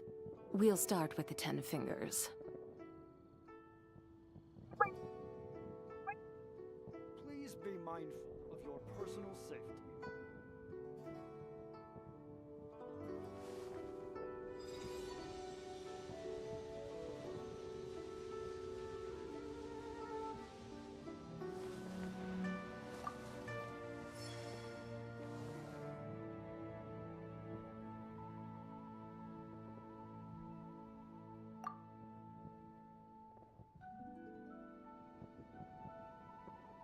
Please be mindful of your personal safety. The Adeptus arts are most miraculous, but unless one first cultivates the mind before cultivating these arts, all their feats will be like the moon's reflection on water, shattering at the slightest touch.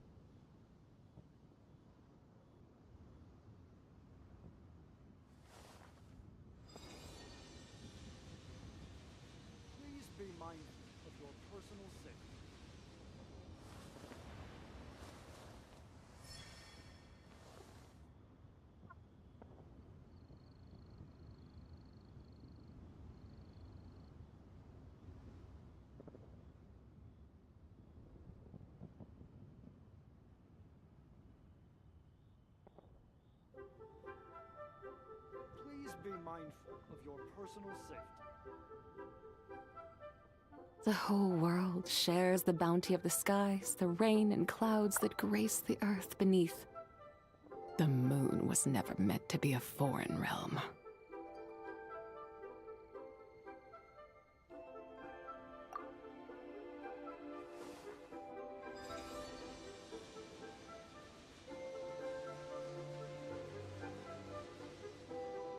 Please be mindful of your personal safety.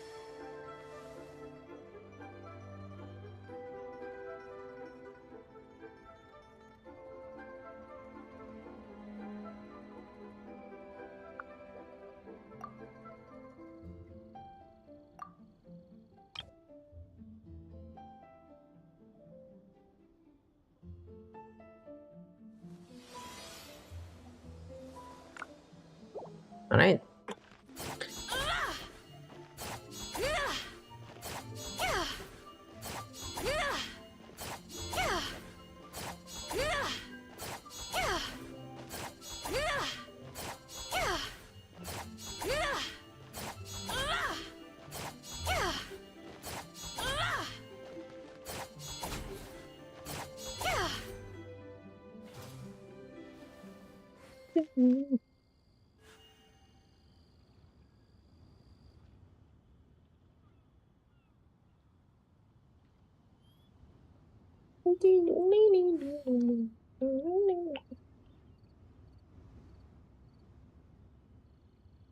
Okay.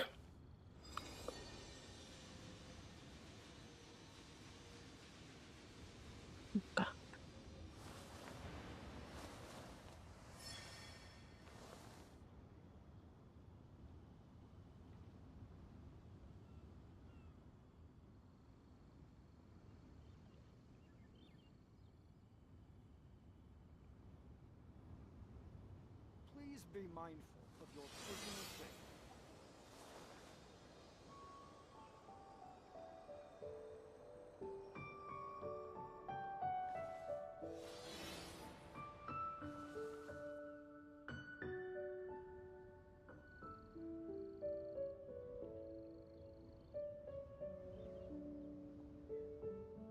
Please be mindful of your personal safety.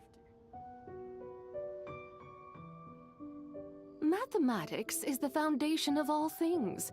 If you're interested, I can teach you some arithmetic. First, hold out both your hands. We'll start with the 10 fingers.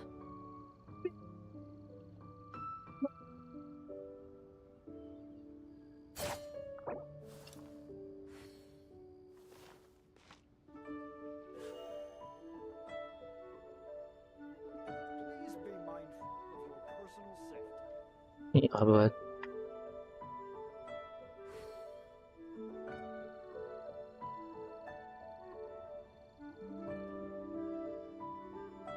The whole world shares the bounty of the skies, the rain and clouds that grace the earth beneath. The moon was never meant to be a foreign realm.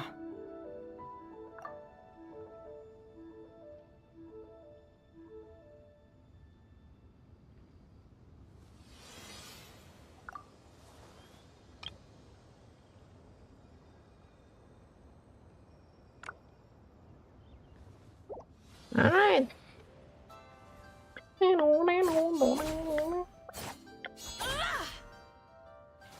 Let's go. Come on.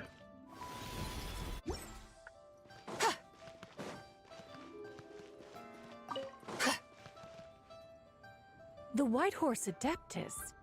You mean the mysterious white mare that aided Rex Lapis during the Archon War? Even if it's not her, there must be some connection. She always avoided us back then, and I never knew why. Rex Lapis's recent trip seems to be related to this person as well. Shanyun! Madam Ping! Xiao! Great! You're all here! Yeah.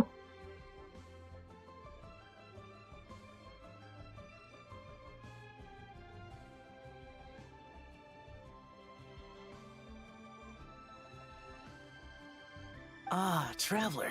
It has been quite some time. Oh, happy Lantern Rite Paimon. You're as lively as I remember. I trust things have been well. Sorry, Madam Ping. No time to catch up. Something terrible has happened. What is it? Has Mountain Shaper gotten himself into trouble? Mooncarver is here with you, but he is not.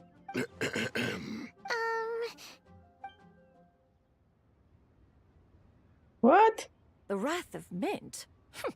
That old fool dares to utter such nonsense behind one's back.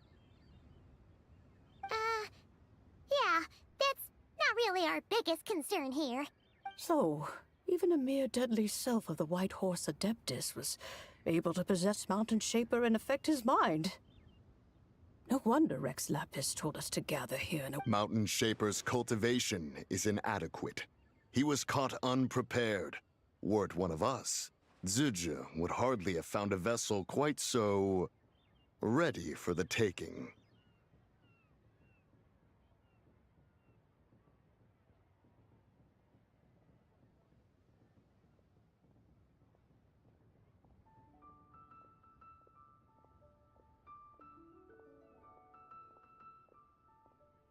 Hey, that's not what you said earlier. Where is Mountain Shaper now? A question that hardly bears pondering. Obviously, he intends to plant mint in the vicinity of one's abode. Ah, then he poses no great threat. We might as well let him be. Once he fulfills his wish, it's possible that Zibai will relinquish him of her own volition. Your ulterior motive is most obvious, Mountain Shaper. You two hope for Mount Outsong to be covered in mint. One can see it clear as day. Not to mention, deadly selves are born of malevolent human desires, and naturally pose a great risk to the form and mind of all living beings. We cannot let this go unchecked.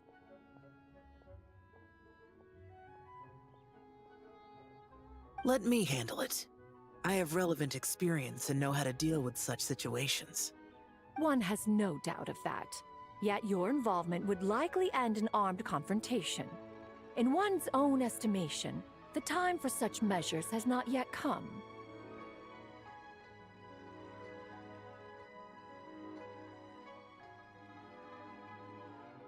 Before his departure, Rex Lapis knew that Zibai was active in Liyue Harbor, yet told us only to wait.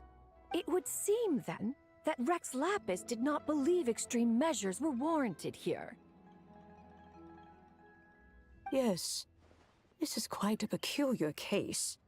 After all, Zibai's possession does not seem to come with ill intent. It's more like she's guiding those she possesses to fulfill their own wishes. There is another matter of import, however.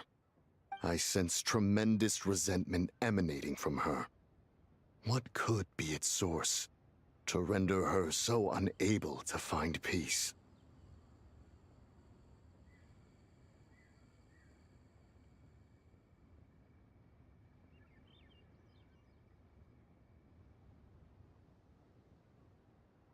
She was talking about the White Horse Adeptus memories, right? From what the Traveler said, it seemed like she was about to explode with rage. But why? With Rex Lapis away, if we wish to understand that which occurred in the past, we shall have to ask her directly.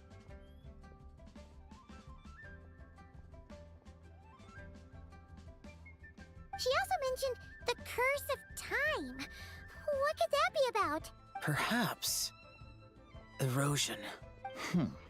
Indeed. We are of the same mind. I heard that ancient clans in the mountains once regarded the White Horse Adeptus as the Daughter of Time. It seems there was some truth to that, after all. The Daughter of Time. Cursed by time? Time does not treat everyone equally. The longer you dwell in this world, the more it takes from you. Then one has devised a solution.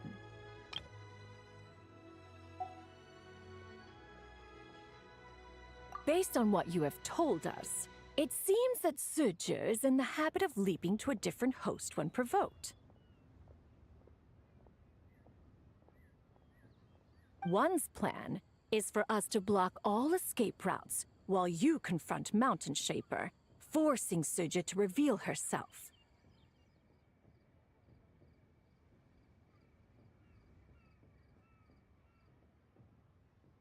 Then, if prior experience stands, she will have no choice but to possess you. However, not only are you able to sense it, you are also unaffected by the peculiar state of stasis. In other words, in that moment, you would have the chance to either subdue or persuade her. That is akin to walking straight into the lion's den. Allow me to go instead. Yeah! Isn't this plan a bit too risky? Why doesn't Paimon try first? After all, even if she got possessed, it's not like she would pose a danger to anyone. Paimon's wishes aren't all food-related, you know. One would not suggest this course of action if one had any such reservation. Time and again, the Traveler has proved immune to Ziji's influence. Consider for a moment why that might be. Oh yeah! That's what the first Deadly Self told you, right? Perhaps your time in Nodcry left you with the blessing of the newborn moon goddess, Traveler. And this Whitehorse Adeptus clearly has a profound connection to the moon. Indeed. I see. Have you other concerns, Conqueror of Demons? I was just trying to fathom why Rex Lapis left without explaining the situation in detail. But now I think I understand. Rex Lapis entrusted this matter to the Traveler, which means in his estimation, the Traveler must be the key to its resolution. So I have no other concern. I trust Rex Lapis, and I trust you. Then we are all in agreement on proceeding with this plan? Very well. We should depart at once, lest we lose our chance. Let us see whether that old fool truly dares to face one's abode with Mint.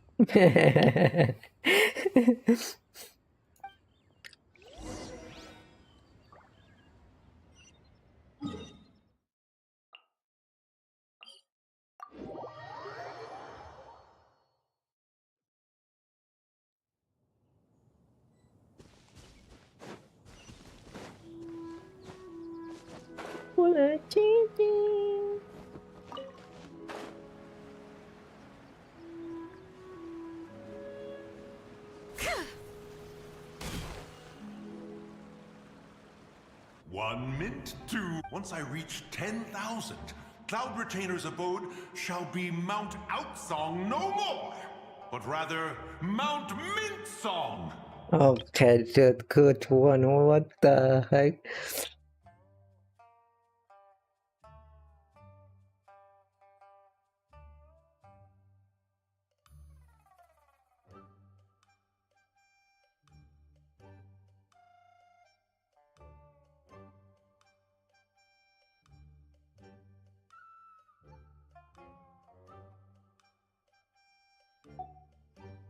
Oh, to behold the look on her face when she is confronted with such verdant splendor!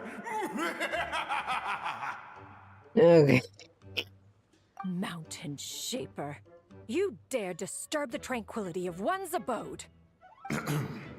Do not take personal offense, Cloud Retainer. He is not in control of his faculties. Exactly. Let it go this once. Ziji is the one driving him to do this. Huh?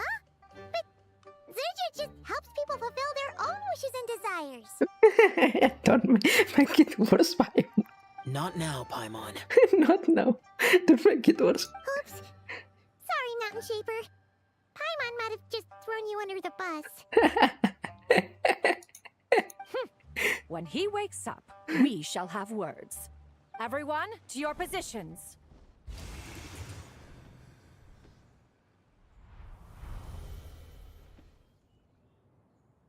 Be careful.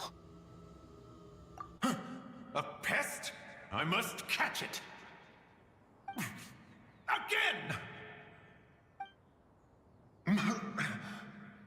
Oh, young one, it is you. Don't tell me. Cloud Retainer sent you? Ha! Such brazen insolence.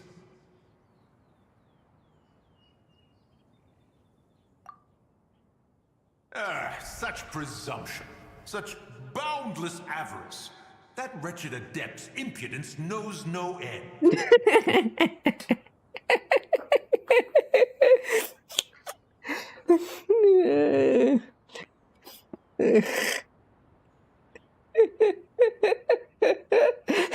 If she dares lay a finger on my garden, I shall smash her cuisine machine to pieces. You think I am one to fold so easily?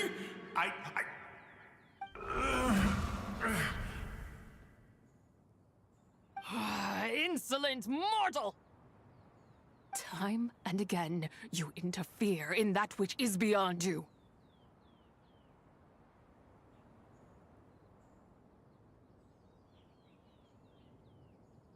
You make it exceedingly difficult to contain my rage.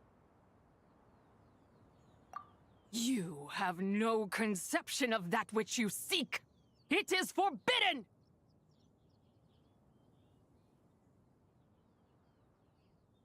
You know nothing of my past. My warning was given. The cost entwined with this is beyond what you can bear.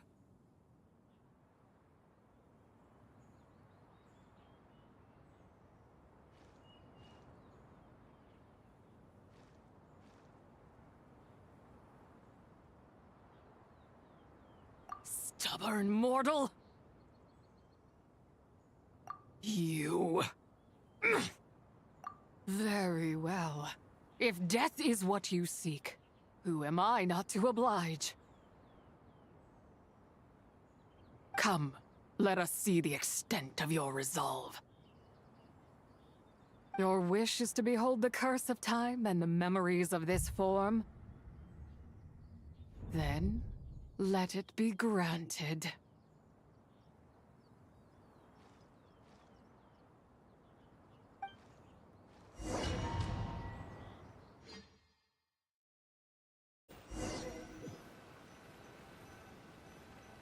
Where am I?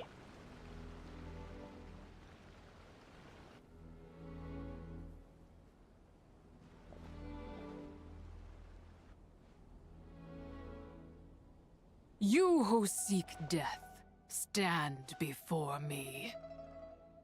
My prison.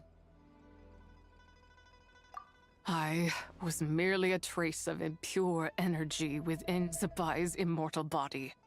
When her soul was shattered, it should have been the end of me.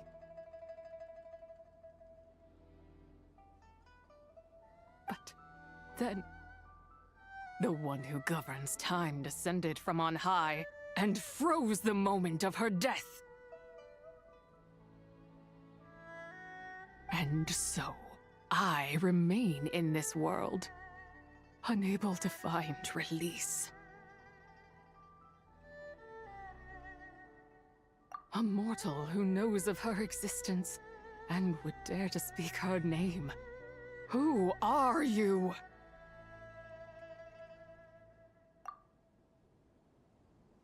Help? No, there is nothing we can do for each other. Her power, the one who governs time, it has surrounded me ever since. A blessing and a prison, all at once. No, I have been asleep in this prison for countless years, until a familiar presence woke me. Then, through that mortal girl's eyes, I saw it.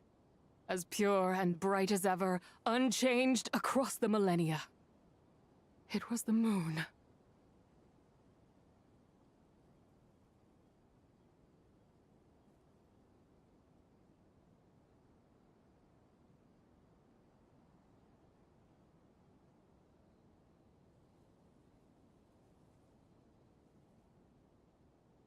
That place is called Chuang Terrace? Did later generations rebuild the altar in a new location? It looks just like the one used to honor Zibai. Could it be that traces of what happened back then still remain in this world? That memory is embedded deep within the essence of Zibai's soul. It is one that should have been forgotten. Yet, it is precisely that which haunts my every waking moment, fuels my rage, and denies me a modicum of peace.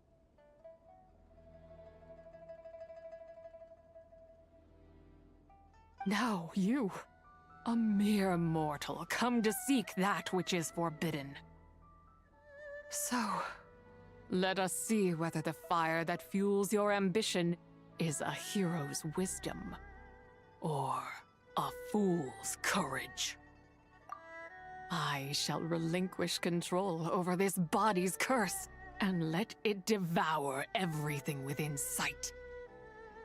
Oh. Run as fast as you can, lest this prison become your grave. Look, it draws near.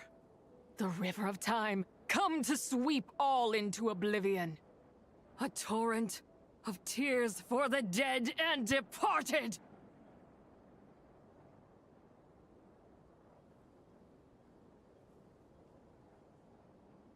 I shall wait for you at the end, mortal. Evade being swept up in its waters, and I will show you everything.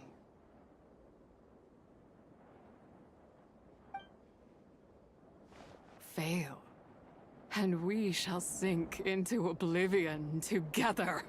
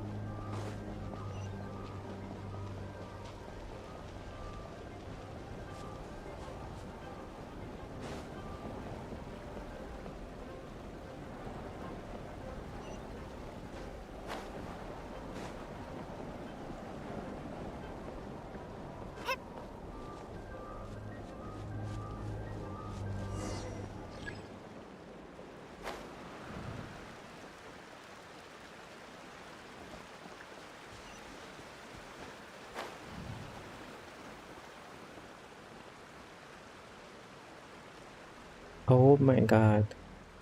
The moon.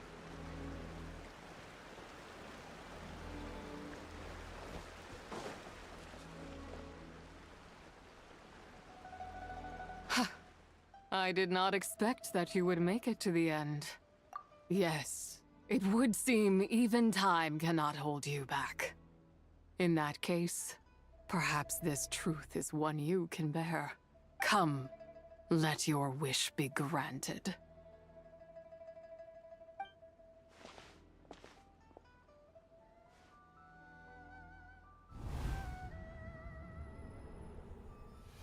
Under moon eternal, in radiant night, a maiden grants silk, soft and light. Under moon iridescent, in night divine, a maiden grants fiber for cloth so fine. Under moon of frost, in night so great, a maiden grants tools to divine our fate. What are Mom and Dad doing? Shh, just make a wish. The kind Adeptus on the moon is listening.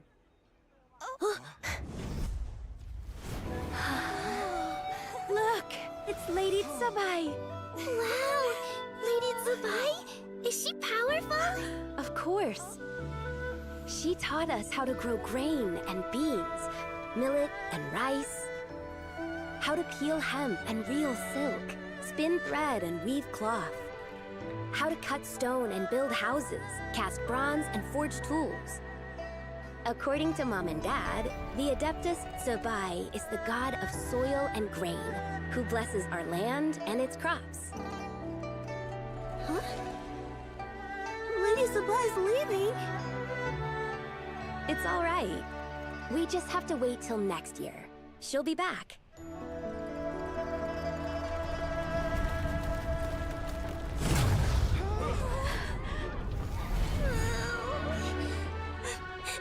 Mom and Dad are gone. Why hasn't Lady Zibai returned? She'll come. We just have to believe.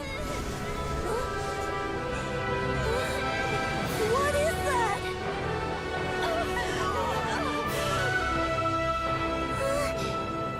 Lady Zibai abandoned us.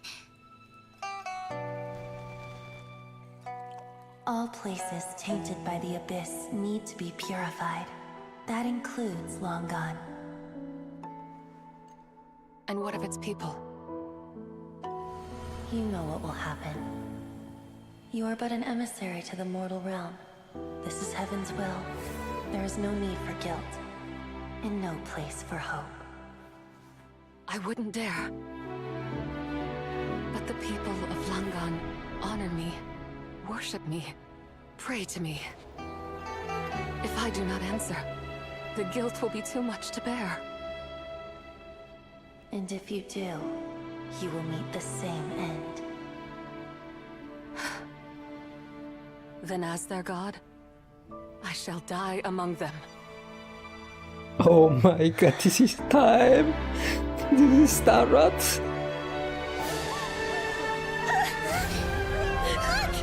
Lady Zibai came to save us! I knew she wouldn't abandon us! Run!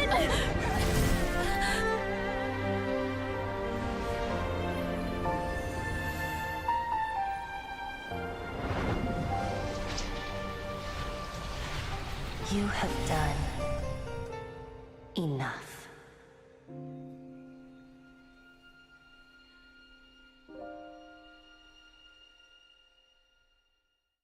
Now you know the truth.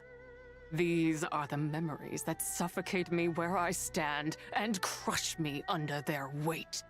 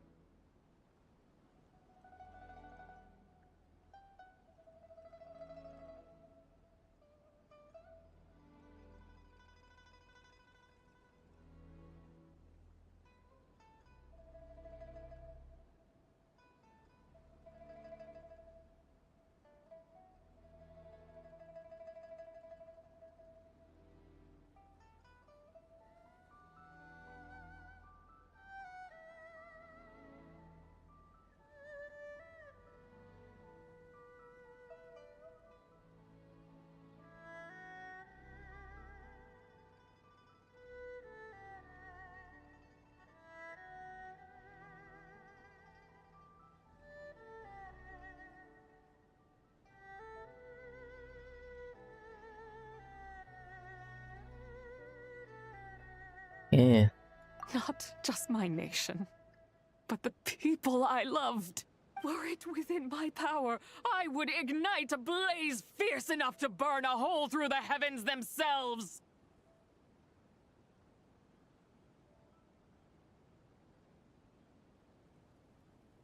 It was a time of war, one that ravaged heaven and earth. Remnants of the battles, tainted with cursed power, fell from on high and devastated Langan.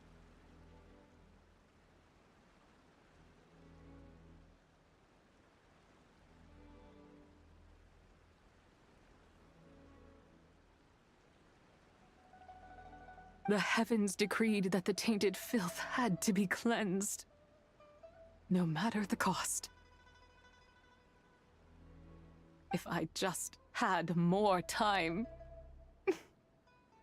I could have helped more people to escape.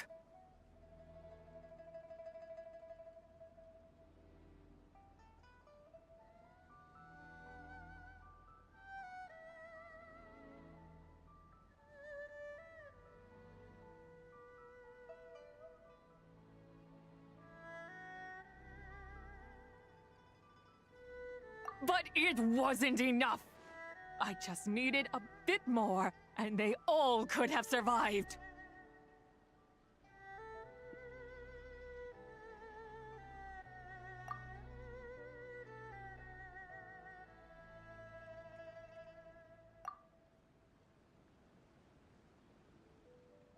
I never imagined there would come a day where I found peace. So long this rage has been within me. Yet here in this moment, it has stilled at last. Thank you. If you wish to bring Zibai back to life, mortal, then you may take the part of her soul that lives in me. Just remember, from this moment onward, the fate of Langan's fallen rests on your shoulders. And that cannot now be changed. As I said before, I am but a remnant of Zibai's adeptal form, a manifestation of her wrath that was not meant to linger in this world.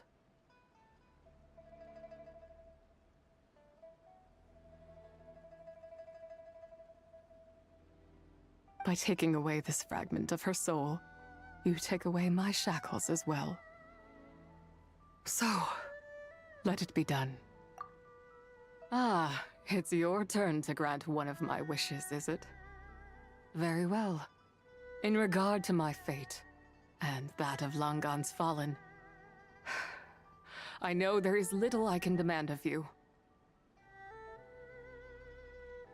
However, should another raise a war banner against the heavens someday, let my name be set upon its cloth.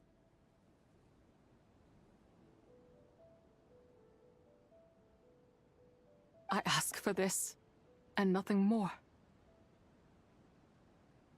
Now, take what you came for. I was a lone moon, shrouded and dimmed in cloud-veiled night. Now darkness breaks, free and unburdened. I reclaim my light.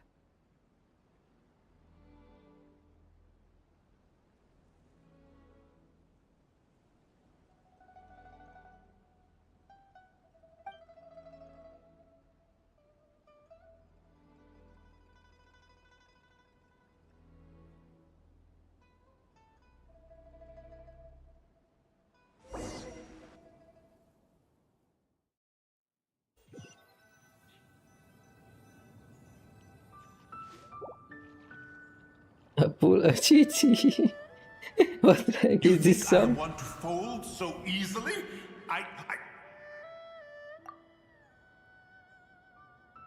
Ah, young one. What brings you here? My, what exquisite mint seedlings. Was it you who planted them? I had not taken you for one so versed in the horticultural arts. I must insist that you visit Mount Hulao. There is much we could learn from one another.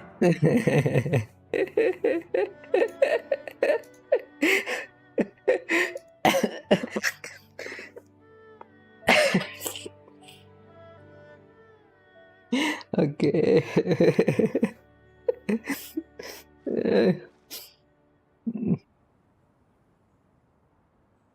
Ah, but this is Cloud Retainer's abode. She does not appreciate the verdant wonder that is mint.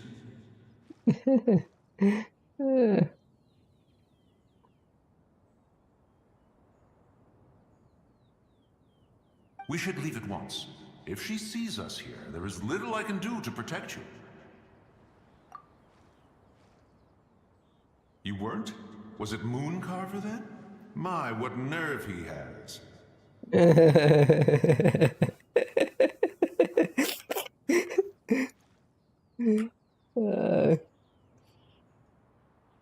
What? What? Looks like Mountain Shaper is back to normal. Has the matter with Zibai been resolved then? Wow, that was fast. That took, what, like, a second? A second to us, perhaps. But for the Traveler, I imagine it felt much longer than that. One's plan was most successful then. And you're all right, Traveler. You don't feel strange in any way? Well, sounds like good news all around. I'm glad this matter is resolved. What is this matter you speak of? The possession of that mortal child? The matter of Zibai may have been resolved, but there is another that is far from over. The mint you planted around my abode. Perhaps you have a moment to spare for a little chat, Mountain Shaper.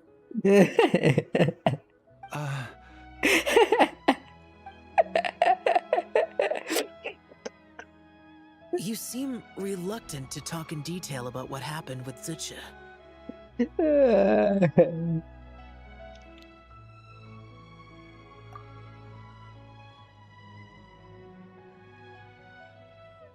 Don't worry.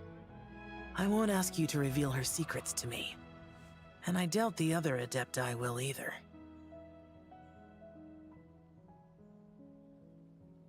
Dang.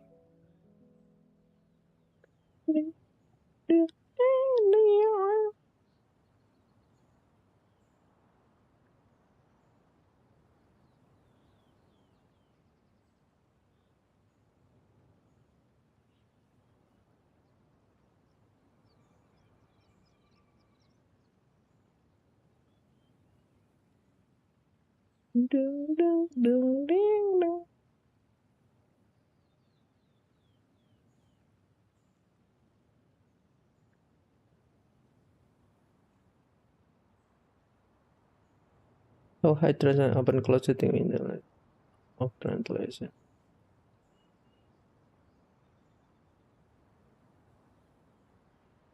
Okay. Huh? You don't want to know what happened? The expression on your face. I know it well, Traveler.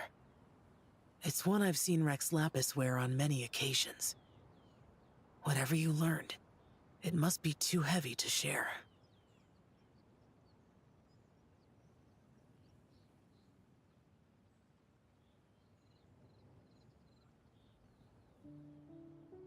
Okay. But you're okay, right, Traveler? That deadly self didn't hurt you, did she? Well, as long as you're not hurt, Paimon doesn't need to know anything else. Even so, I hope you feel like you can entrust me with it. If I learned anything from our time together, it's that one should not have to shoulder such a weight alone. Not to mention that certain knowledge brings danger in its wake. I would never want you to feel forced to be the sole keeper of such secrets. Yeah, kind of like how one person can't finish a whole slime, you know? Better to grab a bunch of friends and eat it all together. Exactly! Wait, no! Paimon's just saying we've got loads of friends who'll be more than willing to lend an ear.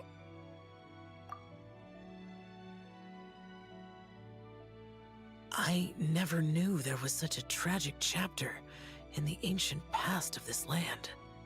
So, the people of that nation worship the White Horse Adeptus as the god of soil and grain. It would seem then that Rex Lapis had a similar reason for withholding the details of his recent trip. I've often wondered if he had companions to stand by him before we met, or if he was forced to face things alone.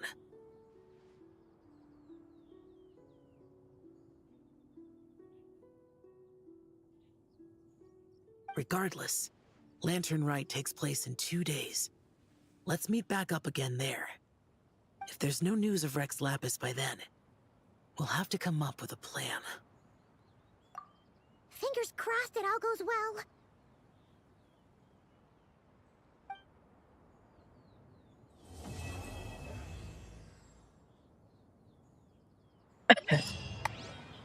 Alright. Wait, the quest is still... Alright, I can do the next quest then? Sure, it's pretty long quest, I suppose. Well, It's time to meet back up with Xiao. Let's head to Mount Outsong. how long I've been alive in this thing, bro?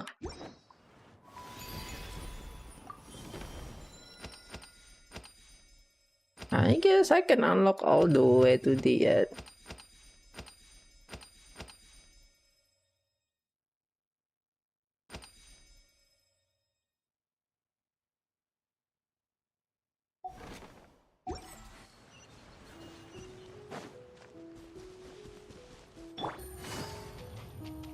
Full agility.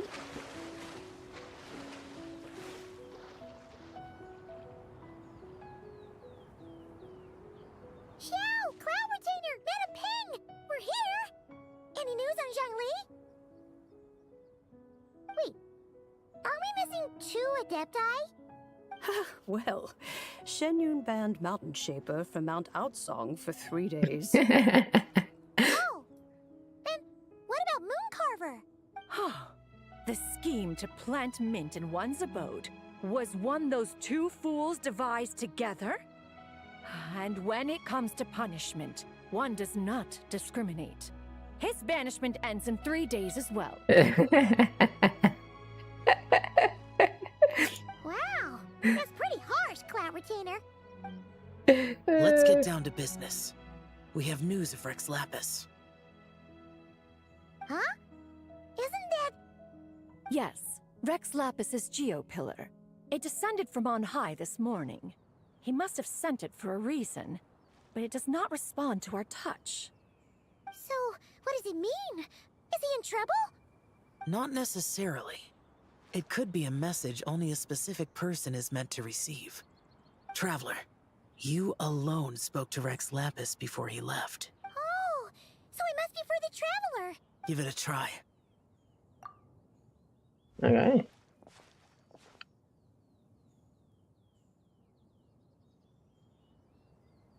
Come to the spring on Mount Qingse. I have left an entrance for you.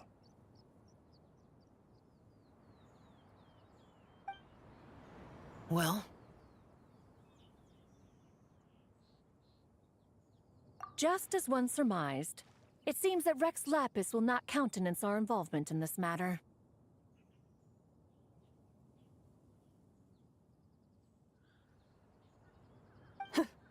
That would not surprise me in the slightest. He's always had a soft spot for the Traveler, after all. But be that as it may, we have served Rex Lapis for millennia now. In other words, I'm sure this has nothing to do with favoritism. He's probably just trying to protect us.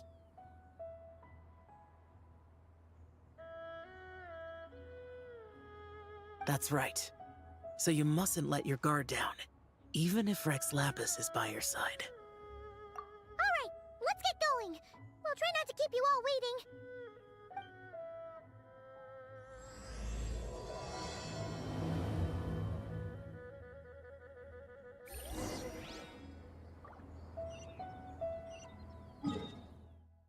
bro.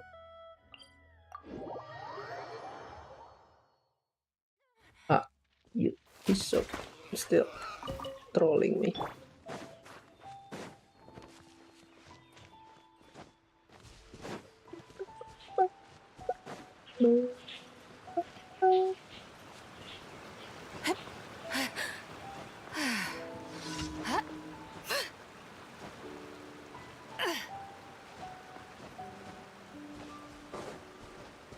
Keep your eyes peeled. He should be around here somewhere.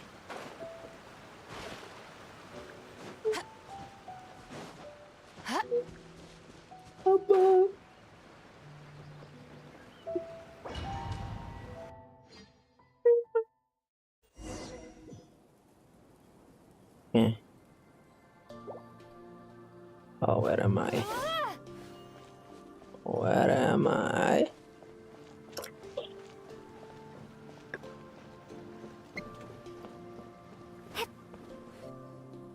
Who could have imagined that the once mighty Geo Archon might end up so, sitting on a humble stool in the woods, quietly weaving moon lanterns?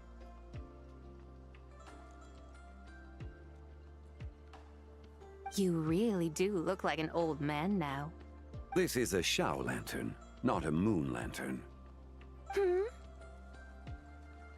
In ages past, when the gods waged war and the world was in turmoil, these lanterns were lit to guide fallen warriors back to their homes.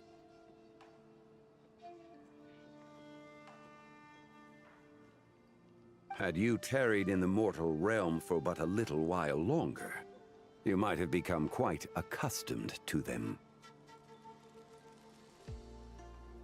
Even so, it bears such a striking resemblance to the moon lanterns they used to offer up to the heavens. Could this truly be mere coincidence?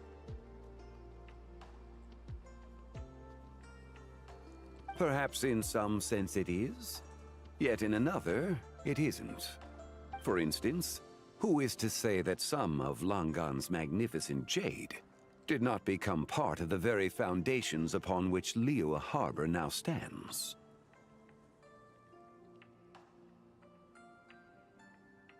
It is conceivable that this ritual was transmitted in such a manner too. Now, let's not let ourselves get carried away. For all its splendor, do not forget that, in the end, even Langan could not escape its heaven-sent fate.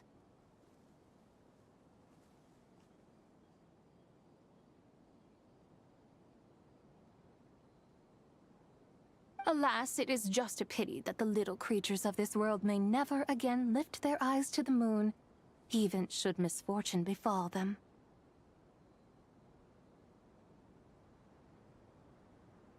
But you, Geolord, now that you rule this realm, why take the trouble, not to mention the risk, to visit one who bears such profound guilt as I?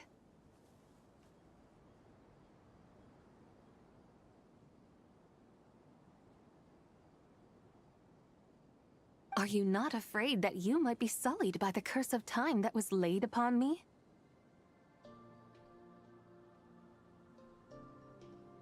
There is no risk to speak of. At least, not in comparison to that which you took when you defied the heavens all that time ago.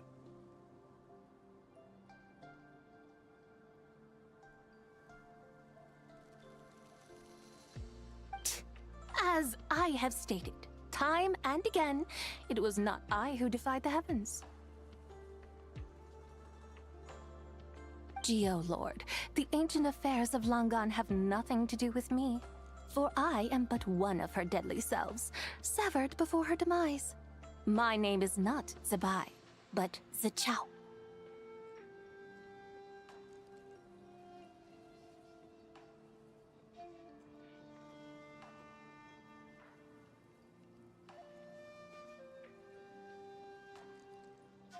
Surely you did not take us for one and the same, solely on the basis that we may all assume the form of white horses? Sorry to break it to you, but you seem to have found yourself the wrong white horse. Anyway, do tell me, what urgent matter brings you here? Very well, then. I have come to ask for Zibai's shade. Oh? So, the Geo-Lord has set his sights upon Zibai's human soul. And what is it that you intend to do with it? The world outside is changing. With the new moon's birth, the confines of the Shadow Moon are gradually disintegrating. In other words, the heavenly soul is set to return.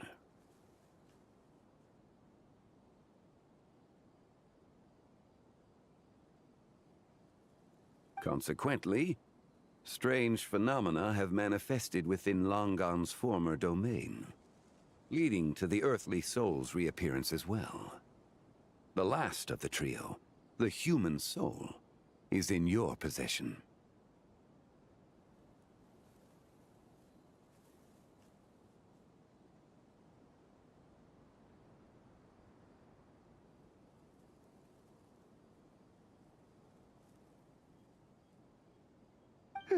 Most intriguing. My intention is to gather all three together, so that an old friend may finally make her return. I must admit, it seems that some remarkable affairs are coming to pass in the outside world. Yet there is one thing you seem to have overlooked, Lord of Geo.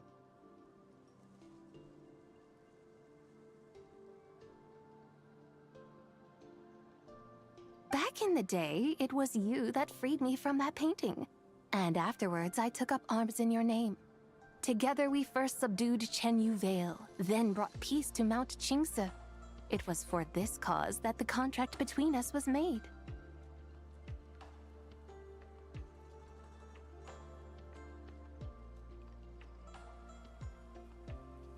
Oh heck, it is so big with it. Oh, cute.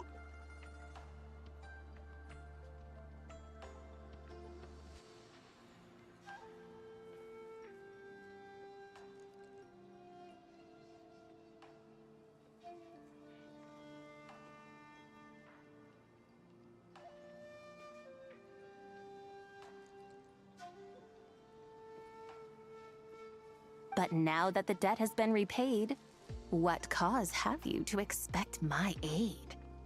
Zibai and I have long been friends.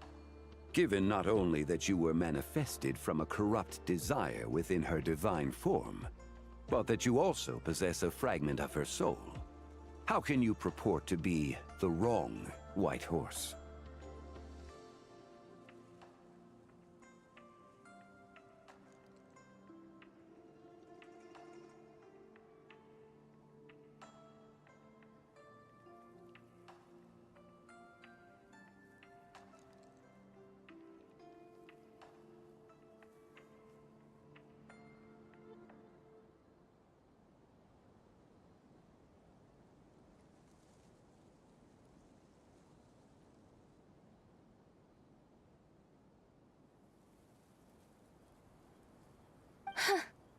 I think you'll find that we are now as separate and distinct as any two beings ever were. What once shone with radiant purity has long become dust. What you see is no longer what it was.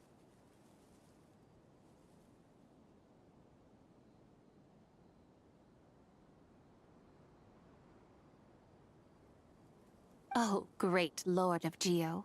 Should this still be unclear to you, I bid you take your leave.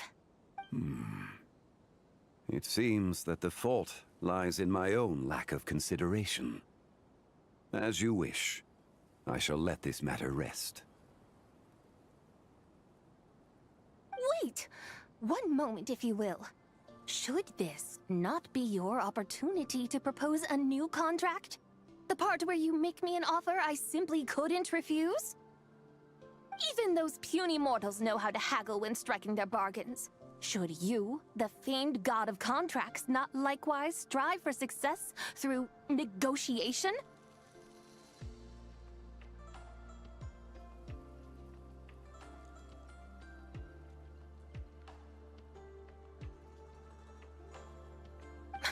Come now, enough with the posturing. It's time to name your price. Very well. I had, in truth, prepared a new contract for your consideration. I knew you would not come before me unprepared. Yet, you should know that I want for nothing, for I live in the mountains, carefree and untroubled. Occasionally, I even find sport in teasing the mortals who stumble into my presence.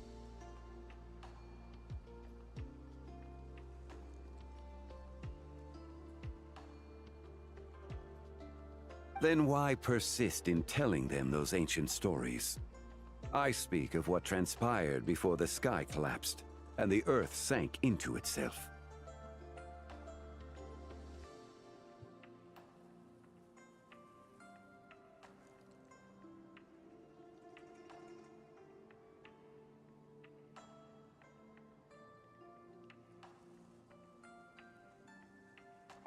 That is merely my way of passing the time.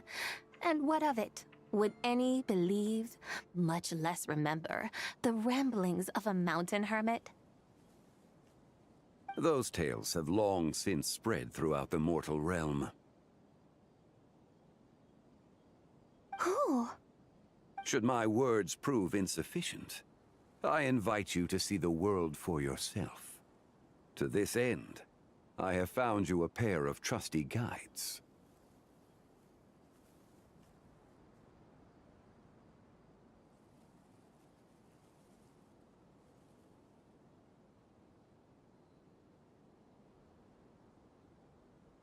The Lantern Rite is presently underway in Liyue, and should prove quite intriguing for you.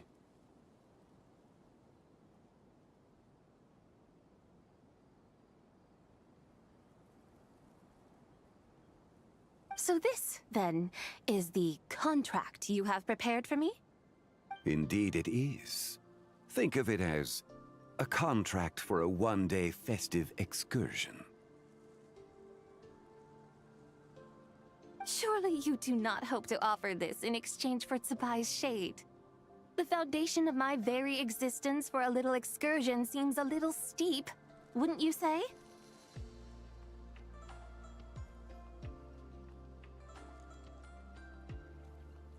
Why not see for yourself? You can always decide afterwards. The final determination, of course, shall rest with you. Is that so? Then perhaps this deal might not be entirely off the table after all. Where then are these guides of which you speak? Hey, it's Zhongli! Oh, we've been looking for you everywhere. We thought you might have gone missing. You're here. So these are my guides. Well, well. They certainly look the part, I'll give you that. Guides? Oh, you poor innocent little creatures. The benevolent Lord of Geo has soaked you to me, which means that for the rest of this day, you belong to me. Sold us to you? Just what have you gotten us into, Zhongli? The situation is not quite as dire as that would sound. I ask only that you accompany my Adeptus friend on a tour of Liyue. I would suspect that depends on how well you entertain me. Entertain you? Let us start with this Liyue harbor of which I have heard so much. Nowhere is quite so fascinating as a place teeming with little mortals.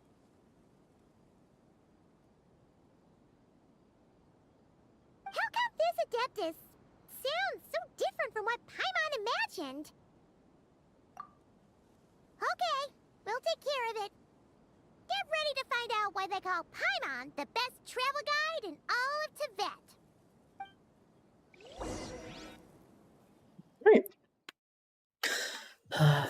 Alright. Look! We've arrived at Liyue Harbor. Not only is it Tibet's busiest port, it's also the beating heart of Liyue. So, dear Madam Adeptus, where would you like to go first? With humble fare and wine to sip, in comfort clothed and soul at ease, one eats, and all the heart's ills cease. straight for the good stuff? Well, you're in luck, because Paimon's an expert when it comes to food. There are two main cooking styles in Liyue. Li cuisine, which is all about mountain delicacies, and Yue cuisine, which is centered on seafood. The most famous restaurants are Liuli Pavilion and Shinyue Kiosk.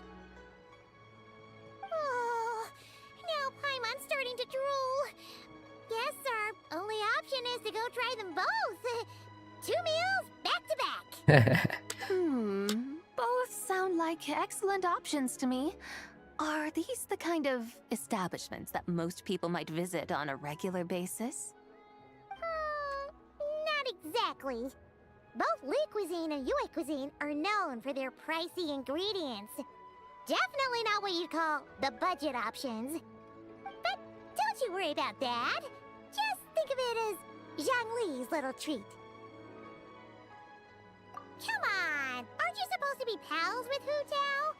I'm unsure we can afford to spend a little more of her mora at least.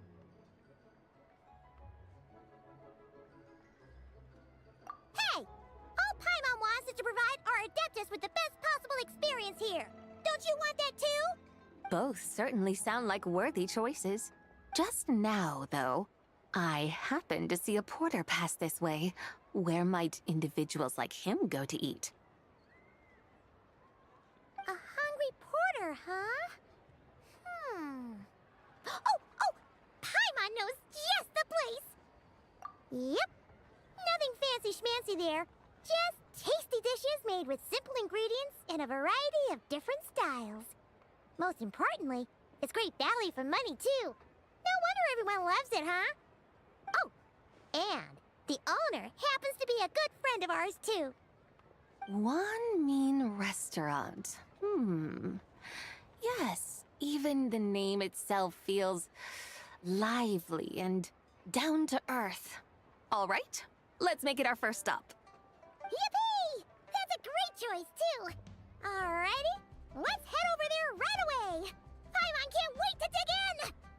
Wamin Restaurant, here we come. Okay. Oh wait. Do I need to? Wait. No. This is mine. Never mind. Where? Can I trial her? No. Never mind. I thought I'd trial her.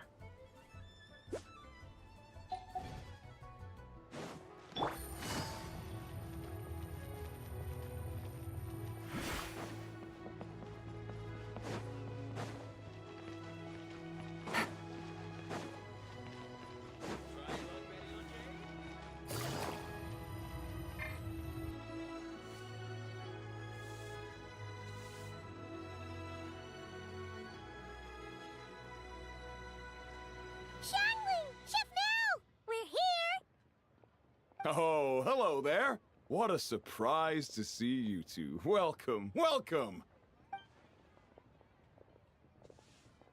there, Traveler and Paimon. We're a little busy today, so grab a table while you still can. But I don't think I've met this lady before. Is she a new friend? You could say that. Oh, I see. Well, hey there. A friend of the Traveler's a friend of mine, too. Don't worry, we'll take good care of you. Just order whatever you want, it's on the house. By the way, I'm Zhongling. I cook here at Wanmin Restaurant. What's your name? Miss Zhongling, have you ever heard of the White Horse Adeptus? Of course. What about her? I am her, and she is me. Huh? You mean you're an Adeptus? Oh, you young'uns crack me up. Come on, Xiangling. You've got to keep up with the times. Haven't you heard of cosplay? It's like a role-playing game where you dress up as famous characters and pretend to be them. Seriously, it's all the rage, and it looks like this young lady is quite the expert. Okay.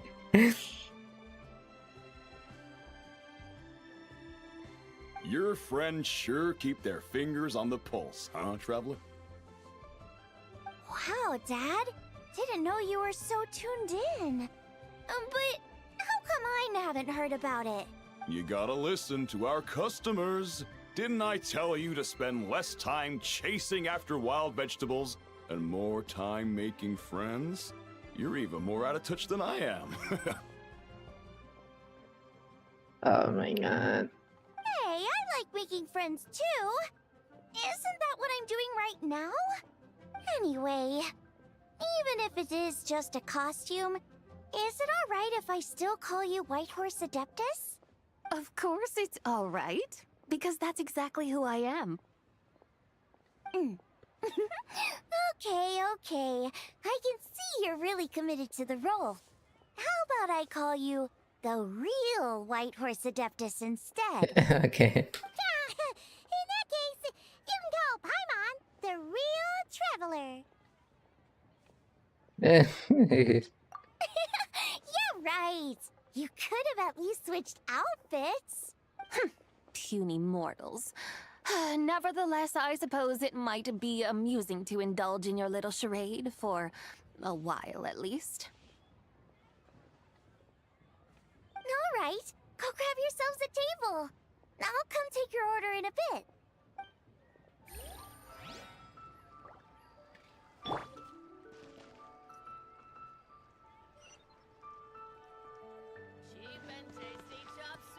Yeah, Brian does the job so way. Wait a second.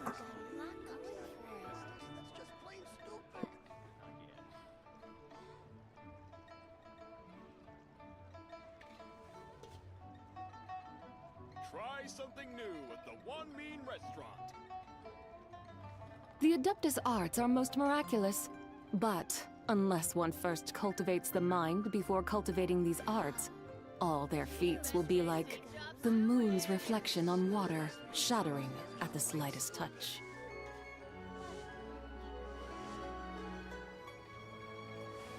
Try something new at the One Mean Restaurant.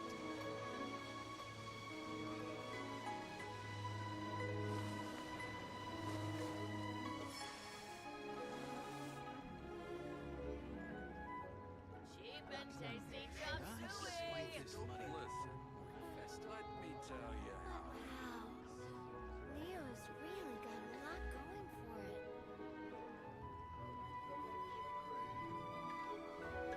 Try something new at the One Mean Restaurant. The whole world shares the bounty of the skies, the rain and clouds that grace the earth beneath.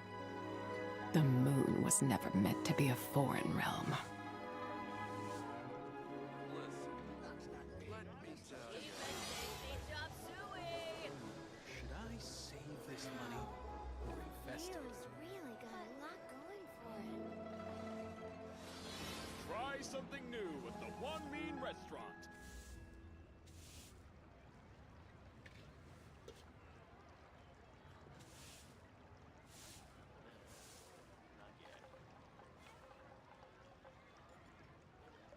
Mathematics is the foundation of all things. If you're interested, I can teach you some arithmetic. First, hold out both your hands.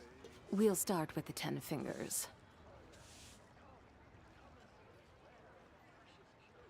Try something new at the One Mean Restaurant.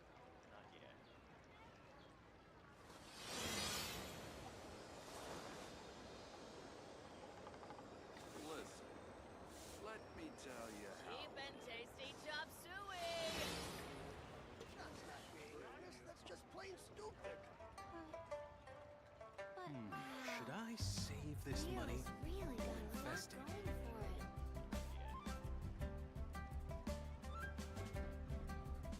Try something new at the One Mean Restaurant.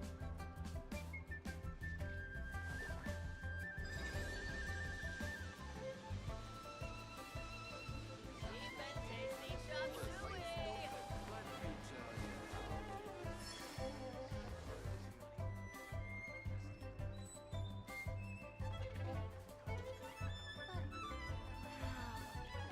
Leo's really got a lot going for it. Try something new at the One Mean Restaurant.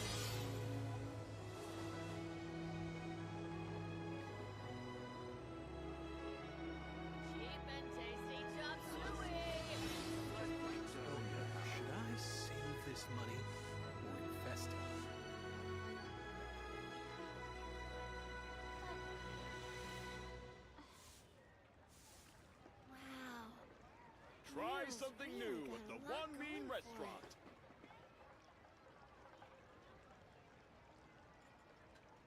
The whole world shares the bounty of the skies, the rain and clouds that grace the earth beneath.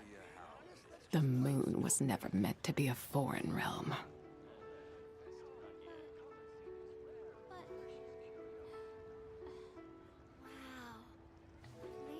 Try something new at the One Mean Restaurant.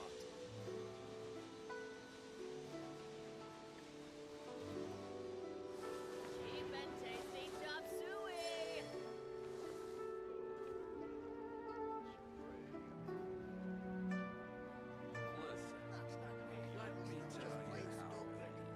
Should I save this money or invest it? Really got a lot going for it.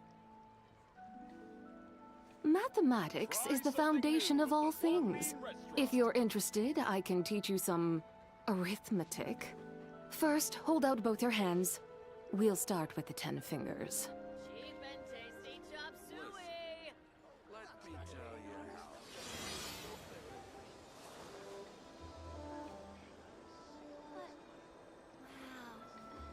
Leo's really got a lot going for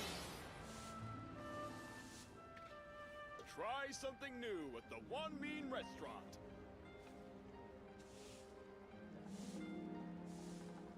Cheap and tasty chop suey. That's just plain stupid.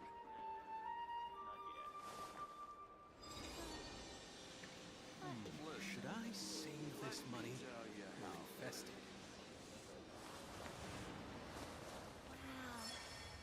Leo's really got a lot going for it. Try something new at the One Mean Restaurant. That's not being honest. That's just plain stupid. Cheap and tasty chop suey.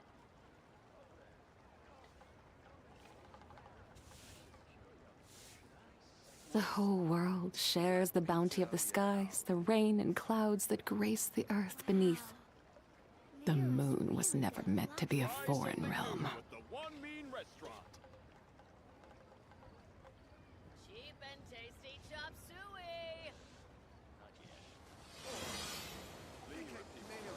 Iron stomachs. Listen, let me tell you how. Should I save this money or invest it? Leo's really Try got a something lot new going at the for One it. Mean Restaurant. Cheap and tasty chop suey. Liyue people must have iron stomachs.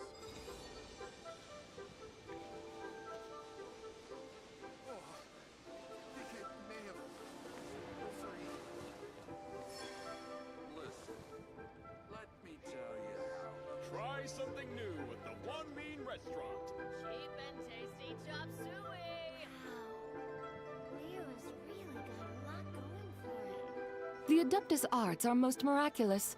But unless one first cultivates the mind before cultivating these arts, all their feats will be like the moon's reflection on water, shattering at the slightest touch. Try something new at the One Mean Restaurant. Listen, let me Cheap tell and you how. tasty chop suey.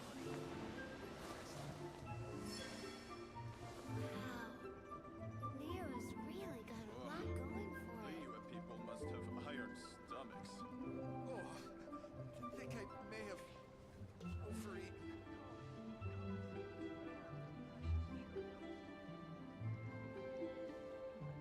Try something new at the One Mean Restaurant. Suey.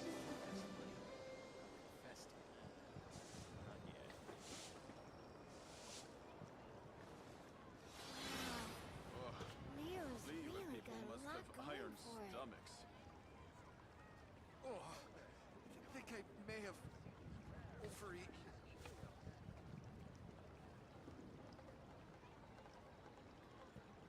Try something new at the One Mean Restaurant. Cheap and tasty chop Let suey. me tell you how. Mathematics is the foundation of all things. If you're interested, I can teach you some arithmetic. First, hold out both your hands. We'll start with the 10 fingers.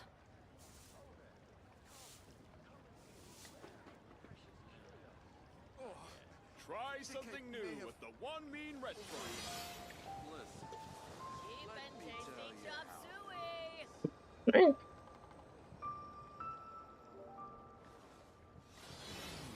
Should I save this money or invest it? Alright, let's go.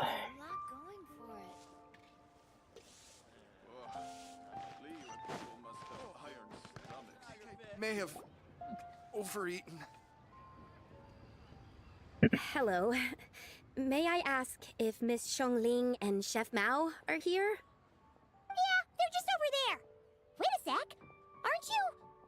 So, what would you like to... Huh? You're... Hello, Miss Xiongling.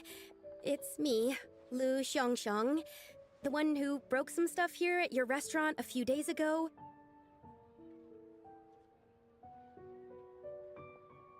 I just wanted you to know how sorry I am.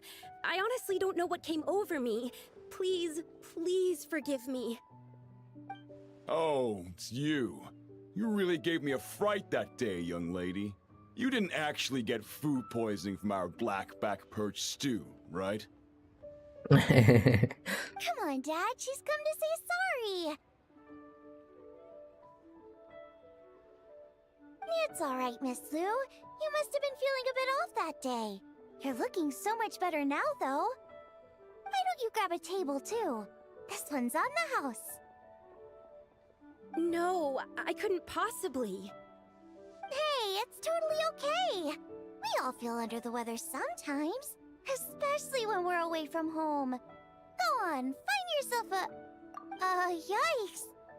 Looks like all the tables are taken. Wanna come sit with us? We've got an extra seat over here. Thanks, guys. So what would you like to eat today? Feel free to order anything you like. I should very much like to sample your renowned poisonous blackback perch stew. It wasn't poisoned. That was all on me. So that's one portion of blackback perch stew. How about you guys?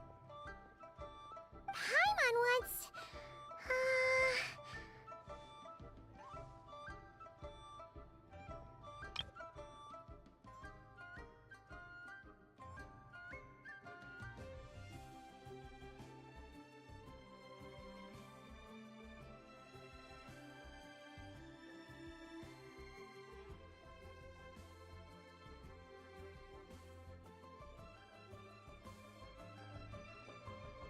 Sure thing! Looks like Paimon's having trouble making up her mind.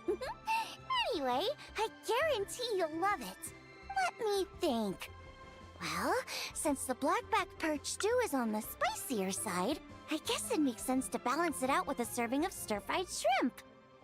And since it's Lantern Rite season, you better try out the triple-layered consommé and come and get it too!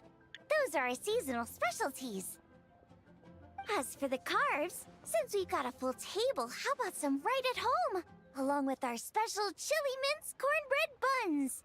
Trust me, you won't be disappointed. Then for dessert, I'll whip you up some Lucky Snow Delight. I just came up with it a few days ago, and I can't wait for you to try it. Wow! Sounds like quite the feast. Looks like Paimon's in luck today. Am I the only one who thinks that's way too much? Not at all. Don't worry, I know what I'm doing. And to top it all off, our star dish, Adeptus Temptation. You should know that we don't often serve this here at Wanmin Restaurant. But since this is my first time cooking for the White Horse Adeptus, I'm pulling out all the stops. Okie dokie, just sit back and relax. I'll have your dishes out in no time. Hold on. Did I just hear Miss Xiangling mention the White Horse Adeptus? You did indeed. And you're looking right at her. That's a joke, by the way. She's cosplaying. Oh, I see. Phew, almost believed you there for a moment. Tell me, little one, What business might you have with the White Horse Adeptus? It's a long story. Basically, a while back, I took part in an archaeological dig over at the chasm. While we were there, we discovered a number of relics. Our findings show that they date back to the era of Long Gone, an ancient nation whose people are said to have been the ancestors of some of the modern-day inhabitants of Chenyu Vale. And why might such matters concern the White Horse Adeptus? Because some of those relics not only seem to contain textual references to her, but even depictions of what she looked like. There have long been legends claiming that the White Horse Adeptus was a deity of that era, but there are plenty of other theories out there too.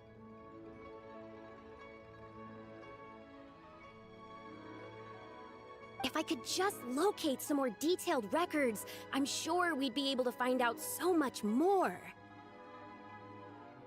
So, you're into history? Well, to tell you the truth, I actually joined the archaeological team by sheer accident. But once I'd started down this path, I knew that I wanted to make something of myself. Recently, though, things seem to have taken a turn for the worse. I still can't believe I caused such a mess and even ended up hurting someone. Oh, so you're considering becoming a martial artist now instead?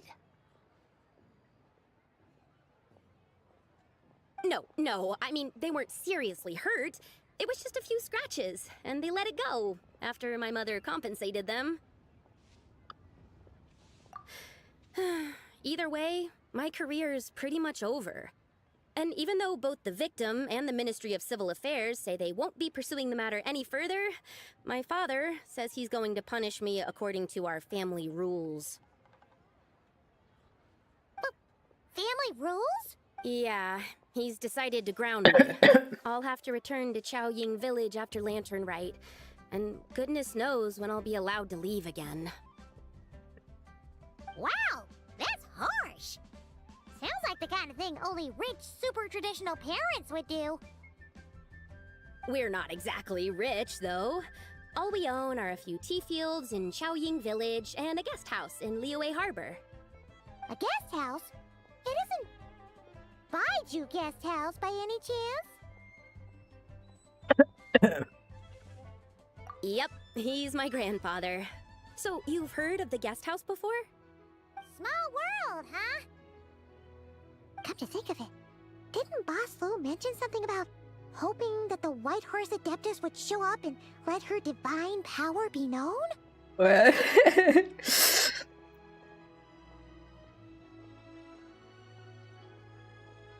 Sure, but Paimon's guessing this wasn't exactly what he had in mind.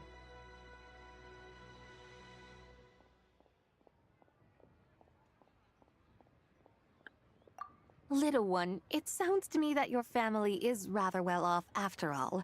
What then drew you to archaeology? Why subject yourself to such unnecessary hardships? Even if I stayed at home, there's no guarantee I'd lead a nice, easy life. Just look at my father. Recently, my grandfather put him in charge of the guest house, and he came up with a bunch of ideas right away, starting with changing its name. That didn't turn out well, though. My grandfather yelled at him for days, even calling him a bad son, and they still haven't let it go. Oh! Paimon thinks we might have heard about that too. Long story short, being dependent on others is never fun. You just end up being completely under their thumb. True.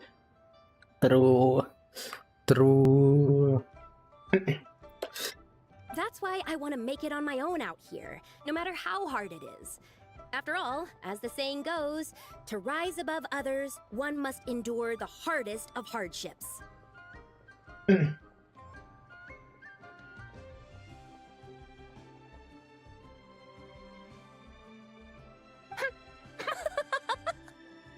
What's so funny about that?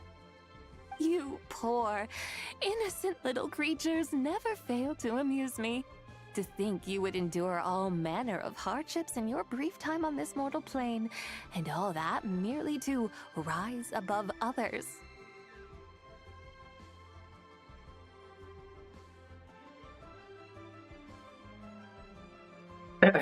I would have thought that the wiser path would be to simply roam this world as I do. Huh? Tell me, what is it that you truly delight in? Archaeology? Martial arts? Tea planting? Or perhaps the keeping of a guest house? What I delight in? Yes! Surely there must be something you don't find quite so exhausting. Whatever delights you should not feel like a burden. But do things like that really exist? Of course! Take Miss Xiangling, for instance. I defy you to detect even a hint of hardship on her face when she wields her walking spatula. So, since it seems you are resolved to tread the rocky path, you should strive with all your might to pursue that which brings you delight. You mean, like cosplay? Cosplay. I suppose you might say that. Looks like the White Horse Adeptus is really getting into her role. I think I get what you mean then. Maybe I should have a chat with Miss Xiangling before I head home. Okay, everyone. Sorry to keep you waiting. Here's your food. Wow. It all smells so good. Oh, finally! I get to try that famous poisonous stew. Hey! Didn't you hear what Shang said? It wasn't the stew. If anyone's to blame, it's that other you.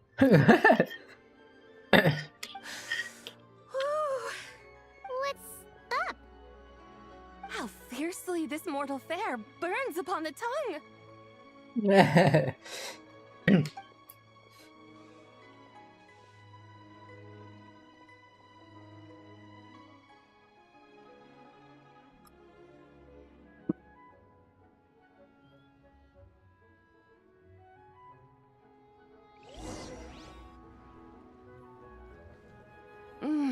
Most satisfying as poisonous stews go. So, where to now? Time, I think, to seek out some diversion?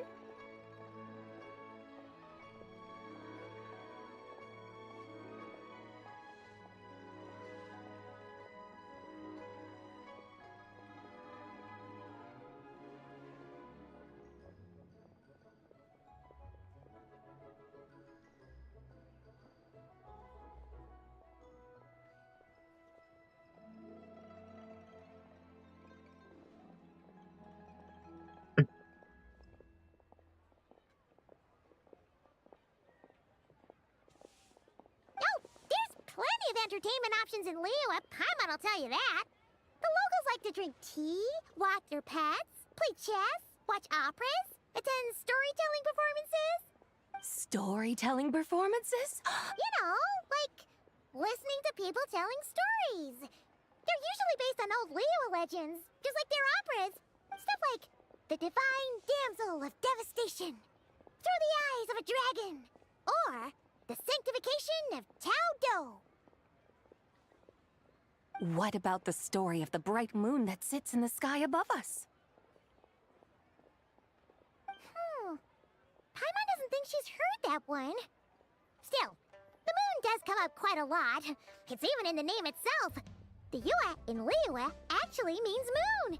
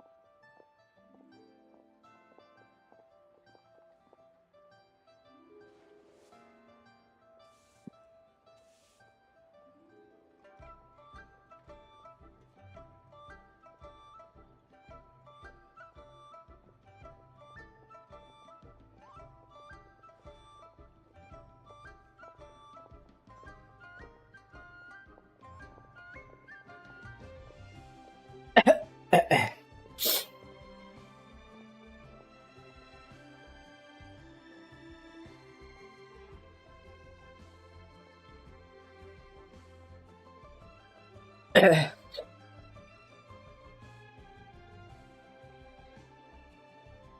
we're on the subject, you like telling stories yourself, right? Why don't we go check it out? In that case, I'll have to trouble the two of you to lead the way. Awesome! Let's go! Third round knockout, here we come! Lucky Snow Delight.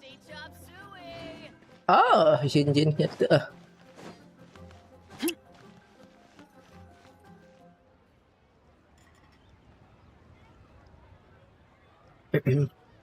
What a tongue twister! I'd have made a complete fool of myself if I tried to say it on stage without practicing it first. Huh. Call yourself Iron Tongue, Tien. Wobbly Tongue, Tien, more like. I used to have that problem a lot. But if you just take your time to grasp the meaning and commit it to memory, you'll be able to say it smoothly in no time. You're right, Miss Yoon. I'll give it another try. Hey, Yunjin! Fancy seeing you here! What are you two talking about? Ah, Traveler and Paimon, we meet again. And who, may I ask, is this? You may call me the White Horse Adeptus. The White Horse Adeptus? She's not really an Adeptus. I see. Well, it certainly looks like a lot of fun. Oh, funny you mention it. This type of thing is actually something I'm quite familiar with. Once, to perform through the eyes of a dragon, I decided to imagine that I was Rex Lapis himself. It was the only way to truly inhabit his mindset and understand his resolve to quell those demons. Sounds like you just wanted an excuse to feel all big and powerful. Hey, that's... You just don't understand how inspiration works. You're one to talk. Paimon's traveled all over with the Traveler, and she's seen things that would make your jaw drop. All right, then. Since you claim to be so knowledgeable, why don't you prove it by reciting an ancient poem? An ancient poem? Which one? Ha! See? You mean to tell me you've never even heard of the ancient poem called An Ancient Poem? What kind of a title is that? Quit teasing, Paimon. We only just found out about that ourselves. He's talking about the writing on those ancient relics. When we first saw it, we couldn't figure out what it all meant. So in the meantime, we decided to just refer to it as an ancient poem. However, thanks to the painstaking work of the scholars who were tasked with decoding it, it seems like that's exactly what it was. Or rather, an ode offered in veneration of the moon and the White Horse Adeptus.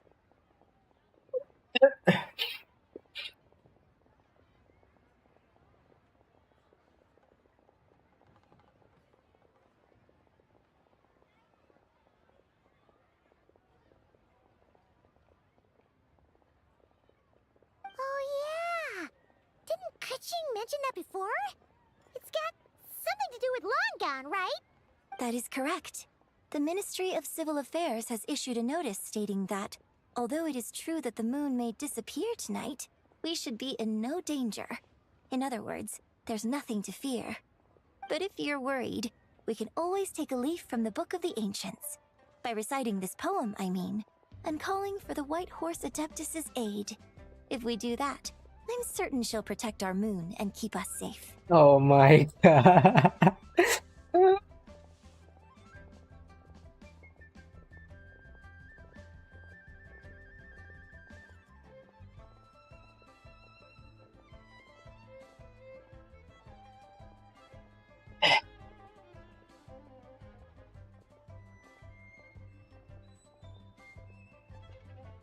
Seriously? Paimon has to get a look at this. Under moon astronaut in a radiant night. Imagine grand self at light. Oh my radiation. In view of Rosmo.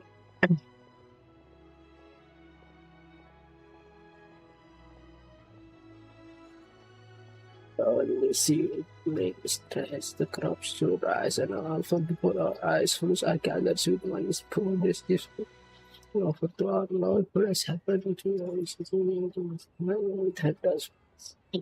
That's right. Under moon eternal, in radiant night, a maiden grant silk, soft and light? What in Tivat's that supposed to mean? Under moon iridescent, in night divine, blah blah blah, something cloth so fine.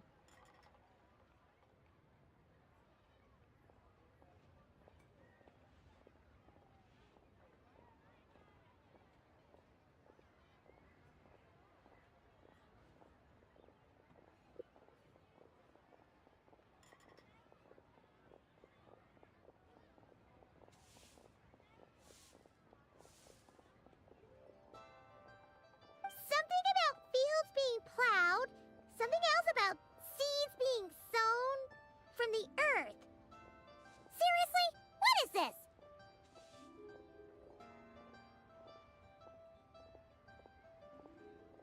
The fields are plowed, the seeds are sown, and from the earth, life is grown. Whoa! You did that without even looking! Bravo! Bravo! We have an expert in our midst. Looks like this young lady really does know her role inside out. If I didn't know any better, I'd have taken her for the real deal.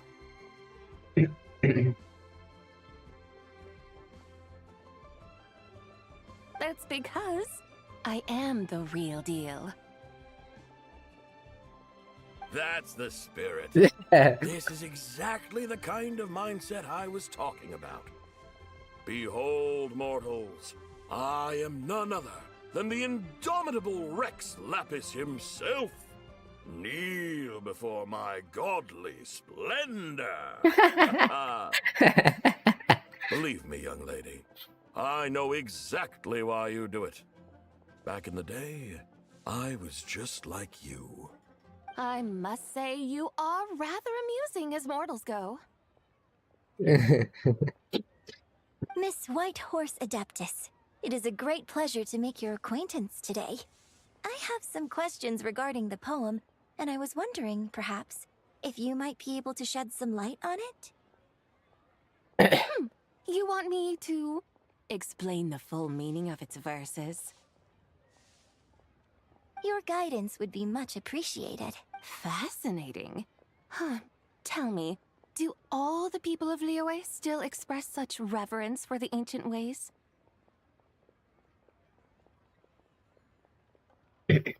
Well, it's true that we hold a deep fondness for our history, but it is hardly our only pursuit.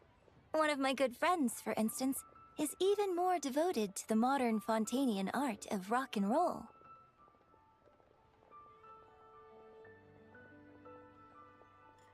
Exactly! And don't forget, great practitioners of the role-playing arts walk among us too. People like me and you, young lady. Yes. So rather than placing too much emphasis on our reverence for the ancient ways, it might be better to say that here in Liyue, 100 passions bloom, each with a voice of its own.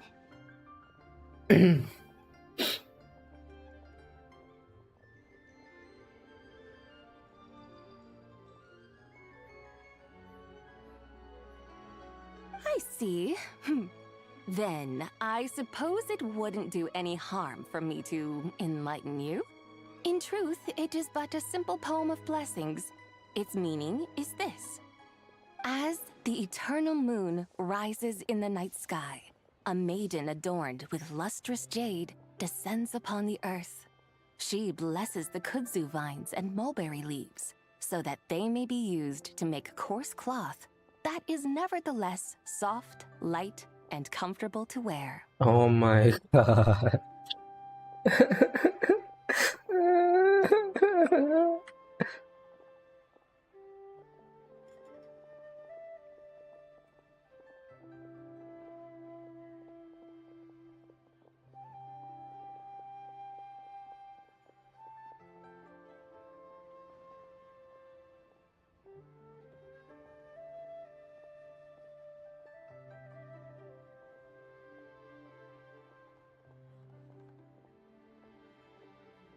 As the iridescent moon rises in the night sky, a maiden adorned with lustrous jade descends upon the earth.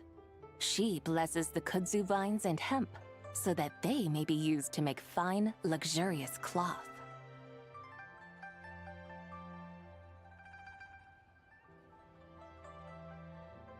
As the frost moon rises in the night sky, a maiden adorned with lustrous jade descends upon the earth. She blesses the mugwort and artemisia so that they may be perfect for divination. So she really did come down from the moon? She shows the people how to use the plow and spade to purge the land of weeds, till the soil, and heap up the earth to make it fertile. Then with the hoe, she teaches them to sow their grain, bestowing the promise of life upon every seed.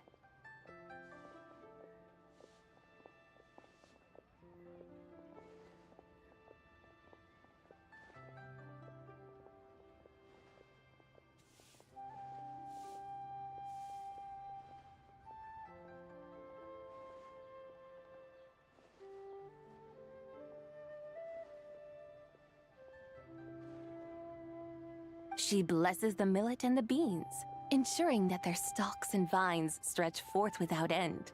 She graces the wheat and the rice, so that their heavy heads are filled with plump, glistening grain.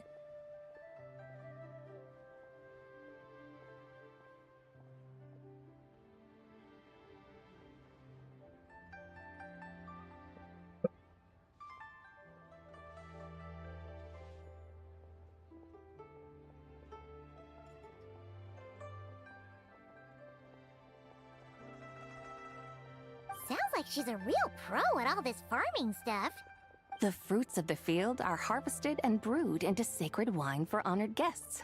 This we reverently present to the Divine Maiden, with every ceremonial step flawlessly observed, so that she may witness the depth of our piety and respect.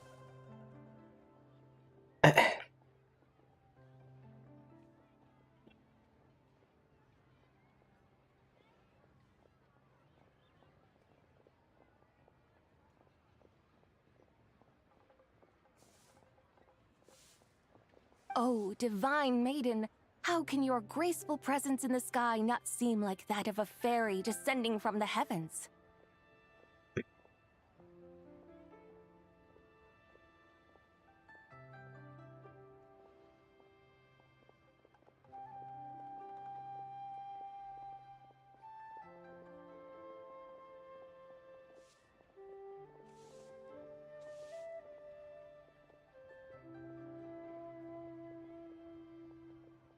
Oh, Divine Maiden, how does your pure and radiant form not resemble the guardian spirit of our land?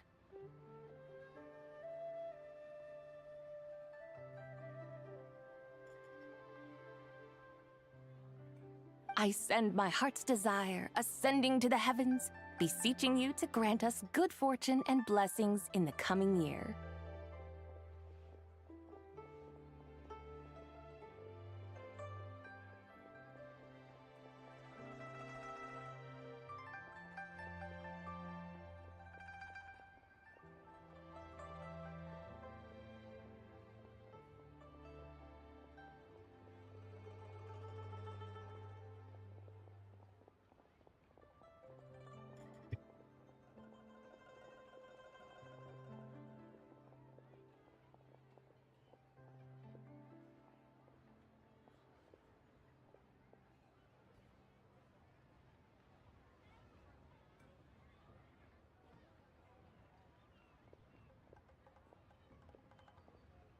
Huh? So, that's what it's supposed to mean?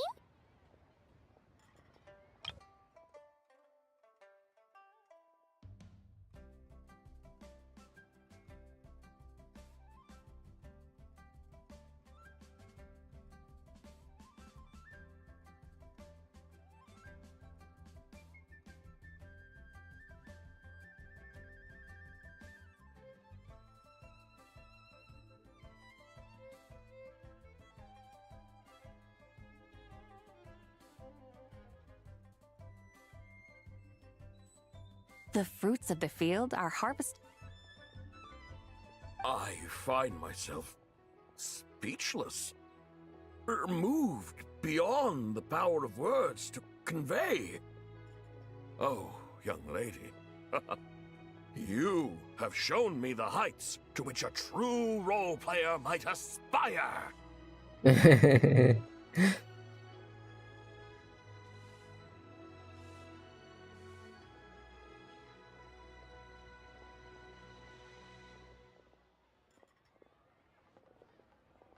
A truly remarkable performance. I did not anticipate that anyone could unravel this poem with such depth and clarity, and so soon after the Ministry of Civil Affairs notice, too.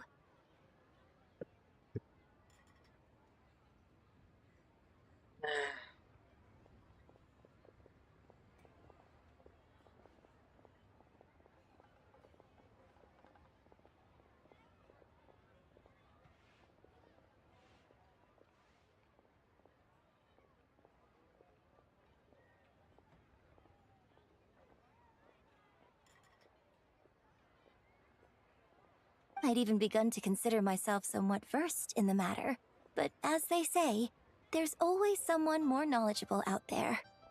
Allow me to extend my thanks to you, Miss Whitehorse Adeptus. You are far too humble, young one. I must confess, it is I who have been surprised, not only by you, but also by this Liyue Harbor of the present day.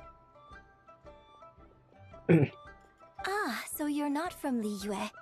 And what, may I ask, has surprised you about it? Oh, it's nothing really. Just some old memories scattered here and there. Very well, my guides. I suppose it is time we set forth on the next part of our excursion. I'd like to go see that wharf now. What say the two of you?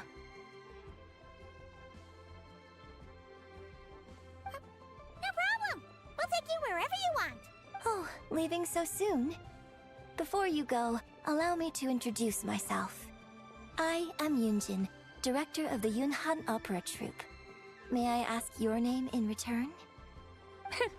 My own name is scarcely worth mentioning, but since you asked, perhaps I'll tell you the title of that poem instead. Oh. Huh? So, it isn't actually called an ancient poem? Of course not. Its real title is Odes of Long Zibai.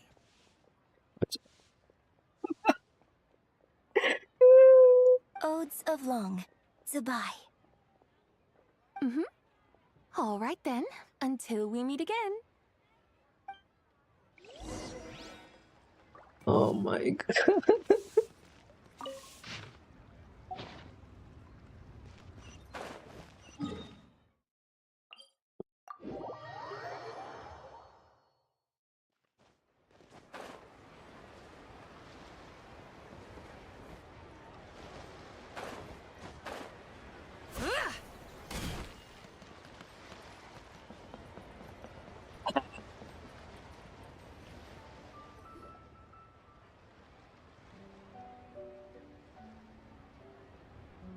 Hey, Ganyu! I almost forgot to mention.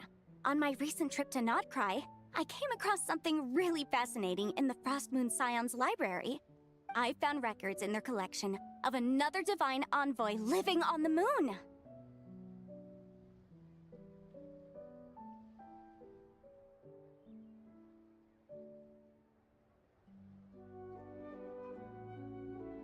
A divine envoy on the moon? You don't think it could have been referring to the White Horse Adeptus too, do you?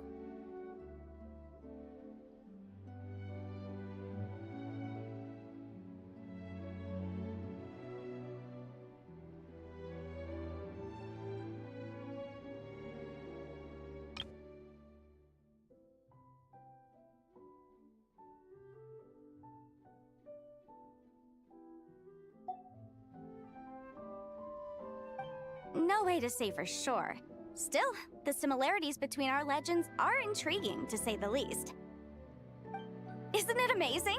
Especially when you consider how far apart we are.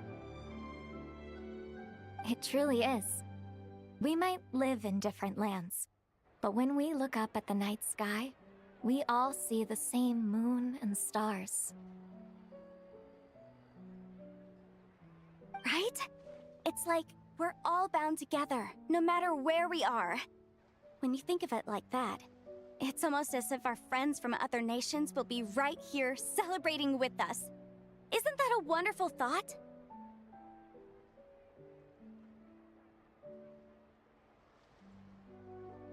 No wonder you were so excited to go see the giant lantern when you first got back. Sounds like you're a real fan of the White Horse Adeptus, huh? I guess you could say that. Just a pity she's so elusive. Even Granny's never met her, you know? Maybe she really is just a legend after all. Hey, Yanfei and Ganyu! Yes, Paimon.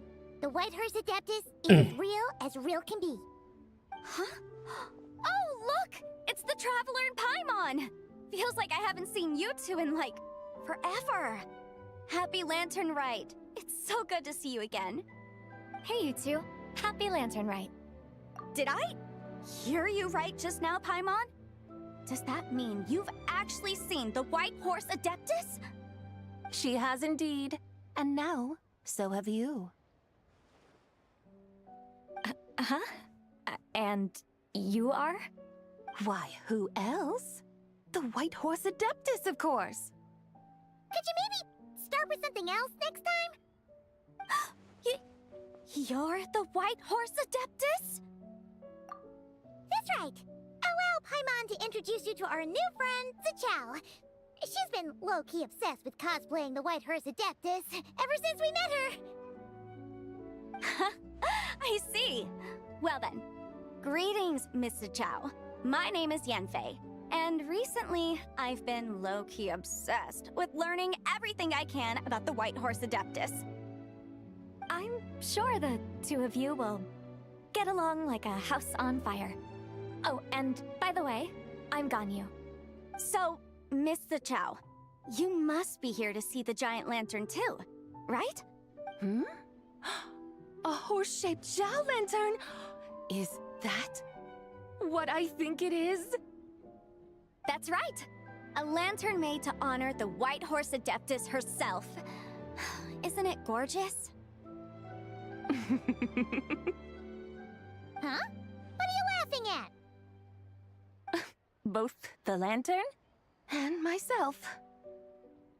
What do you mean? Oh, this lantern truly is an artistic masterpiece. But tell me this. Have any of you ever seen a horse before? Come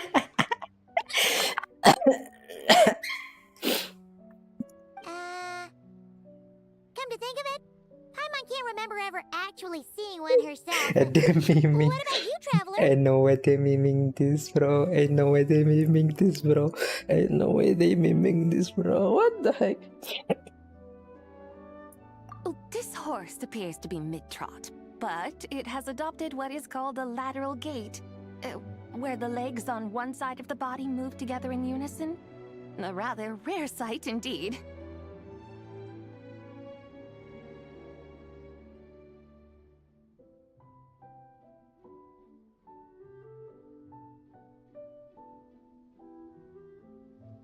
Just now, I suddenly pictured myself, I mean, the White Horse Adeptus running the same way. The image was so absurd, I could barely contain my mirth. Oh, really? I never knew that. You learn something every day, huh? Oh, come on! It's basically a giant piece of fan art! Who cares if it's different than the original? I was merely laughing at my own ignorance. I came here thinking that the White Horse Adeptus's tale had been long forgotten. Yet here I am, gazing upon a lantern made in her honor.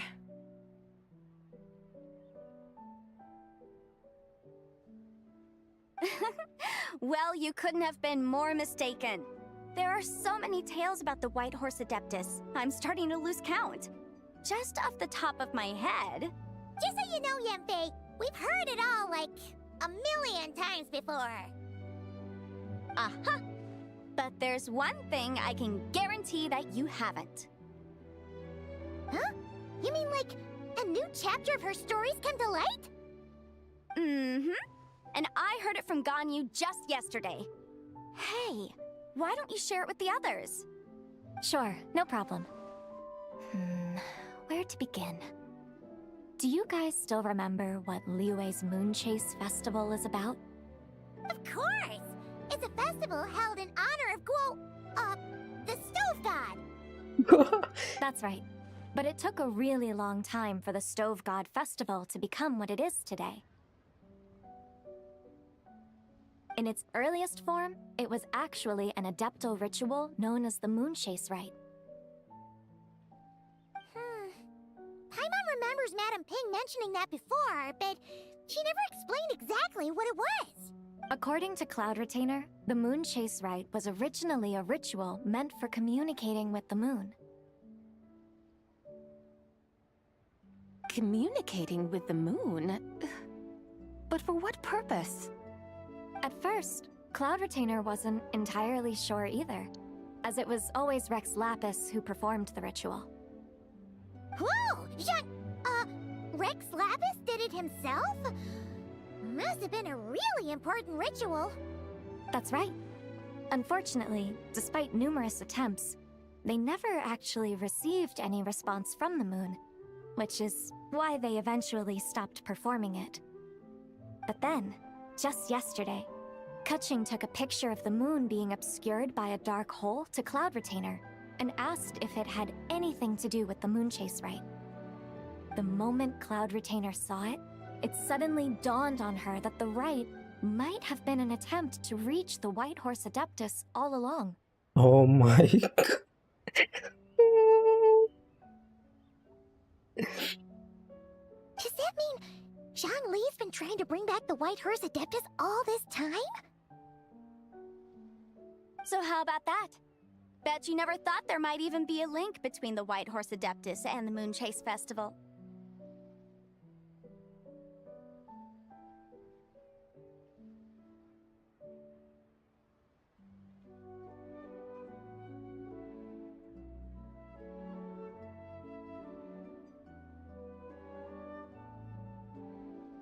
If Keqing hadn't taken that picture to Cloud Retainer, we would never have known any of this. This is probably what Keqing was referring to that day when she mentioned there were some ideas she wanted to follow up on. So, Geo Archon. All this time, you've been striving to awaken her. Huh? What do you mean, awaken? Nothing. What I truly meant to say was, this new insight you've provided has been truly eye-opening. Oh, by the way, my trusty guides, I've been meaning to ask, where in Liyue Harbor might one enjoy an expansive scenic view? Huh?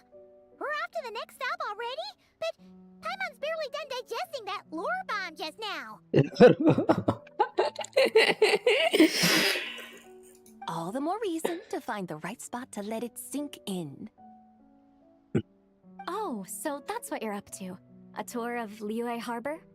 In that case, if you're looking for a spot with a panoramic view, I'd recommend Yujing Terrace. That's a great idea. Since the terrace is on higher ground, the sea view from up there's so much better. Great!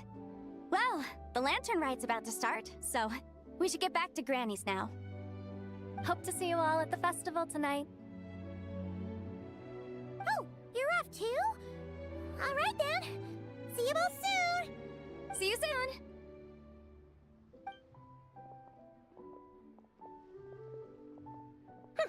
Very well, my guides.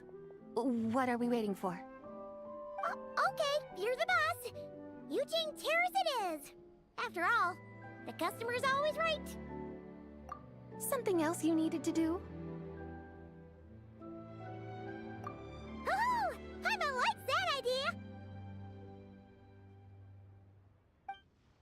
And what, may I ask, is a photo? It's this awesome invention that lets you record moments in the blink of an eye.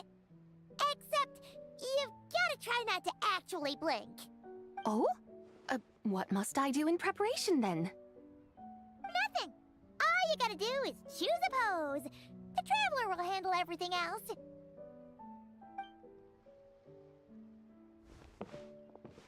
Come on, let's give it a try.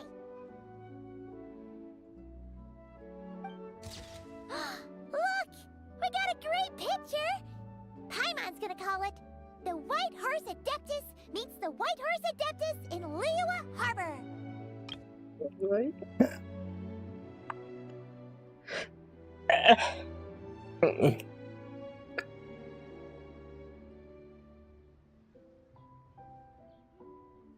Huh. They've even discovered a way to preserve moments in time. Now I truly am curious to witness what else these mortals might accomplish.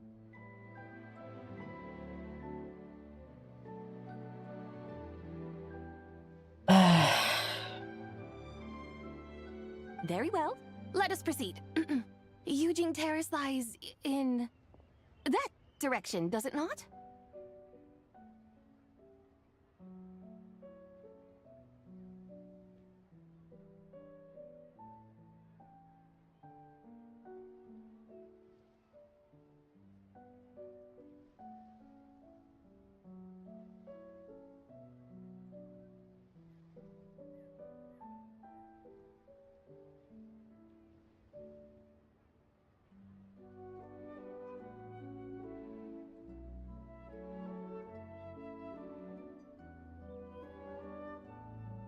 Hey, wait for us!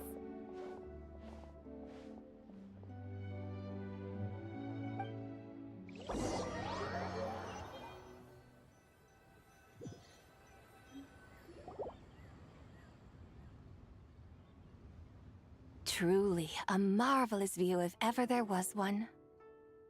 It seems the charm of this Liyue Harbor is only heightened by the sun's dying light.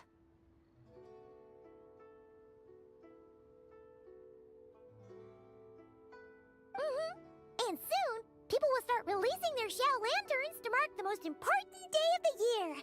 Practically everyone will be with their friends and family, eating a big meal, chatting, and even setting off fireworks. Trust Paimon, it'll look even more amazing then. What do you say? Want to stay to see that? No need. Let us bring this weary day to a close. Weary day? You mean you didn't enjoy your tour? I had imagined you would arrange for me to witness some grand spectacle. Perhaps the descent of divine beings, the manifestation of the sacred before mortal eyes, or the appearance of a selfless hero come to aid the helpless and downtrodden.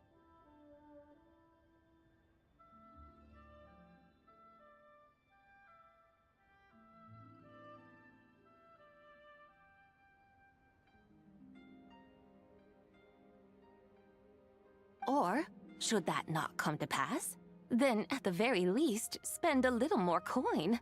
For that, it seems, is how one finds true enjoyment. Alas, but there was none of these.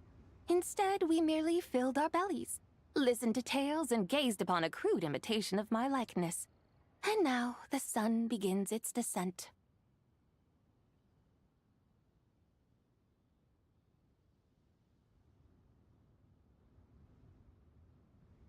What a day of quiet tedium.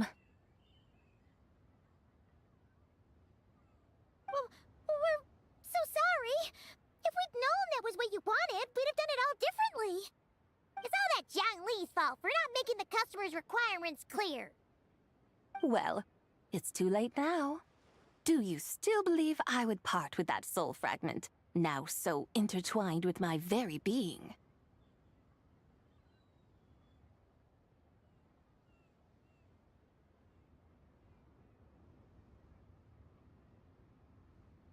But...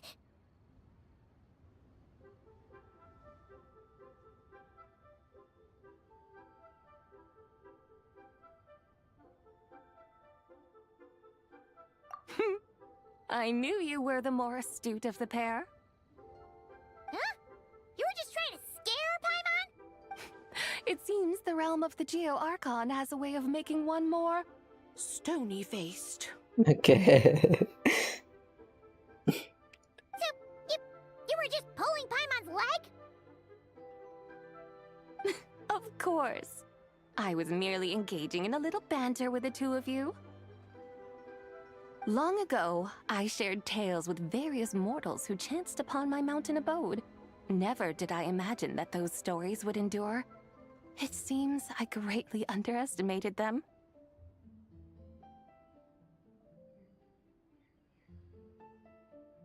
Perhaps, as your Geolord said, a few pieces of ancient Langan's magnificent jade have truly become part of the very foundation of this land. So, you've decided to help us? Again, that goes without saying. I made up my mind some time ago now. When I beheld a rather intriguing scene as I set foot in this city.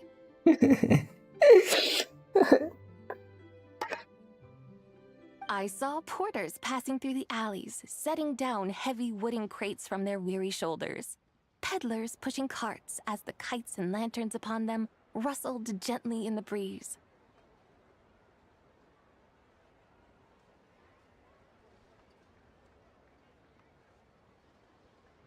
I saw cooks cooking, actors acting, scholars reading, soldiers marching, children playing, elders resting, officials officiating, and the common folk absorbed in this or that, reveling in the simple joys of life.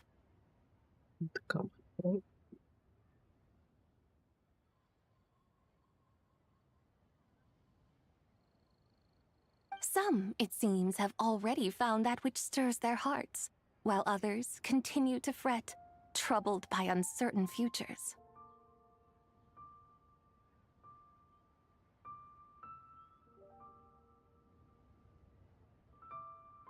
Yet, in this gentle and serene order, each holds fast to their anticipation, not only for the celebrations to come, but also for the first light of the morrow.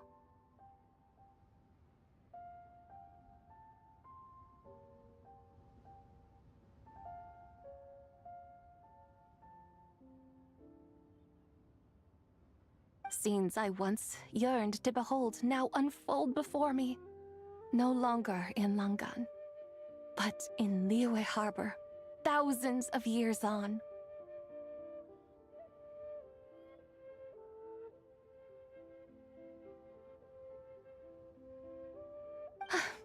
How wondrous is this mortal realm. Thank you, White Horse Adeptus! Thank you so much! Thank you, thank you, thank you. Adeptus, Adepti, perhaps the singular art in which we are truly proficient is that of sequestering ourselves within the high mountains.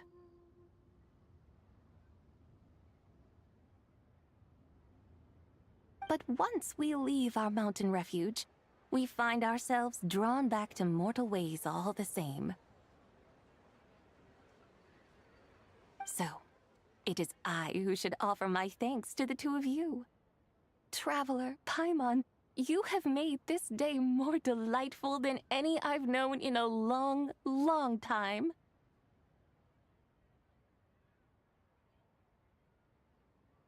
Come now, and take what it is you need. You mean, like, right now? But don't you think we should wait for Zhangli? That won't be necessary.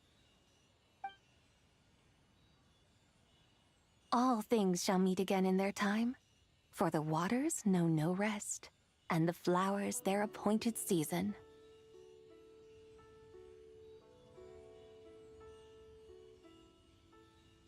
One need not fear that life is but a journey of goodbyes.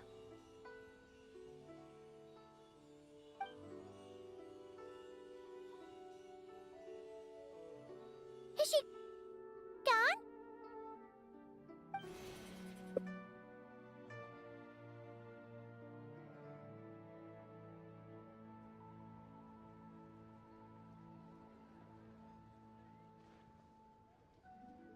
Yes, she's gone. A deadly self is formed from the body's impure vapors, so naturally it cannot survive long in this world. Had it not been sustained by the remnant of Zibai's soul, it would have faded away a long time past.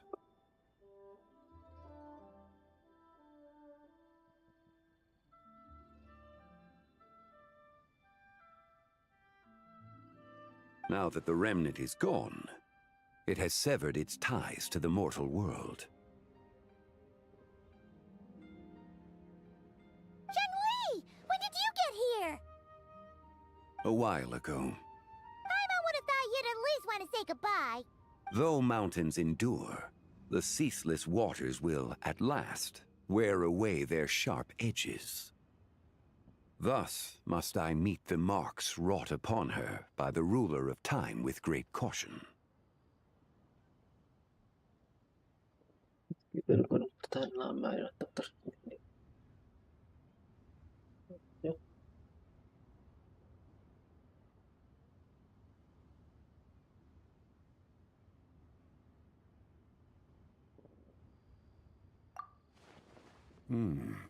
It may be goodbye for now, but someday we will meet again. Really? And when might that be? Who can say for sure? Years and years from now, perhaps. Or maybe tonight, at the Lantern Rite. Oh my god, what the mean? Wait a second.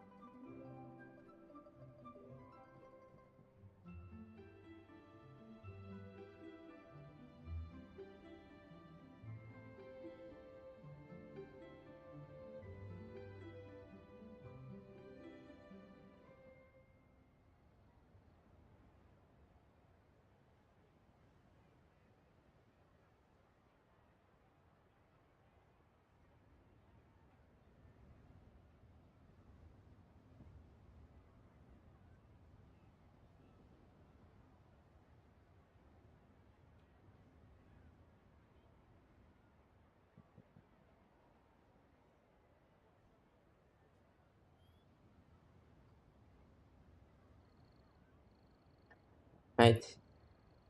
We go to the casino now? Or maybe tonight at the Lantern. Right, indeed. Let's go. Are you saying that if the White Horse Adeptus were to be resurrected, she'd still have the memories of the three deadly selves? That she'd still remember us? We will find out soon enough.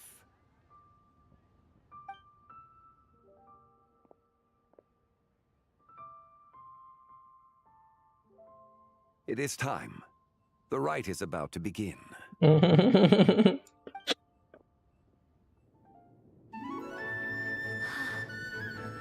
rite is about to begin. Is the moon really gonna disappear? Got your lanterns ready, everyone? All set. Might be about time to put eyes to the sky. Wouldn't you say, Tianquan? Look!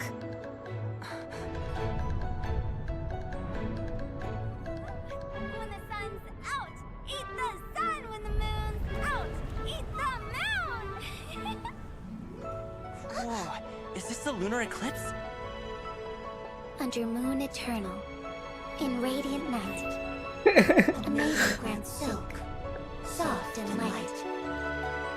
Under moon iridescent, in night divine, a maiden grants fiber for cloth For so you. fine.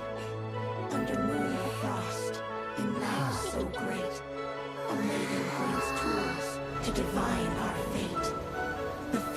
cloud, the seeds are sown, and from the earth, life is grown. The seedlings stretch, the crops do rise, and all unfolds before our eyes. Fruits are gathered, sweet wine is poured. These gifts we offer to our Lord. Pure is heaven, so fair and bright, she shines as light in this dark night. And with her does this, wish take flight.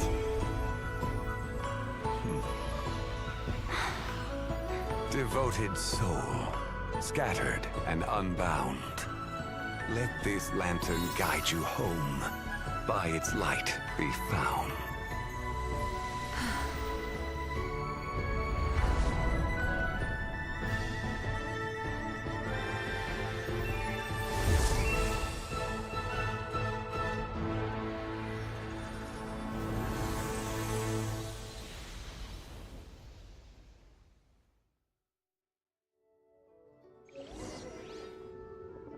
Did we do it? Do we finally get to meet the real White Horse Adeptus?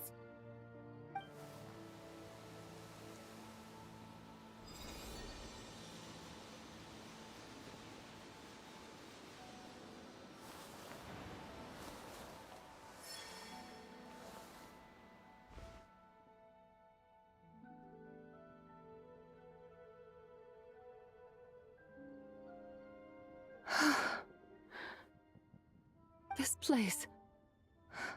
Where am I? A familiar land, now known by the name of Liyue. Oh my god.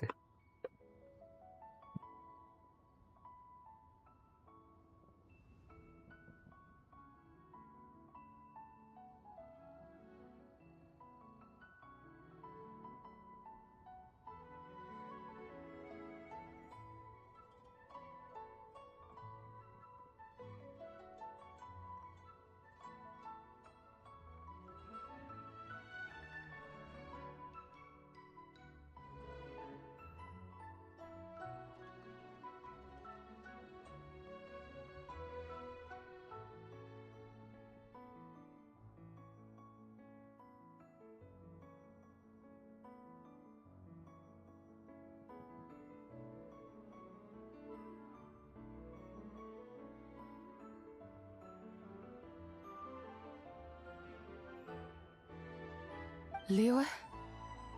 The peaks adorn the clouded moon. Then, who might you be? Oh no! She seems to have lost all her memories after all. And those countless lights in the sky, what are they? These lights, each like a dwelling in glad accord, usher in this day of joyous rebirth.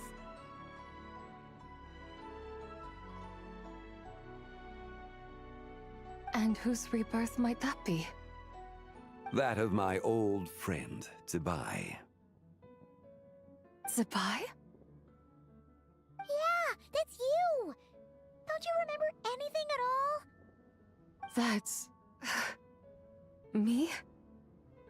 Oh, yes. The envoy of the Lunar Palace. My name is Zibai, indeed.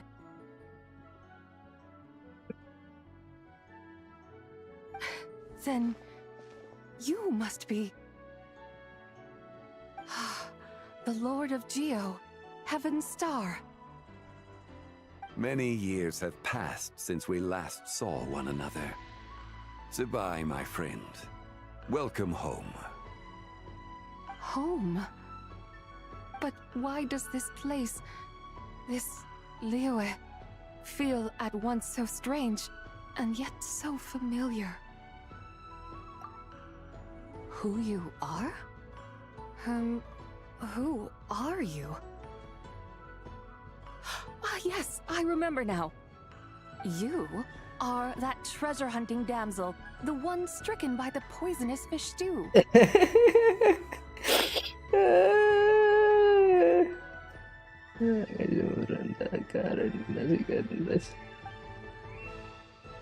How goes your quest for treasure?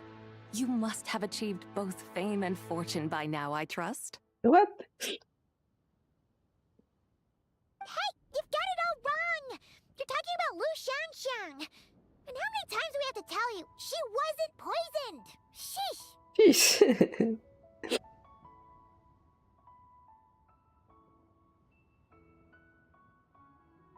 Hmm?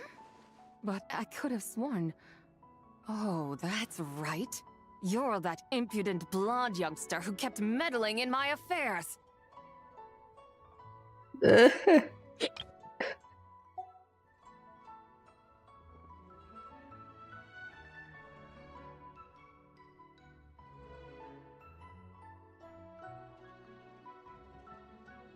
And to think you even had the audacity to presume yourselves worthy of being...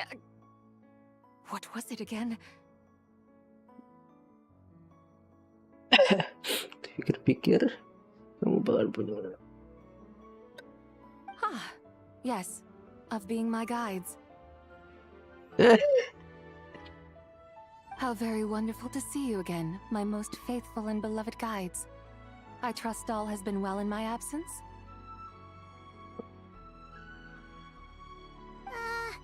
Well, she finally got it right. But that sudden mood swing felt even weirder. It's like her head's packed full of slimes. What?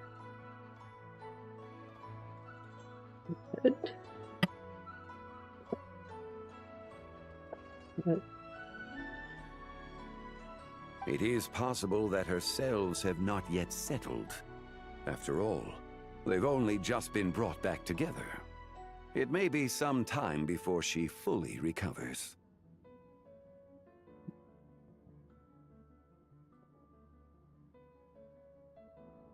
Huh? You mean, kinda like she's still half asleep? That I cannot say for certain. Perhaps a few days. Perhaps a few years.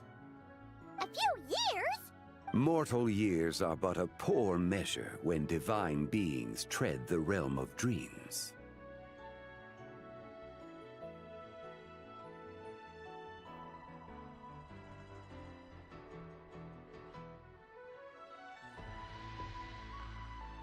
Well, if you say so. Anyway, at least she's whole again, right? That already seems like a pretty good outcome to Paimon. Yes, there is little cause for worry. We need only wait and let time take its course. Say, what are those little creatures over there up to? Celebrating Lantern Rite, of course. And those lights up in the sky? Those are all Shao lanterns. This year, each and every one of them carries a little wish inside. Lantern Rite. Then, may I join in too? Of course! Why else do you think we've been running around like headless chickens these past few days? Tell you what, Traveler, why don't we take the White Horse Adeptus out to celebrate? Who knows? Maybe seeing some familiar faces might help her find her feet? Hey, Zhangli! You've got some time on your hands now, right? Why don't you come along with us? By no means a bad idea, Paimon. Oh, and Zibai, before Paimon forgets, when we meet the others later, remember to wish them a happy Lantern Rite. Happy... Lantern Rite? Happy Lantern Rite! Yes! Happy Lantern Rite indeed. Well then, let's go!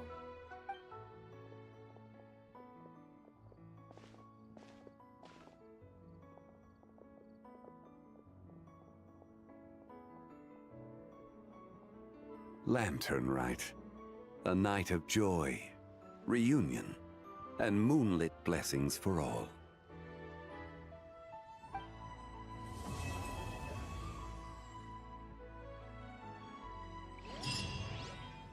Is it open for the next one? Yep. Oh my god, I've been playing Quest for 6 hours, bro.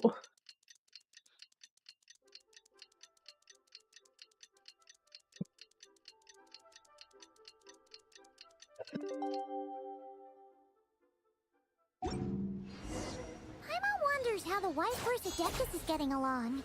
Maybe we should check in on her? We can ask Zhangli where she is.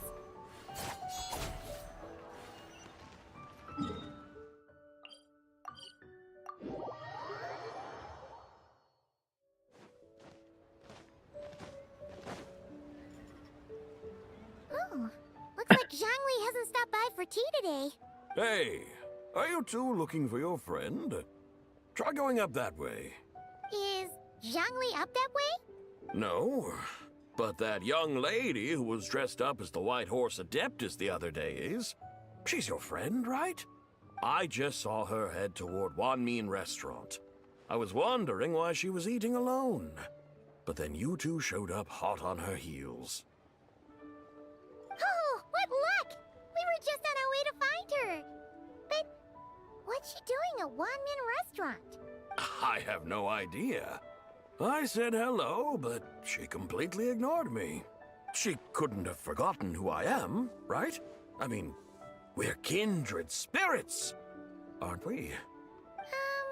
Maybe she's still half asleep, but her brain might be a little fuzzy. Oh, that makes sense. I was wondering why her eyes were so red. Her eyes were red? Oh, that doesn't sound good. You young people, staying up all night because you think you're invincible? Look at your friend. Missing out on sleep so she can pretend to be the White Horse Adeptus. That's where that leaves you, you know. A word to your friend from someone who's older and wiser. She really needs some rest. Paimon won't be so certain about the older and wiser part. Yeah, what was that? Hurry along, then. Oh, and don't forget to come back and check out my Rex Lapis cosplay when you're done. White Horse Laser Journey.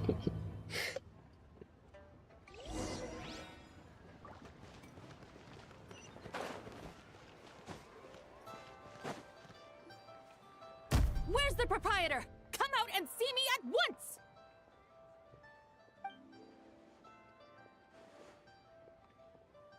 Xiangling and Chef Mao aren't here right now. What can I help you with? And who might you be? My name is Shenhe. I work here at Wanmin Restaurant. Okay, repeat, bro. Shenhe. Shenhe.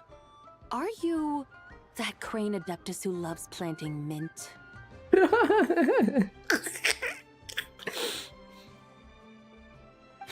It's been a few days.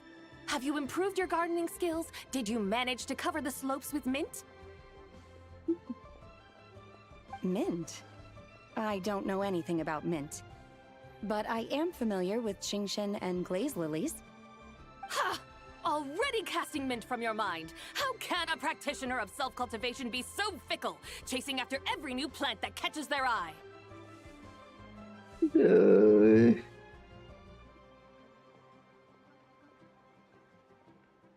I'm not sure I get what you mean. Are you delirious from hunger? Would you like something to eat? Shenhe! White Horse Zibai! So this is where everyone is! Traveler, Paimon. It's been a long time. Happy Lantern Rite. Is this customer a friend of yours? Don't mind her, Shenhe. She's just a little cranky because, she didn't sleep well last night and she's only just woken up. Look how red her eyes are. I see. In that case, Miss Zibai, I have a tonic here infused with Qingshen. It's cool and soothing when applied to the eyes. Would you like to try a few drops? Stop right there! Who are you two noisy children? Hey! Have you forgotten about us already?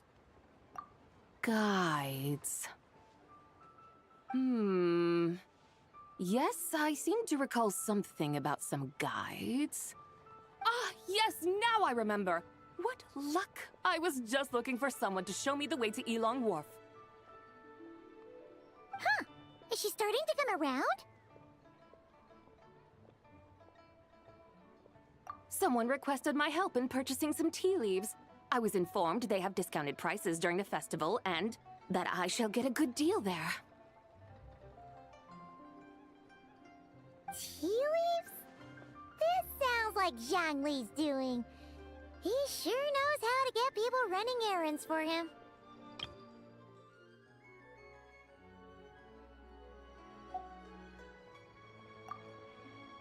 Your friend Rex Zhongli initially requested the most expensive tea, but then a young lady in a hexagram hat mentioned he'd burned through the Wangsheng funeral parlor's yearly expenses at an exhibition a few days ago.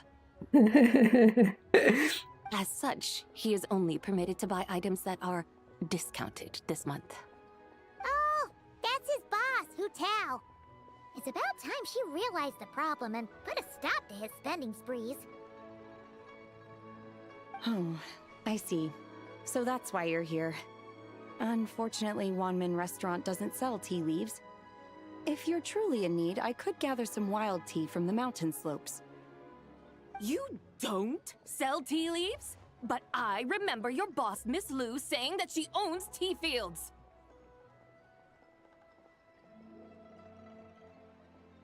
You really should get some rest. The person you're talking about isn't the boss of Wanmin Restaurant. She's just like you. She came here to eat. Is that so? Life really is full of surprises. What surprises? Your brain really is as gooey as a pack of slimes. Can't believe Zhongli entrusted you with going all the way to Yilong Wharf and buying tea.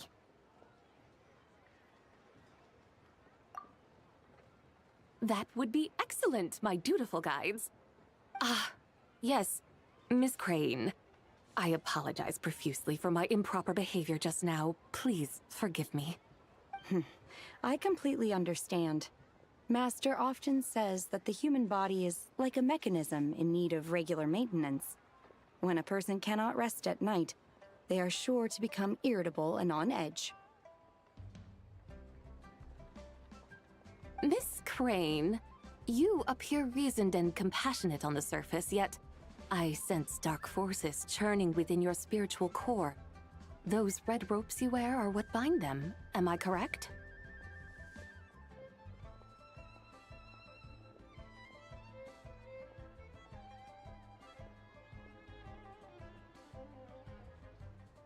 Oh, you can sense that?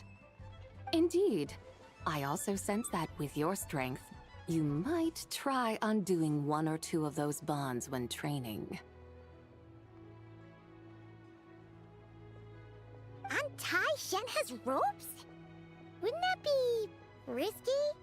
Though the use of red ropes to bind the soul is a wondrous technique, practitioners must eventually learn to break free from external aids and look within themselves for restraint.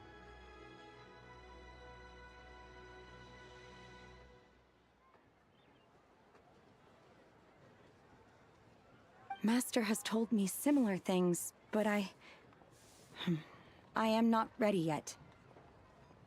Your self-cultivation has progressed far enough.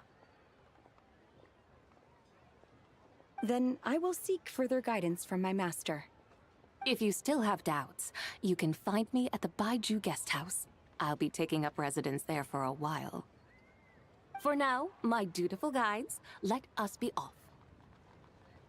Okay.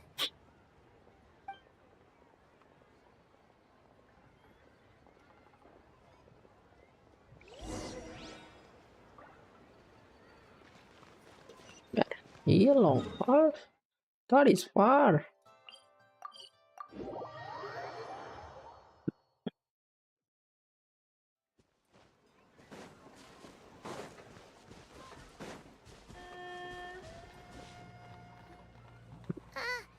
Aren't we going to Yilong Wharf? How do we end up on this mountain? Is that small town over there not Yilong Wharf? I sense a familiar scent wafting through the air. You're right! Except for the smell part. Paimon doesn't smell anything. That is because this scent is the essence of jade, which can nourish the spirit. Oh, yeah! Shenyu Vale does have a a lot of jade, but Paimon didn't think jade smelled like, you know, anything. Naturally. This has reminded me of something. Hmm? And what's that? A few simple tricks for mastering one's power.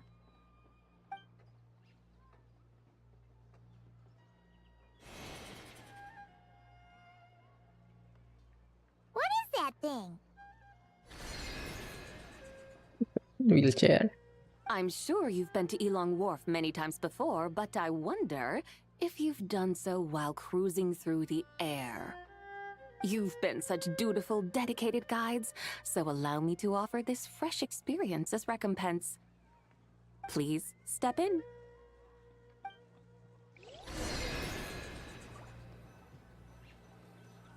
Oh, we got in the chariot, I suppose. We go parade. Wheelchair, bro.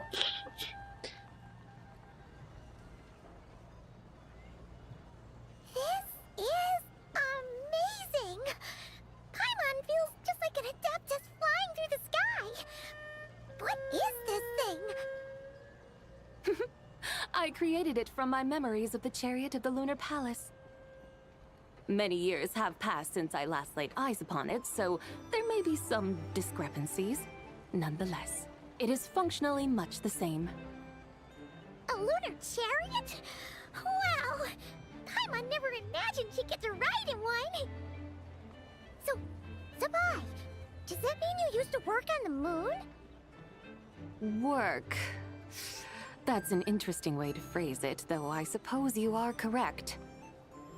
I was once an angel, a member of a race tasked with guiding humanity. Then, graced by serendipity, I became a moon envoy. Huh? What's a moon envoy?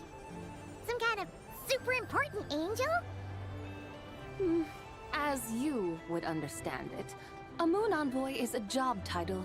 Any angel, or non-angel, can become a moon envoy. Does that mean you're not the only one? Of course not. Though my memories are still hazy, I vaguely remember some of my colleagues. There was one who liked to take on the form of an ibis. An ibis? Could it be... Can all moon envoys turn into animals? Does that mean Rauma could take that job? She can turn into a deer, and moon chanters are some sort of Luna envoy anyway, right? Moon chanter? I have no idea what those are.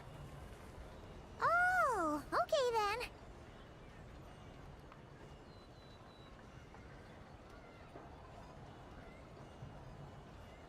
Look!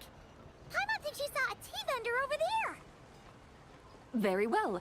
Let's take a look.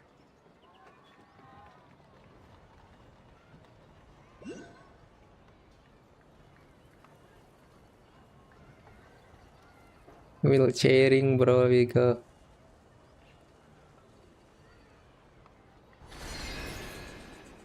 Alright.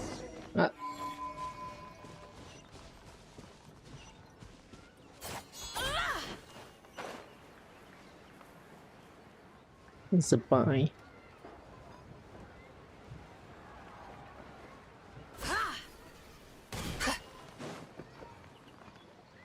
Welcome, please have a look around. We only sell teas of the finest quality sourced directly from Chaoying Village. Right now we're offering a special discount for Lantern Rite. Look over there! Discounted tea! Dear customers, are you looking to purchase some tea leaves? I can see from your bearing that you are no ordinary customers. My humble shop has some exquisite teas that should satisfy your more refined tastes. We're not here for quality. We're looking for a discount. A discount? Well, that's a coincidence. Our Onslaught tea is on sale right now. A special festive offer. Something about the name of that tea sounds familiar to Paimon.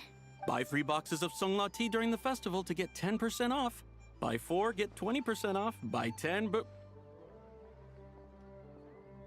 That's right! 10 boxes at half price. Have you been to our shop before by any chance?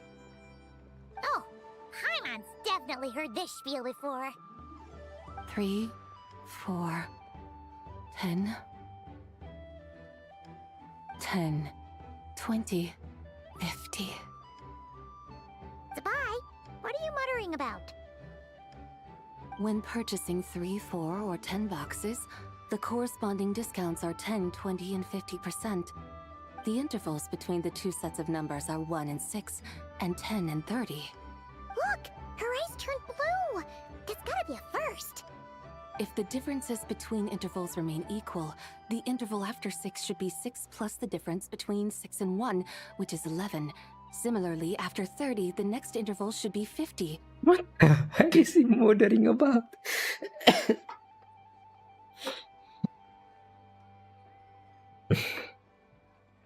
Six what?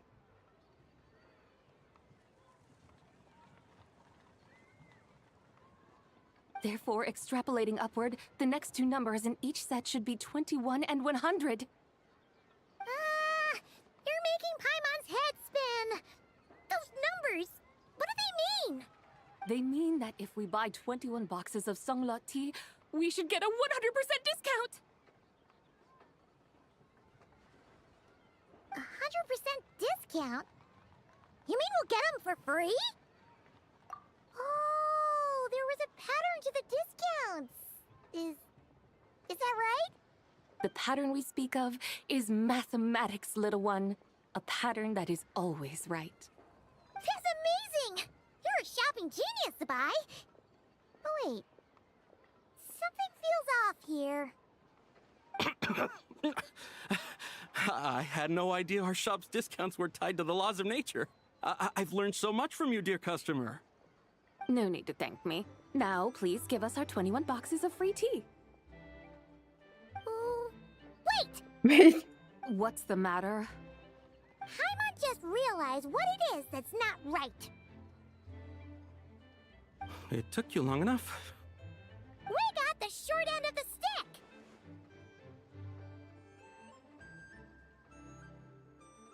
Think about it. If we don't have to pay when buying 21 boxes, then if we buy even more, the vendor should be paying us money instead, right? Huh? Hey, Zibai, work this one out. If we buy 100 boxes, we'd make loads of money, wouldn't we? It stands to reason. Okay, dude. Wait a moment, dear customers. Don't you think you're haggling a little too hard?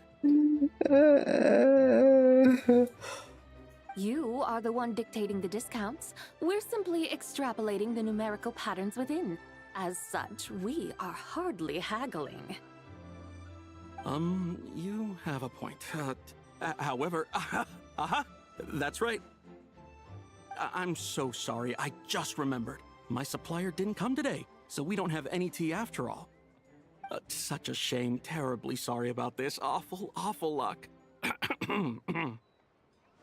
Where can we find your supplier? Well... Not to fret. We'll save you the effort and go straight to the source ourselves.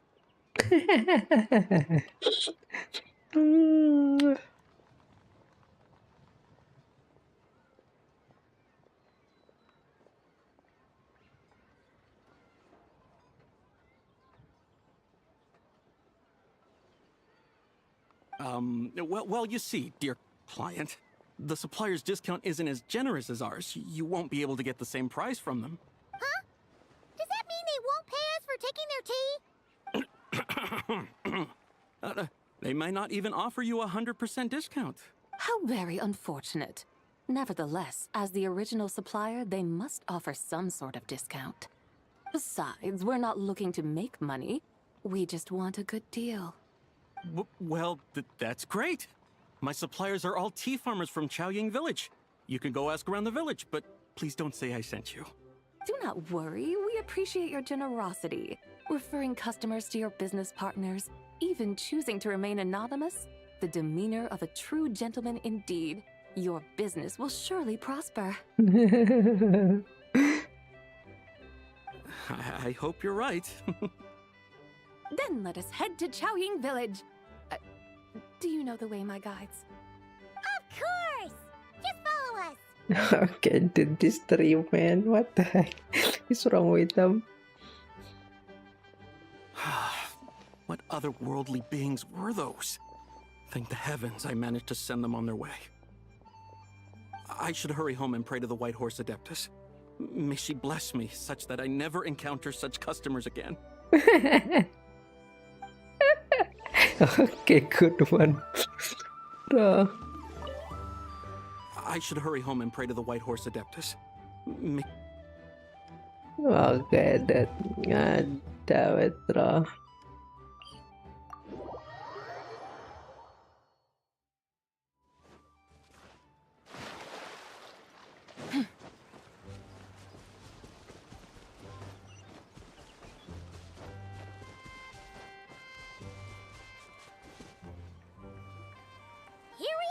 The mountains and waters are pristine. They embody the beauty of heaven and earth.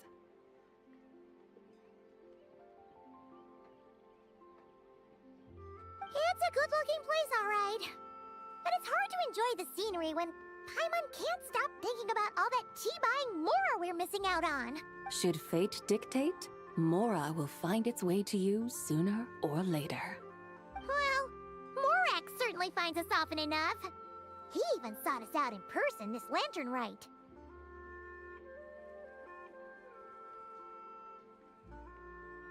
For now, let's look around and see if any tea farmers are selling their crop. We'll be able to see more clearly from up high. Let's take to the sky and enjoy the beautiful scenery while we're at it.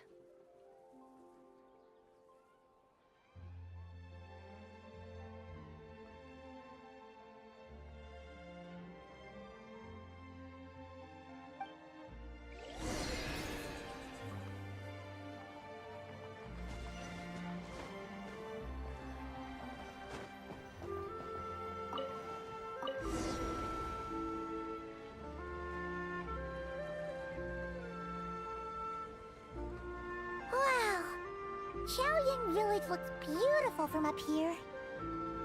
Indeed, the houses here are quite different from those in Liyue Harbor.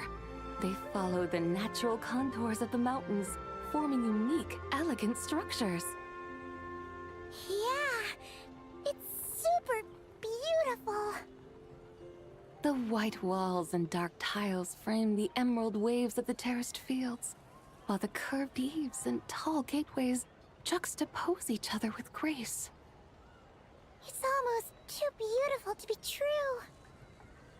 The crowing of roosters and barking of dogs, the calls of farmers working the fields, a vibrant pastoral chorus overflowing with earthly vitality. Yeah, it's incredibly beautiful, huh?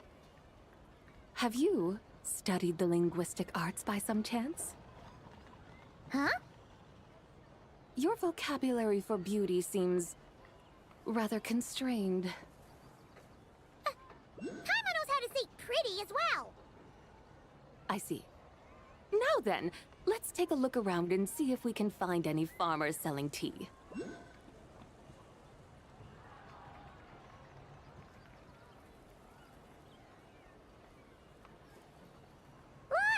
There's someone in that tea field! And they look kind of familiar. Wait, is that Lu Shanxiang? And who is that?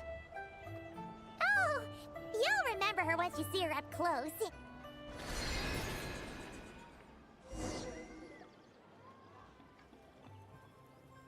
Hey there, Lu Shanxiang! It really is you! Huh? Paimon, Traveler, and the White Horse Adeptus. Fancy seeing you here. The White Horse Adeptus has a name now. You can call her Zibai. And you are... Wait. I remember now, you're...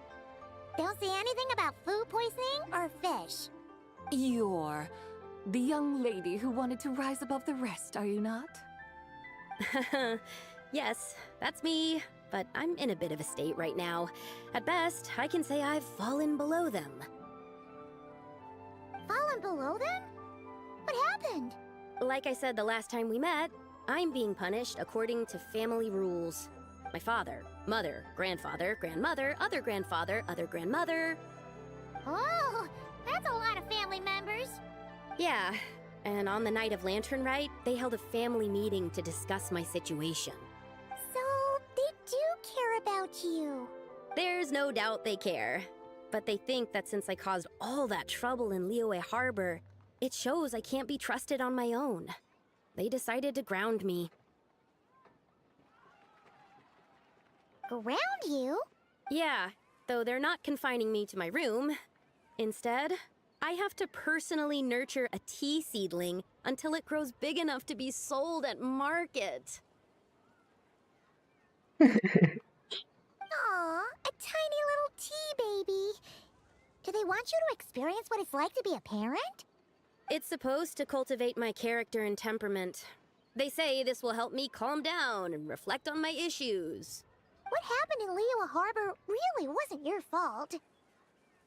Oh well, at least this punishment doesn't sound too harsh. So, how long will it take for the little tea baby to grow?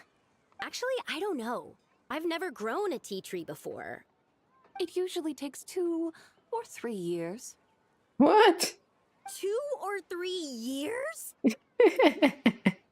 Yes, the tea in this garden requires 2 or 3 years to mature. That long? Zibai, you're not making this up, are you? How do you know so much about growing tea? When the plants thrive and grow, that is the meaning of my name. I can tell at a glance when their season of ripening will come.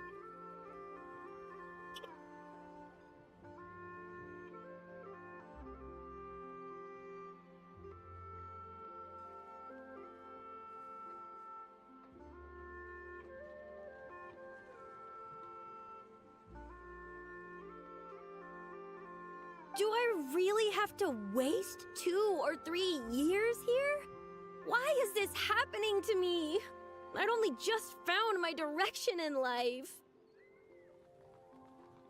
Yes, during the night of Lantern Rite, I heard many people reciting poems from Long Gone in praise of the moon. In that moment, I suddenly felt a great sense of pride. I mean, I helped excavate cultural artifacts from Long Gone, so I contributed to the revival of these poems too, right? So I decided to stay with the archaeological team. I want to unearth even more history. I see. And are you sure that's what you want to do? If you don't achieve anything significant in the years to come, will you still enjoy it? Yes, because archaeology gives me that boom shakalaka feeling. Wait, did Xiangling teach you that? That's right. I was asking her for advice.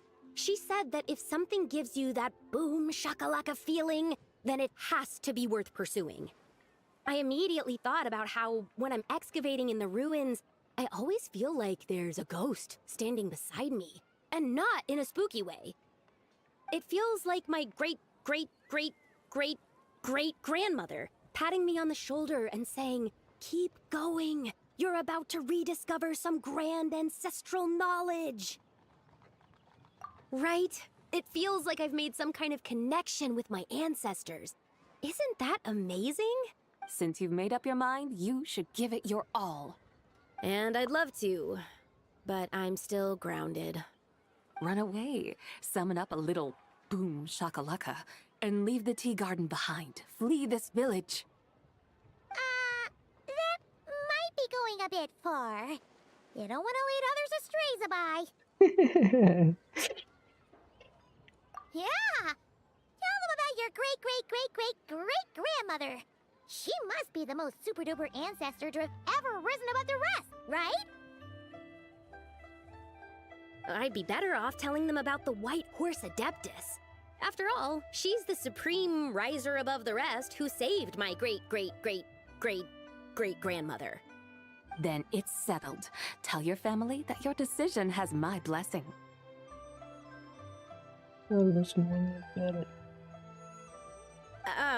Thank you, Zibai, but I don't think cosplay is going to work on them. They won't listen. They don't need to listen. You need only follow the rules they've set out for you. What do you mean? As I'm sure you know, some ancient texts refer to the White Horse Adeptus as the Daughter of Time. My family history contains such records. But what of it? If the White Horse Adeptus were to manipulate time to make your tea seedling grow overnight, then you'd be free, correct? Is that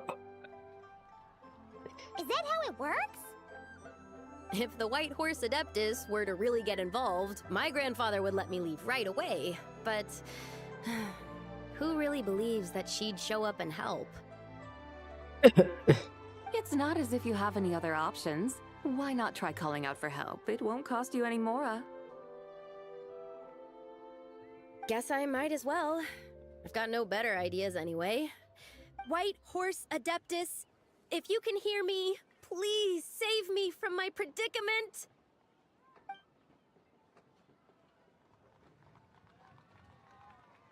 Ugh. Nothing happened, as expected. Perhaps the White Horse Adeptus has already heard your prayer. Why not come back here tomorrow and take a look? By then, the seedling you planted may well have grown into a thriving tea tree. Thank you, Zibai, for trying to comfort me. I do feel better now, kinda. But can't you really do something like that? Oh, it's getting late. Why don't you all stay at my house tonight? My family may be strict with me, but they're always welcoming to guests. That sounds great! Let's get some sleep and then come back here tomorrow to see if our tea baby has grown.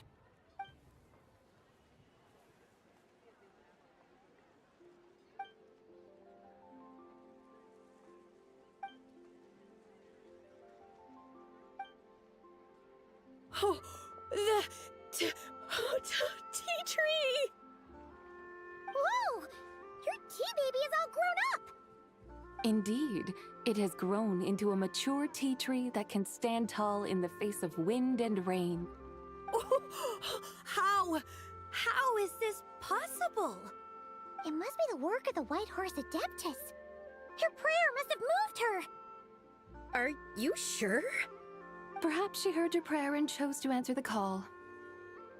She once saved my great-great-great-great-grandmother. This time, she saved me. That's incredible! Your family must be blessed by the White Horse Adeptus. I guess so. I need to tell everyone the news right away. They'd better. Since this is the will of the White Horse Adeptus, I don't see how they could object. Go. And if you run into any more trouble, call out to the White Horse Adeptus just like yesterday. Thank you so much. Paimon really thought you were going to use Adeptal energy to make the tea baby grow, Zibai. When an Adeptus exerts effort, consuming their energy, is that not using Adeptal energy?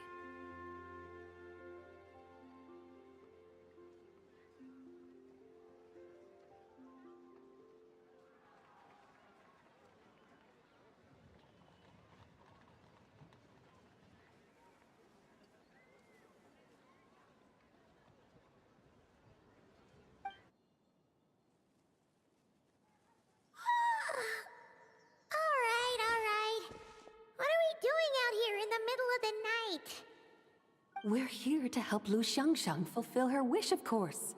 Can you really make the tea baby grow? It won't be easy, but there are ways.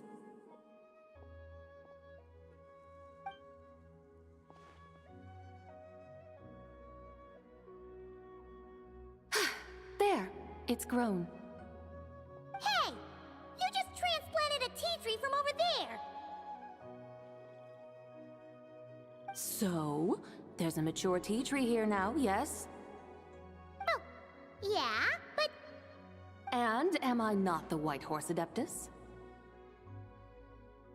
Well, yeah. Is this tea tree then not a manifestation of the White Horse Adeptus's will? You're not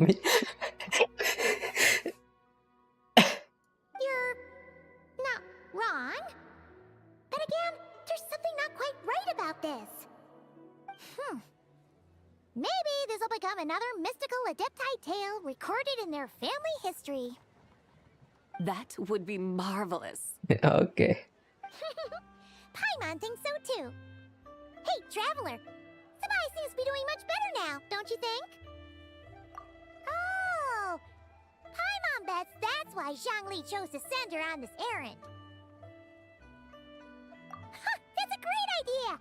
We've already shown her Liyue Harbor, Yulong Wharf, and Xiaoying Village. How about we head to Qingce Village next?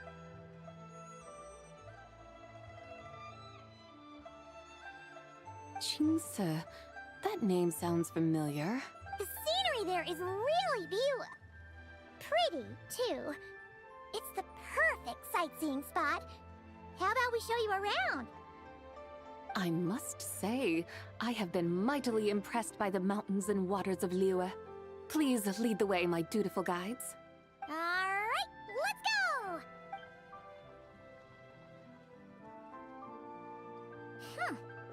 Paimon can't help feeling like we've forgotten something. Pay it no mind. I've already forgotten more than you will ever know. Alright. If we forgot something, it can't have been that important to begin with. Okay, bro. What is this meme? Qingce Village, here we come! Where is the tea, bro? Get it.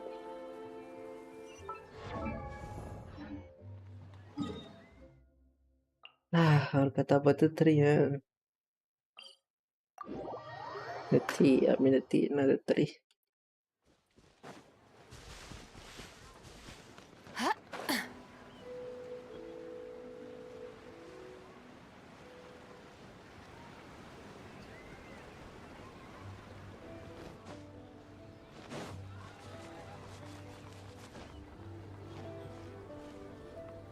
We should plant cucumbers. We should plant canolas.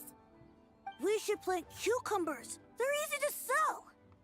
We should plant canolas. The flowers are pretty. What are you arguing about, little ones? We're deciding what to plant in our field once Lantern Rite is over. Yeah. Dad gave us a small plot of land to grow our own crops. He said we can keep all the more we get from selling them. We should plant cucumbers, right? Dad plants cucumbers every year. We should plant canolas. We can press the seeds for oil. It smells good and sells for a good price. Ah, an agricultural debate. This should be easy to sort out. Granny, are you a farmer? Could you tell us what to do? Granny? What did you just call me, you rapscallion? What the heck? Oh no, her eyes are gonna turn red again. It's just, my granny smells really nice, and you smell nice too, so... Sorry. How about we call you Auntie instead? Auntie? Oh, alright. Big Sis Zibai, can you help us decide whether we should grow cucumbers or canolas in our field? You little rascals! Using priceless land like this just for cucumbers and canolas? What a waste of heaven's gifts! Huh? What should we plant instead? With the coming of spring, when all things awaken, the fields should be sown with the 5 grains.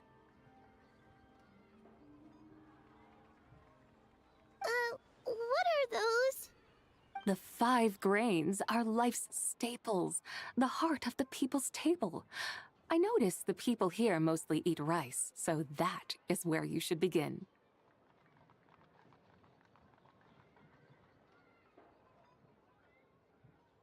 Based on the local climate and soil, seedlings planted in mid to late spring should produce mature grain within 2 or 3 months.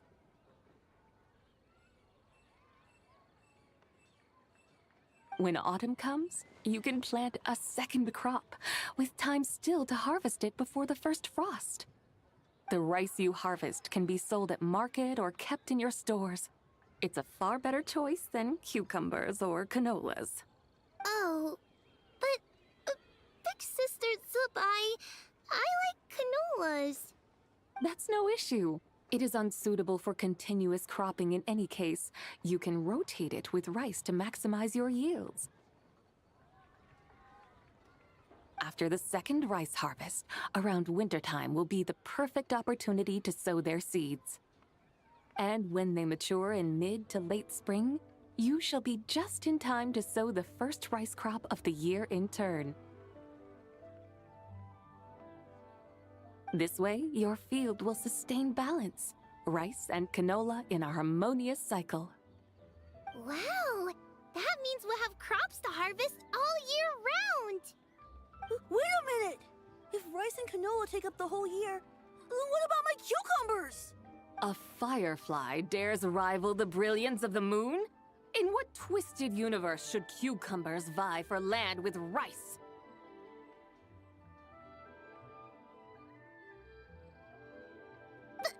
Big Sis Zibai, you're going to hurt Lil Lee's feelings.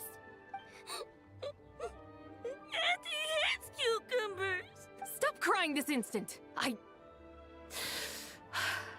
I meant that cucumbers are simple enough to grow. There's no need to devote a whole field to them. Just find an empty corner of your yard, scatter some cucumber seeds in the earth, and before you know it, you'll have a thriving patch of vines. Cucumbers delight in sunlight and moisture, but they suffer in cold weather. If you wish to plant them this early in the year, you should make sure they're protected from frost. Wow. Is it really that simple? Let's hurry home and get started right away! Are you really in that much of a rush? Well, thanks, Big Sis Zibai, who's fierce but really good at farming. We gotta go! Thanks, Big Sis Zibai! See you around! Paimon never imagined you'd know so much about farming. What's so strange about that? The people of Longon called me the god of soil and grain. Are the fields not made of soil? Is rice not one of the 5 grains? Huh, that's true. So, if the god of soil and grain is a farming god, that means the White Horse Adeptus must be a farming adeptus, right?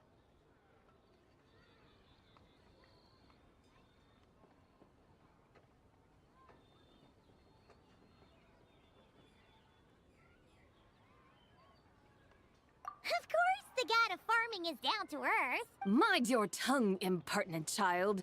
How dare you diminish the lofty bearing of an adeptus? Hey! You're the one who said the god of soil and grain is all about farming. Enough! It's time for us to take to the skies once more. Join me now. Witness the majesty of mountain, water, and field, and broaden your horizons. Alright, we join again.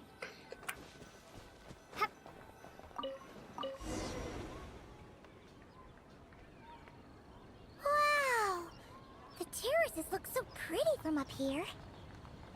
The mountains tower like pagodas, the hills coiling at their feet like shells. Layers built upon layers, rising and falling in harmony. A truly unique and mesmerizing sight. Thinking about it, you have a special connection to this place, you know. A special connection? Yeah! There's a local legend about a white horse leaping from a pure spring to follow Rex Lapis into battle. Don't you remember?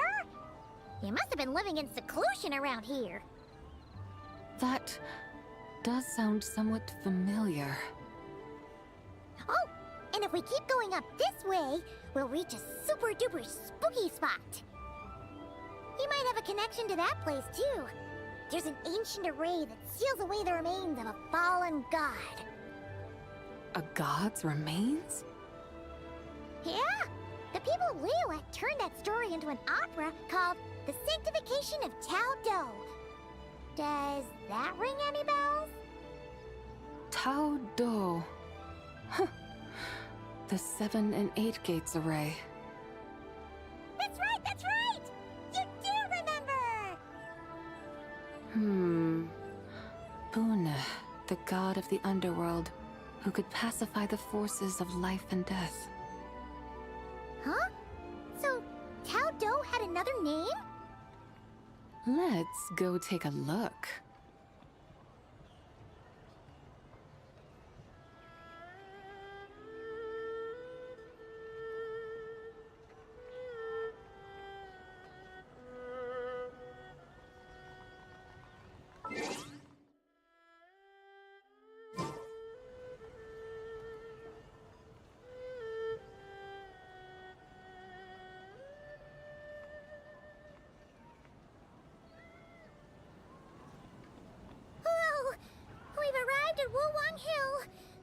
The atmosphere just turned spooky.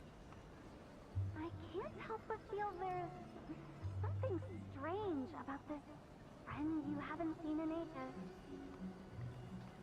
Huh? Paimon thought she heard someone's voice. Let's head down and check it out.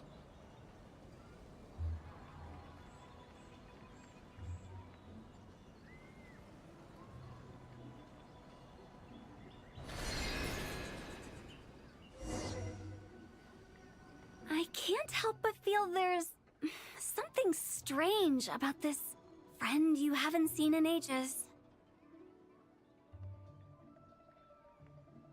Strange? Whatever do you mean? Her strangeness defies description. This Miss Zibai is a full-blown enigma, don't you think? I'm afraid I have no idea what you're talking about. Aren't you worried about sending her all the way to Yilong Wharf on her own to buy tea? What if she gets lost? Where there are people, there are paths. Now I'm the one with no clue what you're saying. She can ask for directions. And then what? She will meet strangers in unfamiliar lands, build friendships, part ways. Hers will be a long journey indeed. The further the journey, the more footprints one leaves behind. The deeper those footprints, the harder it is for time to erase them. Ah, so you want her to make new friends. I see. But from what you say, it sounds as though she's not from Liyue. I believe she was not, but perhaps she will be. You're sounding stranger by the second. Huh. Oh, over there. Oh, look who's here. Hu Tao! Zhongli! What are you doing here? Traveler. Paimon. Fancy meeting in a place like this. Oh my, and Miss Zibai too. Sounds like fate to me. We were taking Zibai to buy some tea from Yilong Wharf. Zhongli sent her there, though she didn't even know the way, and... Oh, drat! We forgot the tea!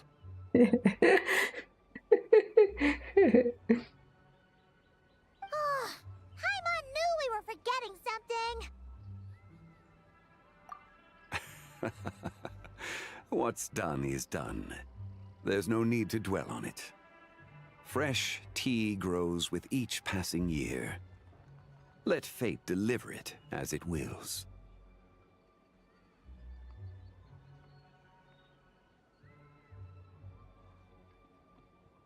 Exactly. You can get tea wherever you go. You're hardly running low now, are you? Paimon feels a lot better now that you've said that. Still, I'm a little confused. If you were buying tea, how did you end up all the way out here? We're taking Zibai on a sightseeing tour. We started at Liyue Harbor, stopped in at Yilong Wharf, went sightseeing around Xiaoying Village, made our way to Qingce Village, and now we're here! Wow, that is quite the itinerary.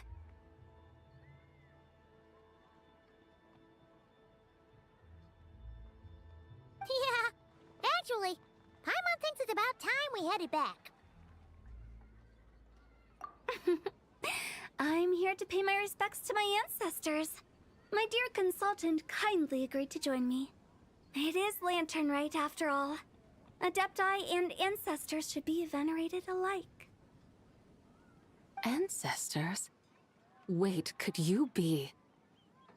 Are you heir to the Wu-Wong kid? Or perhaps the lone butterfly of the Crimson Flame?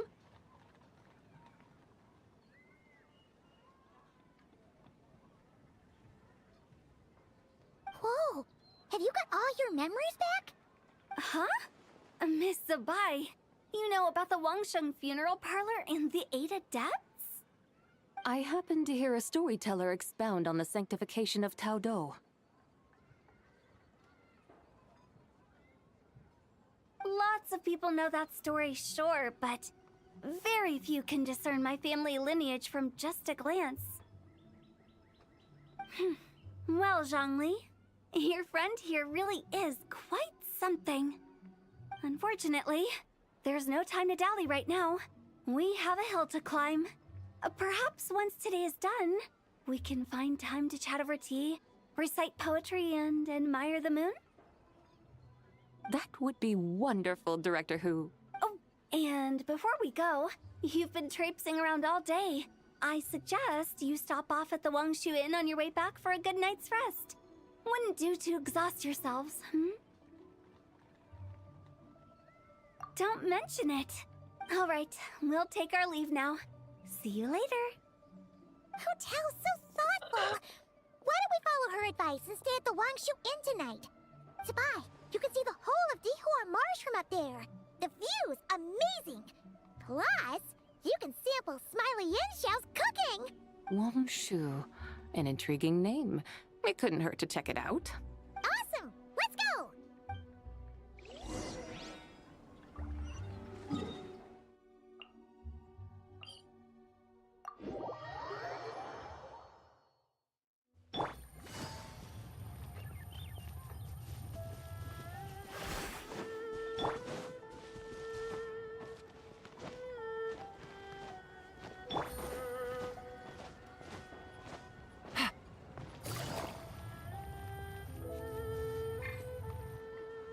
Is that... Sure is. We can take the lift up from over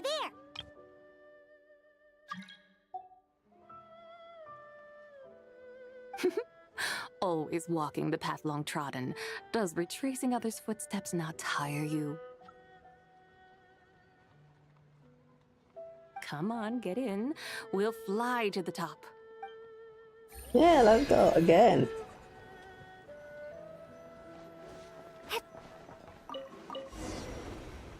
Yeehaw. Are we really going to fly up to Wangshu Inn?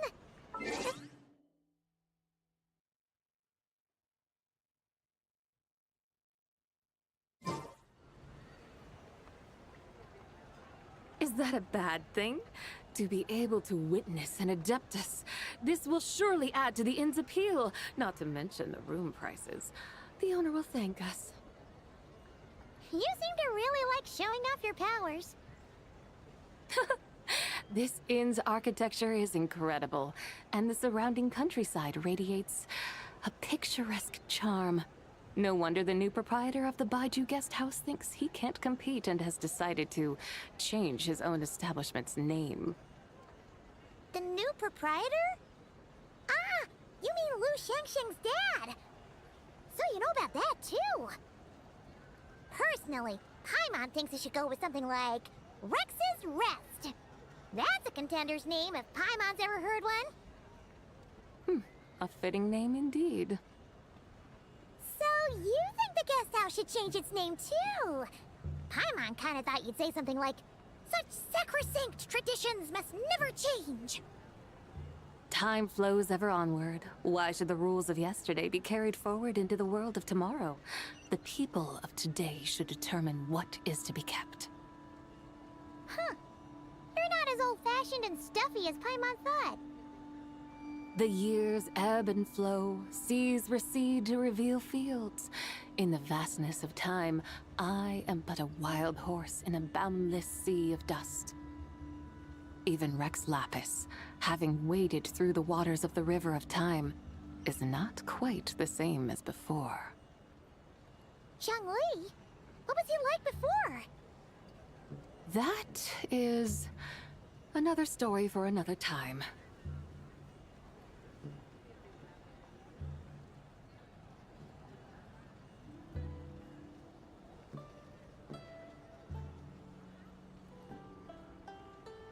we have arrived.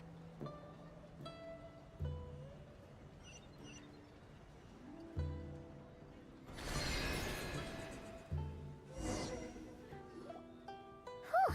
This is the first time Paimon's ever flown up to Wangshu Inn on a chariot. Everything's so different when you're up high. Wangshu. Like moon lanterns and shao lanterns. Might it all be a coincidence?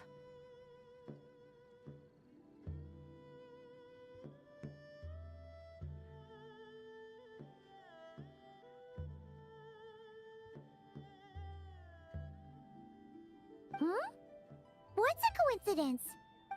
Do you not know what Wangshu means? Not bad. You're clearly much sharper than your diminutive companion. Wangshu can refer to the moon, but its original meaning is actually the goddess who rides the bright moon's chariot. Goddess. And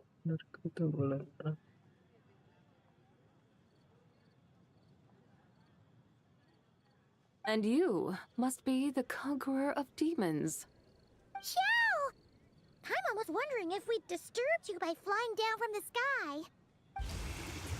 Not at all. I sensed an unusual presence long before you arrived, though I didn't expect it to be you in a flying chariot. Ah, a witness at last. I was starting to think we should fly a bit lower. 'Twould be awfully dull if no one ends up marveling at my lofty bearing. No need. This is already showy enough. I'm not one to do good from the shadows, as Rex Lapis is wont to do.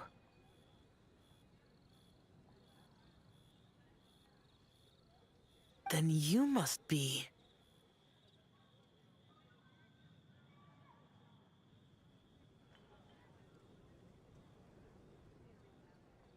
Nay, I'm only cosplaying as the White Horse Adeptus, in truth.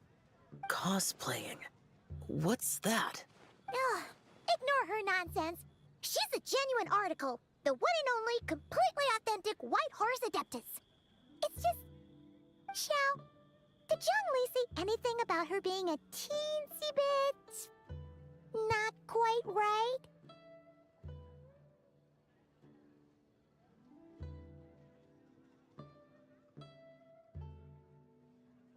Mental instability, perhaps? Did Zhongli tell you that? No, this is my own speculation. Well, you pretty much hit the nail on the head. It's like her brain's filled with a bunch of slimes right now. All gloopy and messy. There's a hot-tempered pyro slime, a math-obsessed hydro slime, and a mischievous little animal slime.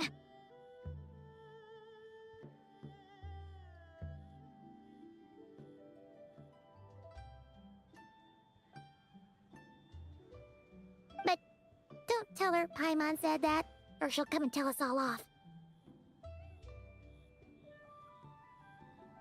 You white-haired rascal! Do you think I can't hear you?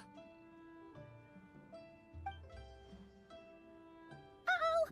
We're in for it now! White Horse Adeptus. You must be weary from your journey. Why not take a rest? Oh, yes! You must be hungry, right, Zibai? How about we get some food? Oh, the chef here is incredible!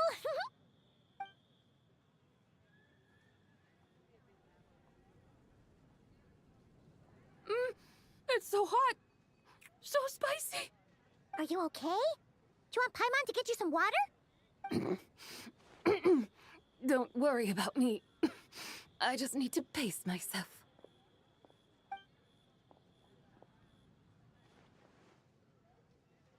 So, regarding your friend and her condition, does even the Lord of Geo have no solution? Zhongli said we should wait and she'll get better on her own. But who knows how long that's gonna take.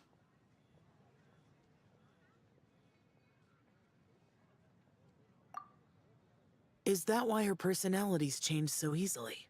Paimon thinks that has something to do with her 3 deadly selves. Zhangli told us that the deadly selves are impure, affecting living things that get too close. The White Horse Adeptus's remnant spirit was attached to the deadly selves for a long time. It makes sense that her temperament and memories would have been influenced by them.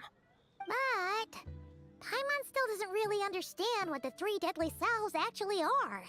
Paimon, as you do not practice self-cultivation, I cannot help you fully understand. But you can think of them simply as emotions and desires.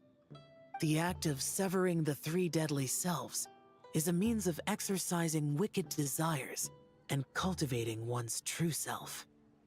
I believe other nations have similar practices. In Sumeru, it is known as shattering Atmagraha.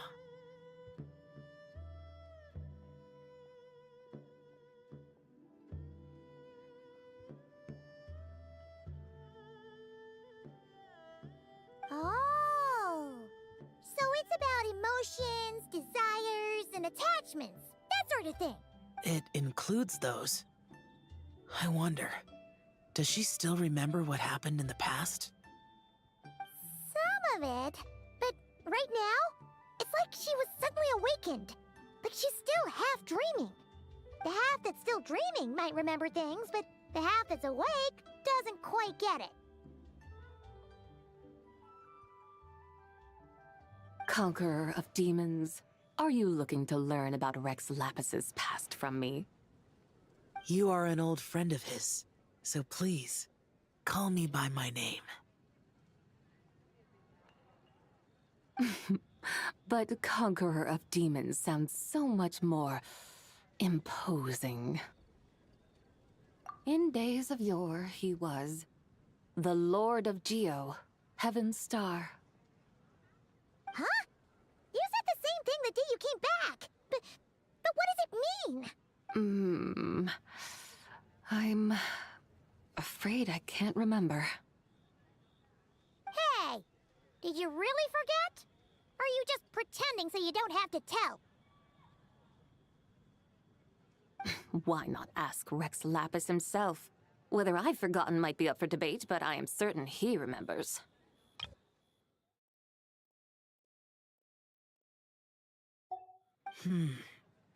He must have his reasons for not raising the past, and you likely have similar concerns. I shouldn't have asked. An answer that suits your style, General Olatus. Now that we're on the subject, though, I suddenly remembered something. Which is? In the distant past, there was a feast, which I attended. I faintly recall the Lord of Geo also being present that day. Oh! And then? What happened? Among the dishes served, there was one that could be found in every household throughout Langan at the start of spring. A dish called Flavor of Spring. I suddenly remembered the recipe for this dish. God damn it, bro. Is that it? Yes! Since it's Lantern Rite here in Liyue, why don't I make some for you to try? That sounds good. Wow! It might not have been the story Paimon was hoping for, but this looks delicious! The spring breeze stirs. Now is the perfect time to savor this dish. My dutiful guides have gone to great trouble to show me around Liyue, and even the Conqueror of Demons has graced us with his presence. I feel deeply honored. This Flavor of Spring is my way of expressing my gratitude. There's no need for such grand words. What's this? Hey! It's that broken jade token from the Antiques exhibition! Indeed. This was once an Adeptal treasure of mine. I'm amazed it ended up in your hands. Alas, it serves little purpose now in its fractured state. Please, keep it as a memento. Oh, that's a shame. Can't we fix it? This is the way of the world. Once jade is broken, it can never be made whole. Then, what about forging a new one? That is a good point. That it has ended up in your hands must be a message from fate. I could try to craft it into a little trinket for you. One that might prove useful on your journey. Ooh! What sort of trinket? It's just a passing thought, one that will require the right opportunity. I'll think about it more when the time comes. Now that we've had our fill, we should get some rest. Tomorrow we return to Liyue Harbor, where I'll have need of your guidance once more.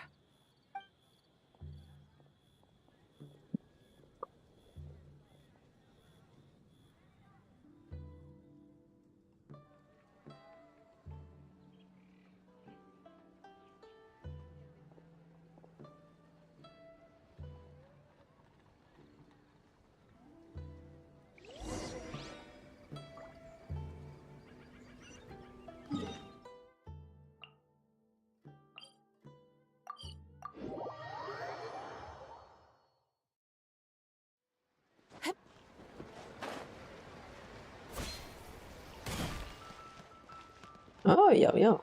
Chi-Chi, the lantern ride is almost over. Do you remember how to make a Shao lantern? Morning, split bamboo, traveler.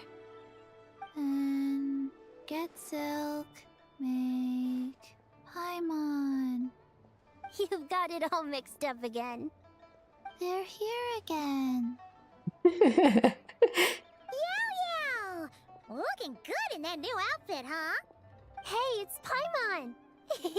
Dr. Baiju gave this to me as a gift. How does it suit me? Thank you. Wow! What happened for Baiju to suddenly give you a brand new outfit, Yao Yao?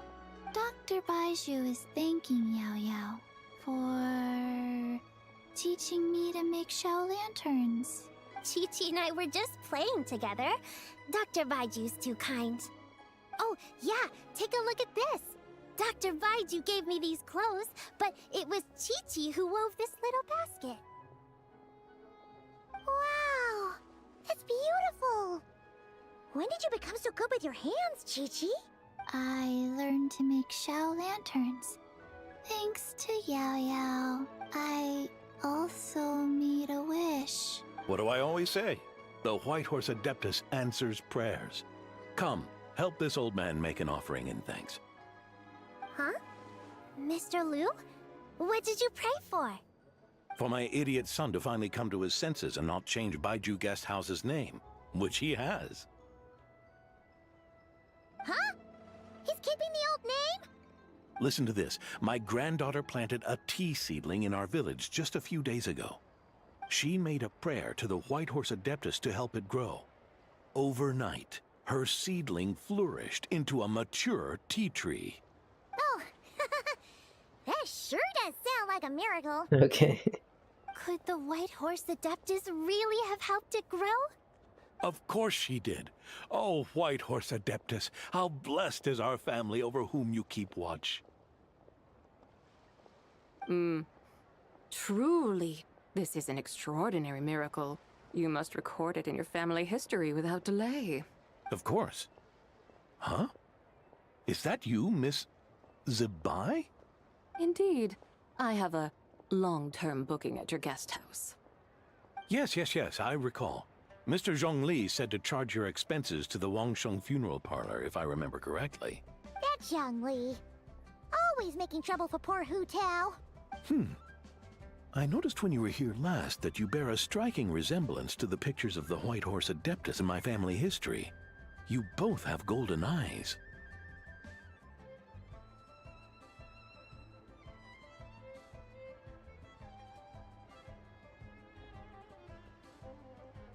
Perhaps fate has had a hand in our meeting.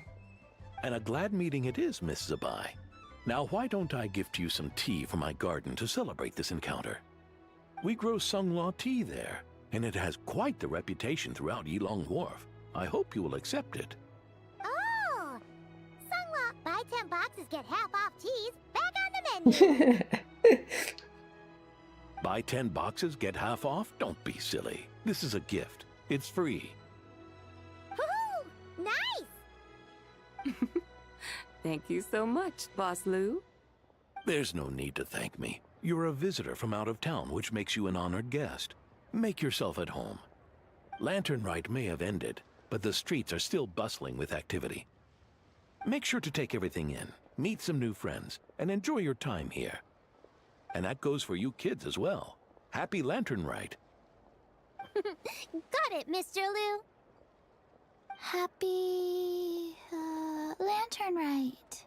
Yeah! Happy Lantern Rite, everyone! Happy Lantern Rite. Happy Lantern Rite indeed.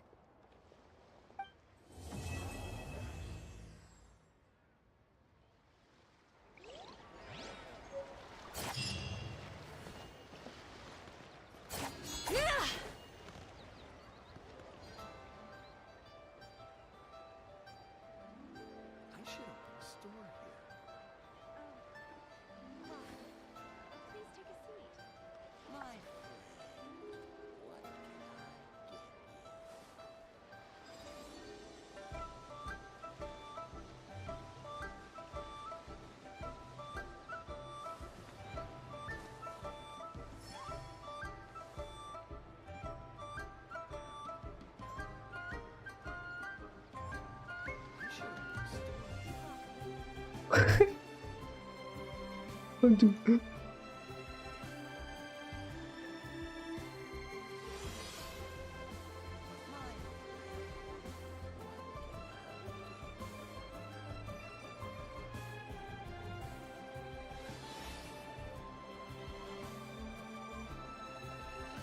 Right.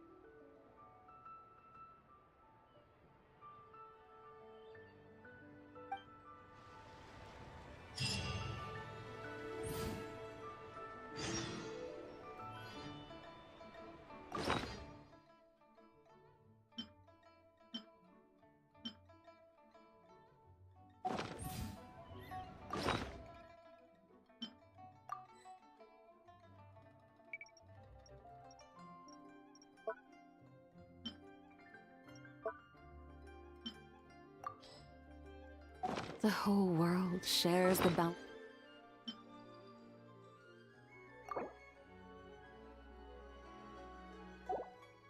Of the skies, the rain.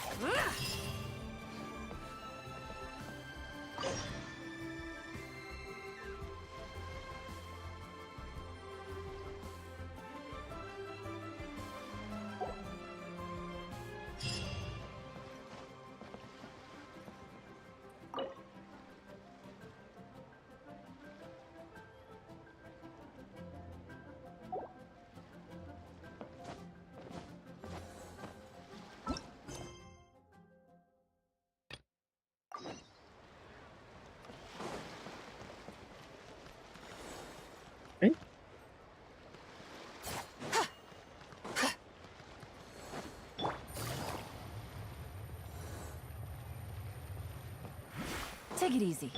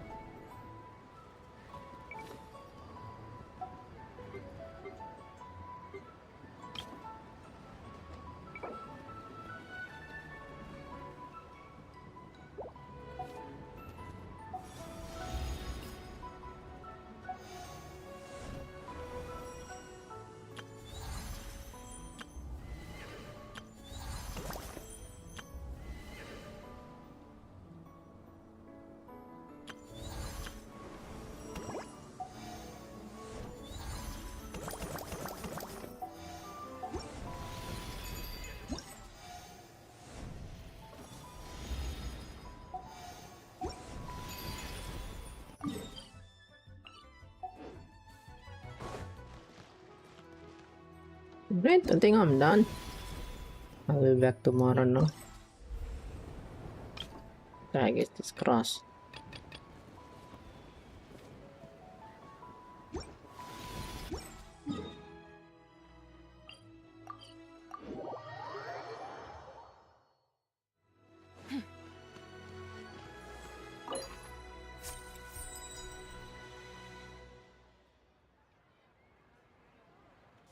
I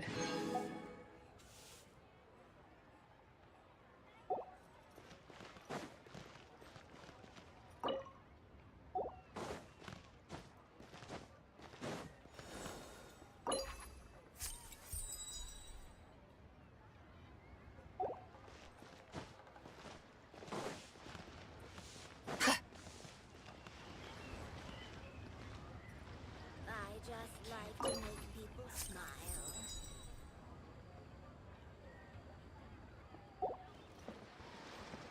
Right, I think I'll be back tomorrow. It's already too late, bro. And to whatever. I'll do the Imaginarium Theater and the other stuff later, no?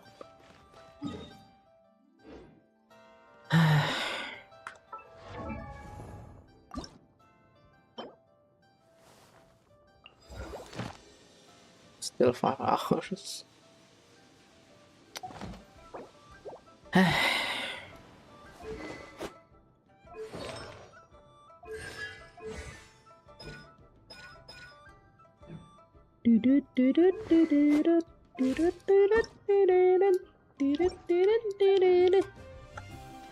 I'll be back tomorrow. Alright, see you, bye bye. I'll be doing Imaginarium Theater next and Stygian Onslaught, yeah. Alright, whatever. See you, bye bye.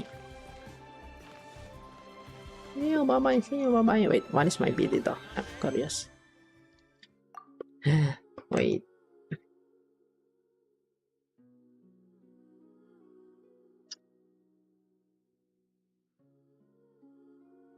Wait a second.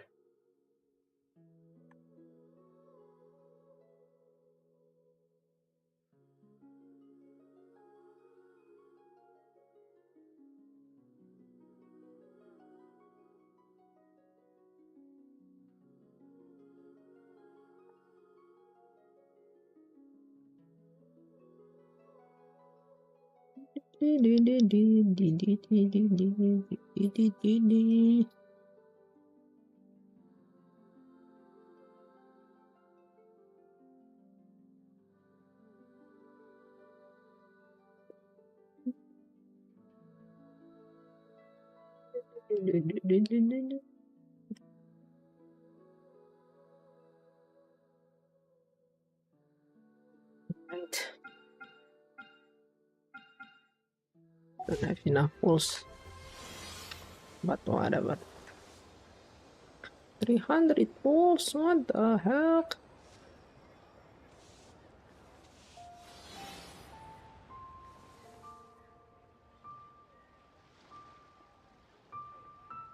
Mathematics is the foundation of all things. If you're interested, I can teach you some arithmetic. First, hold out both your hands. We'll start with the 10 fingers.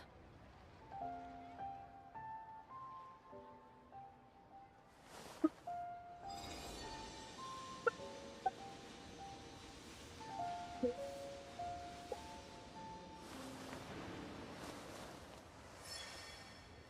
your luck betting on Jade? Oh, what should I try this time?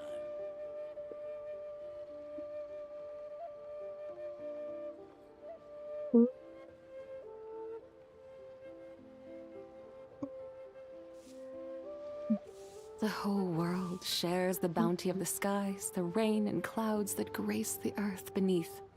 The moon was never meant to be a foreign realm. Try your luck betting on Jade?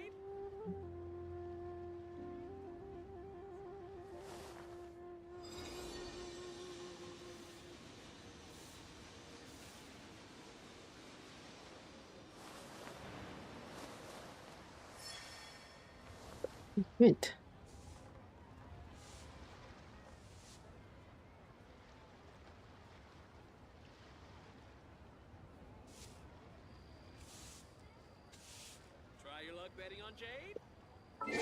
Yep, I think I'm done. What is this? Bye. Yeah, Zibai. Bye, Zibai.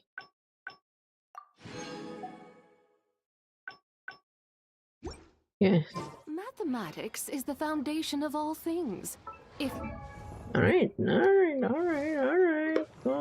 Go. you're interested, I can teach you some arithmetic. First, hold out both your hands. We'll start with the 10 fingers. Alright, sure. See you, bye-bye. Yeah, I'll be back tomorrow. Bye-bye. Oh, what should I try this time?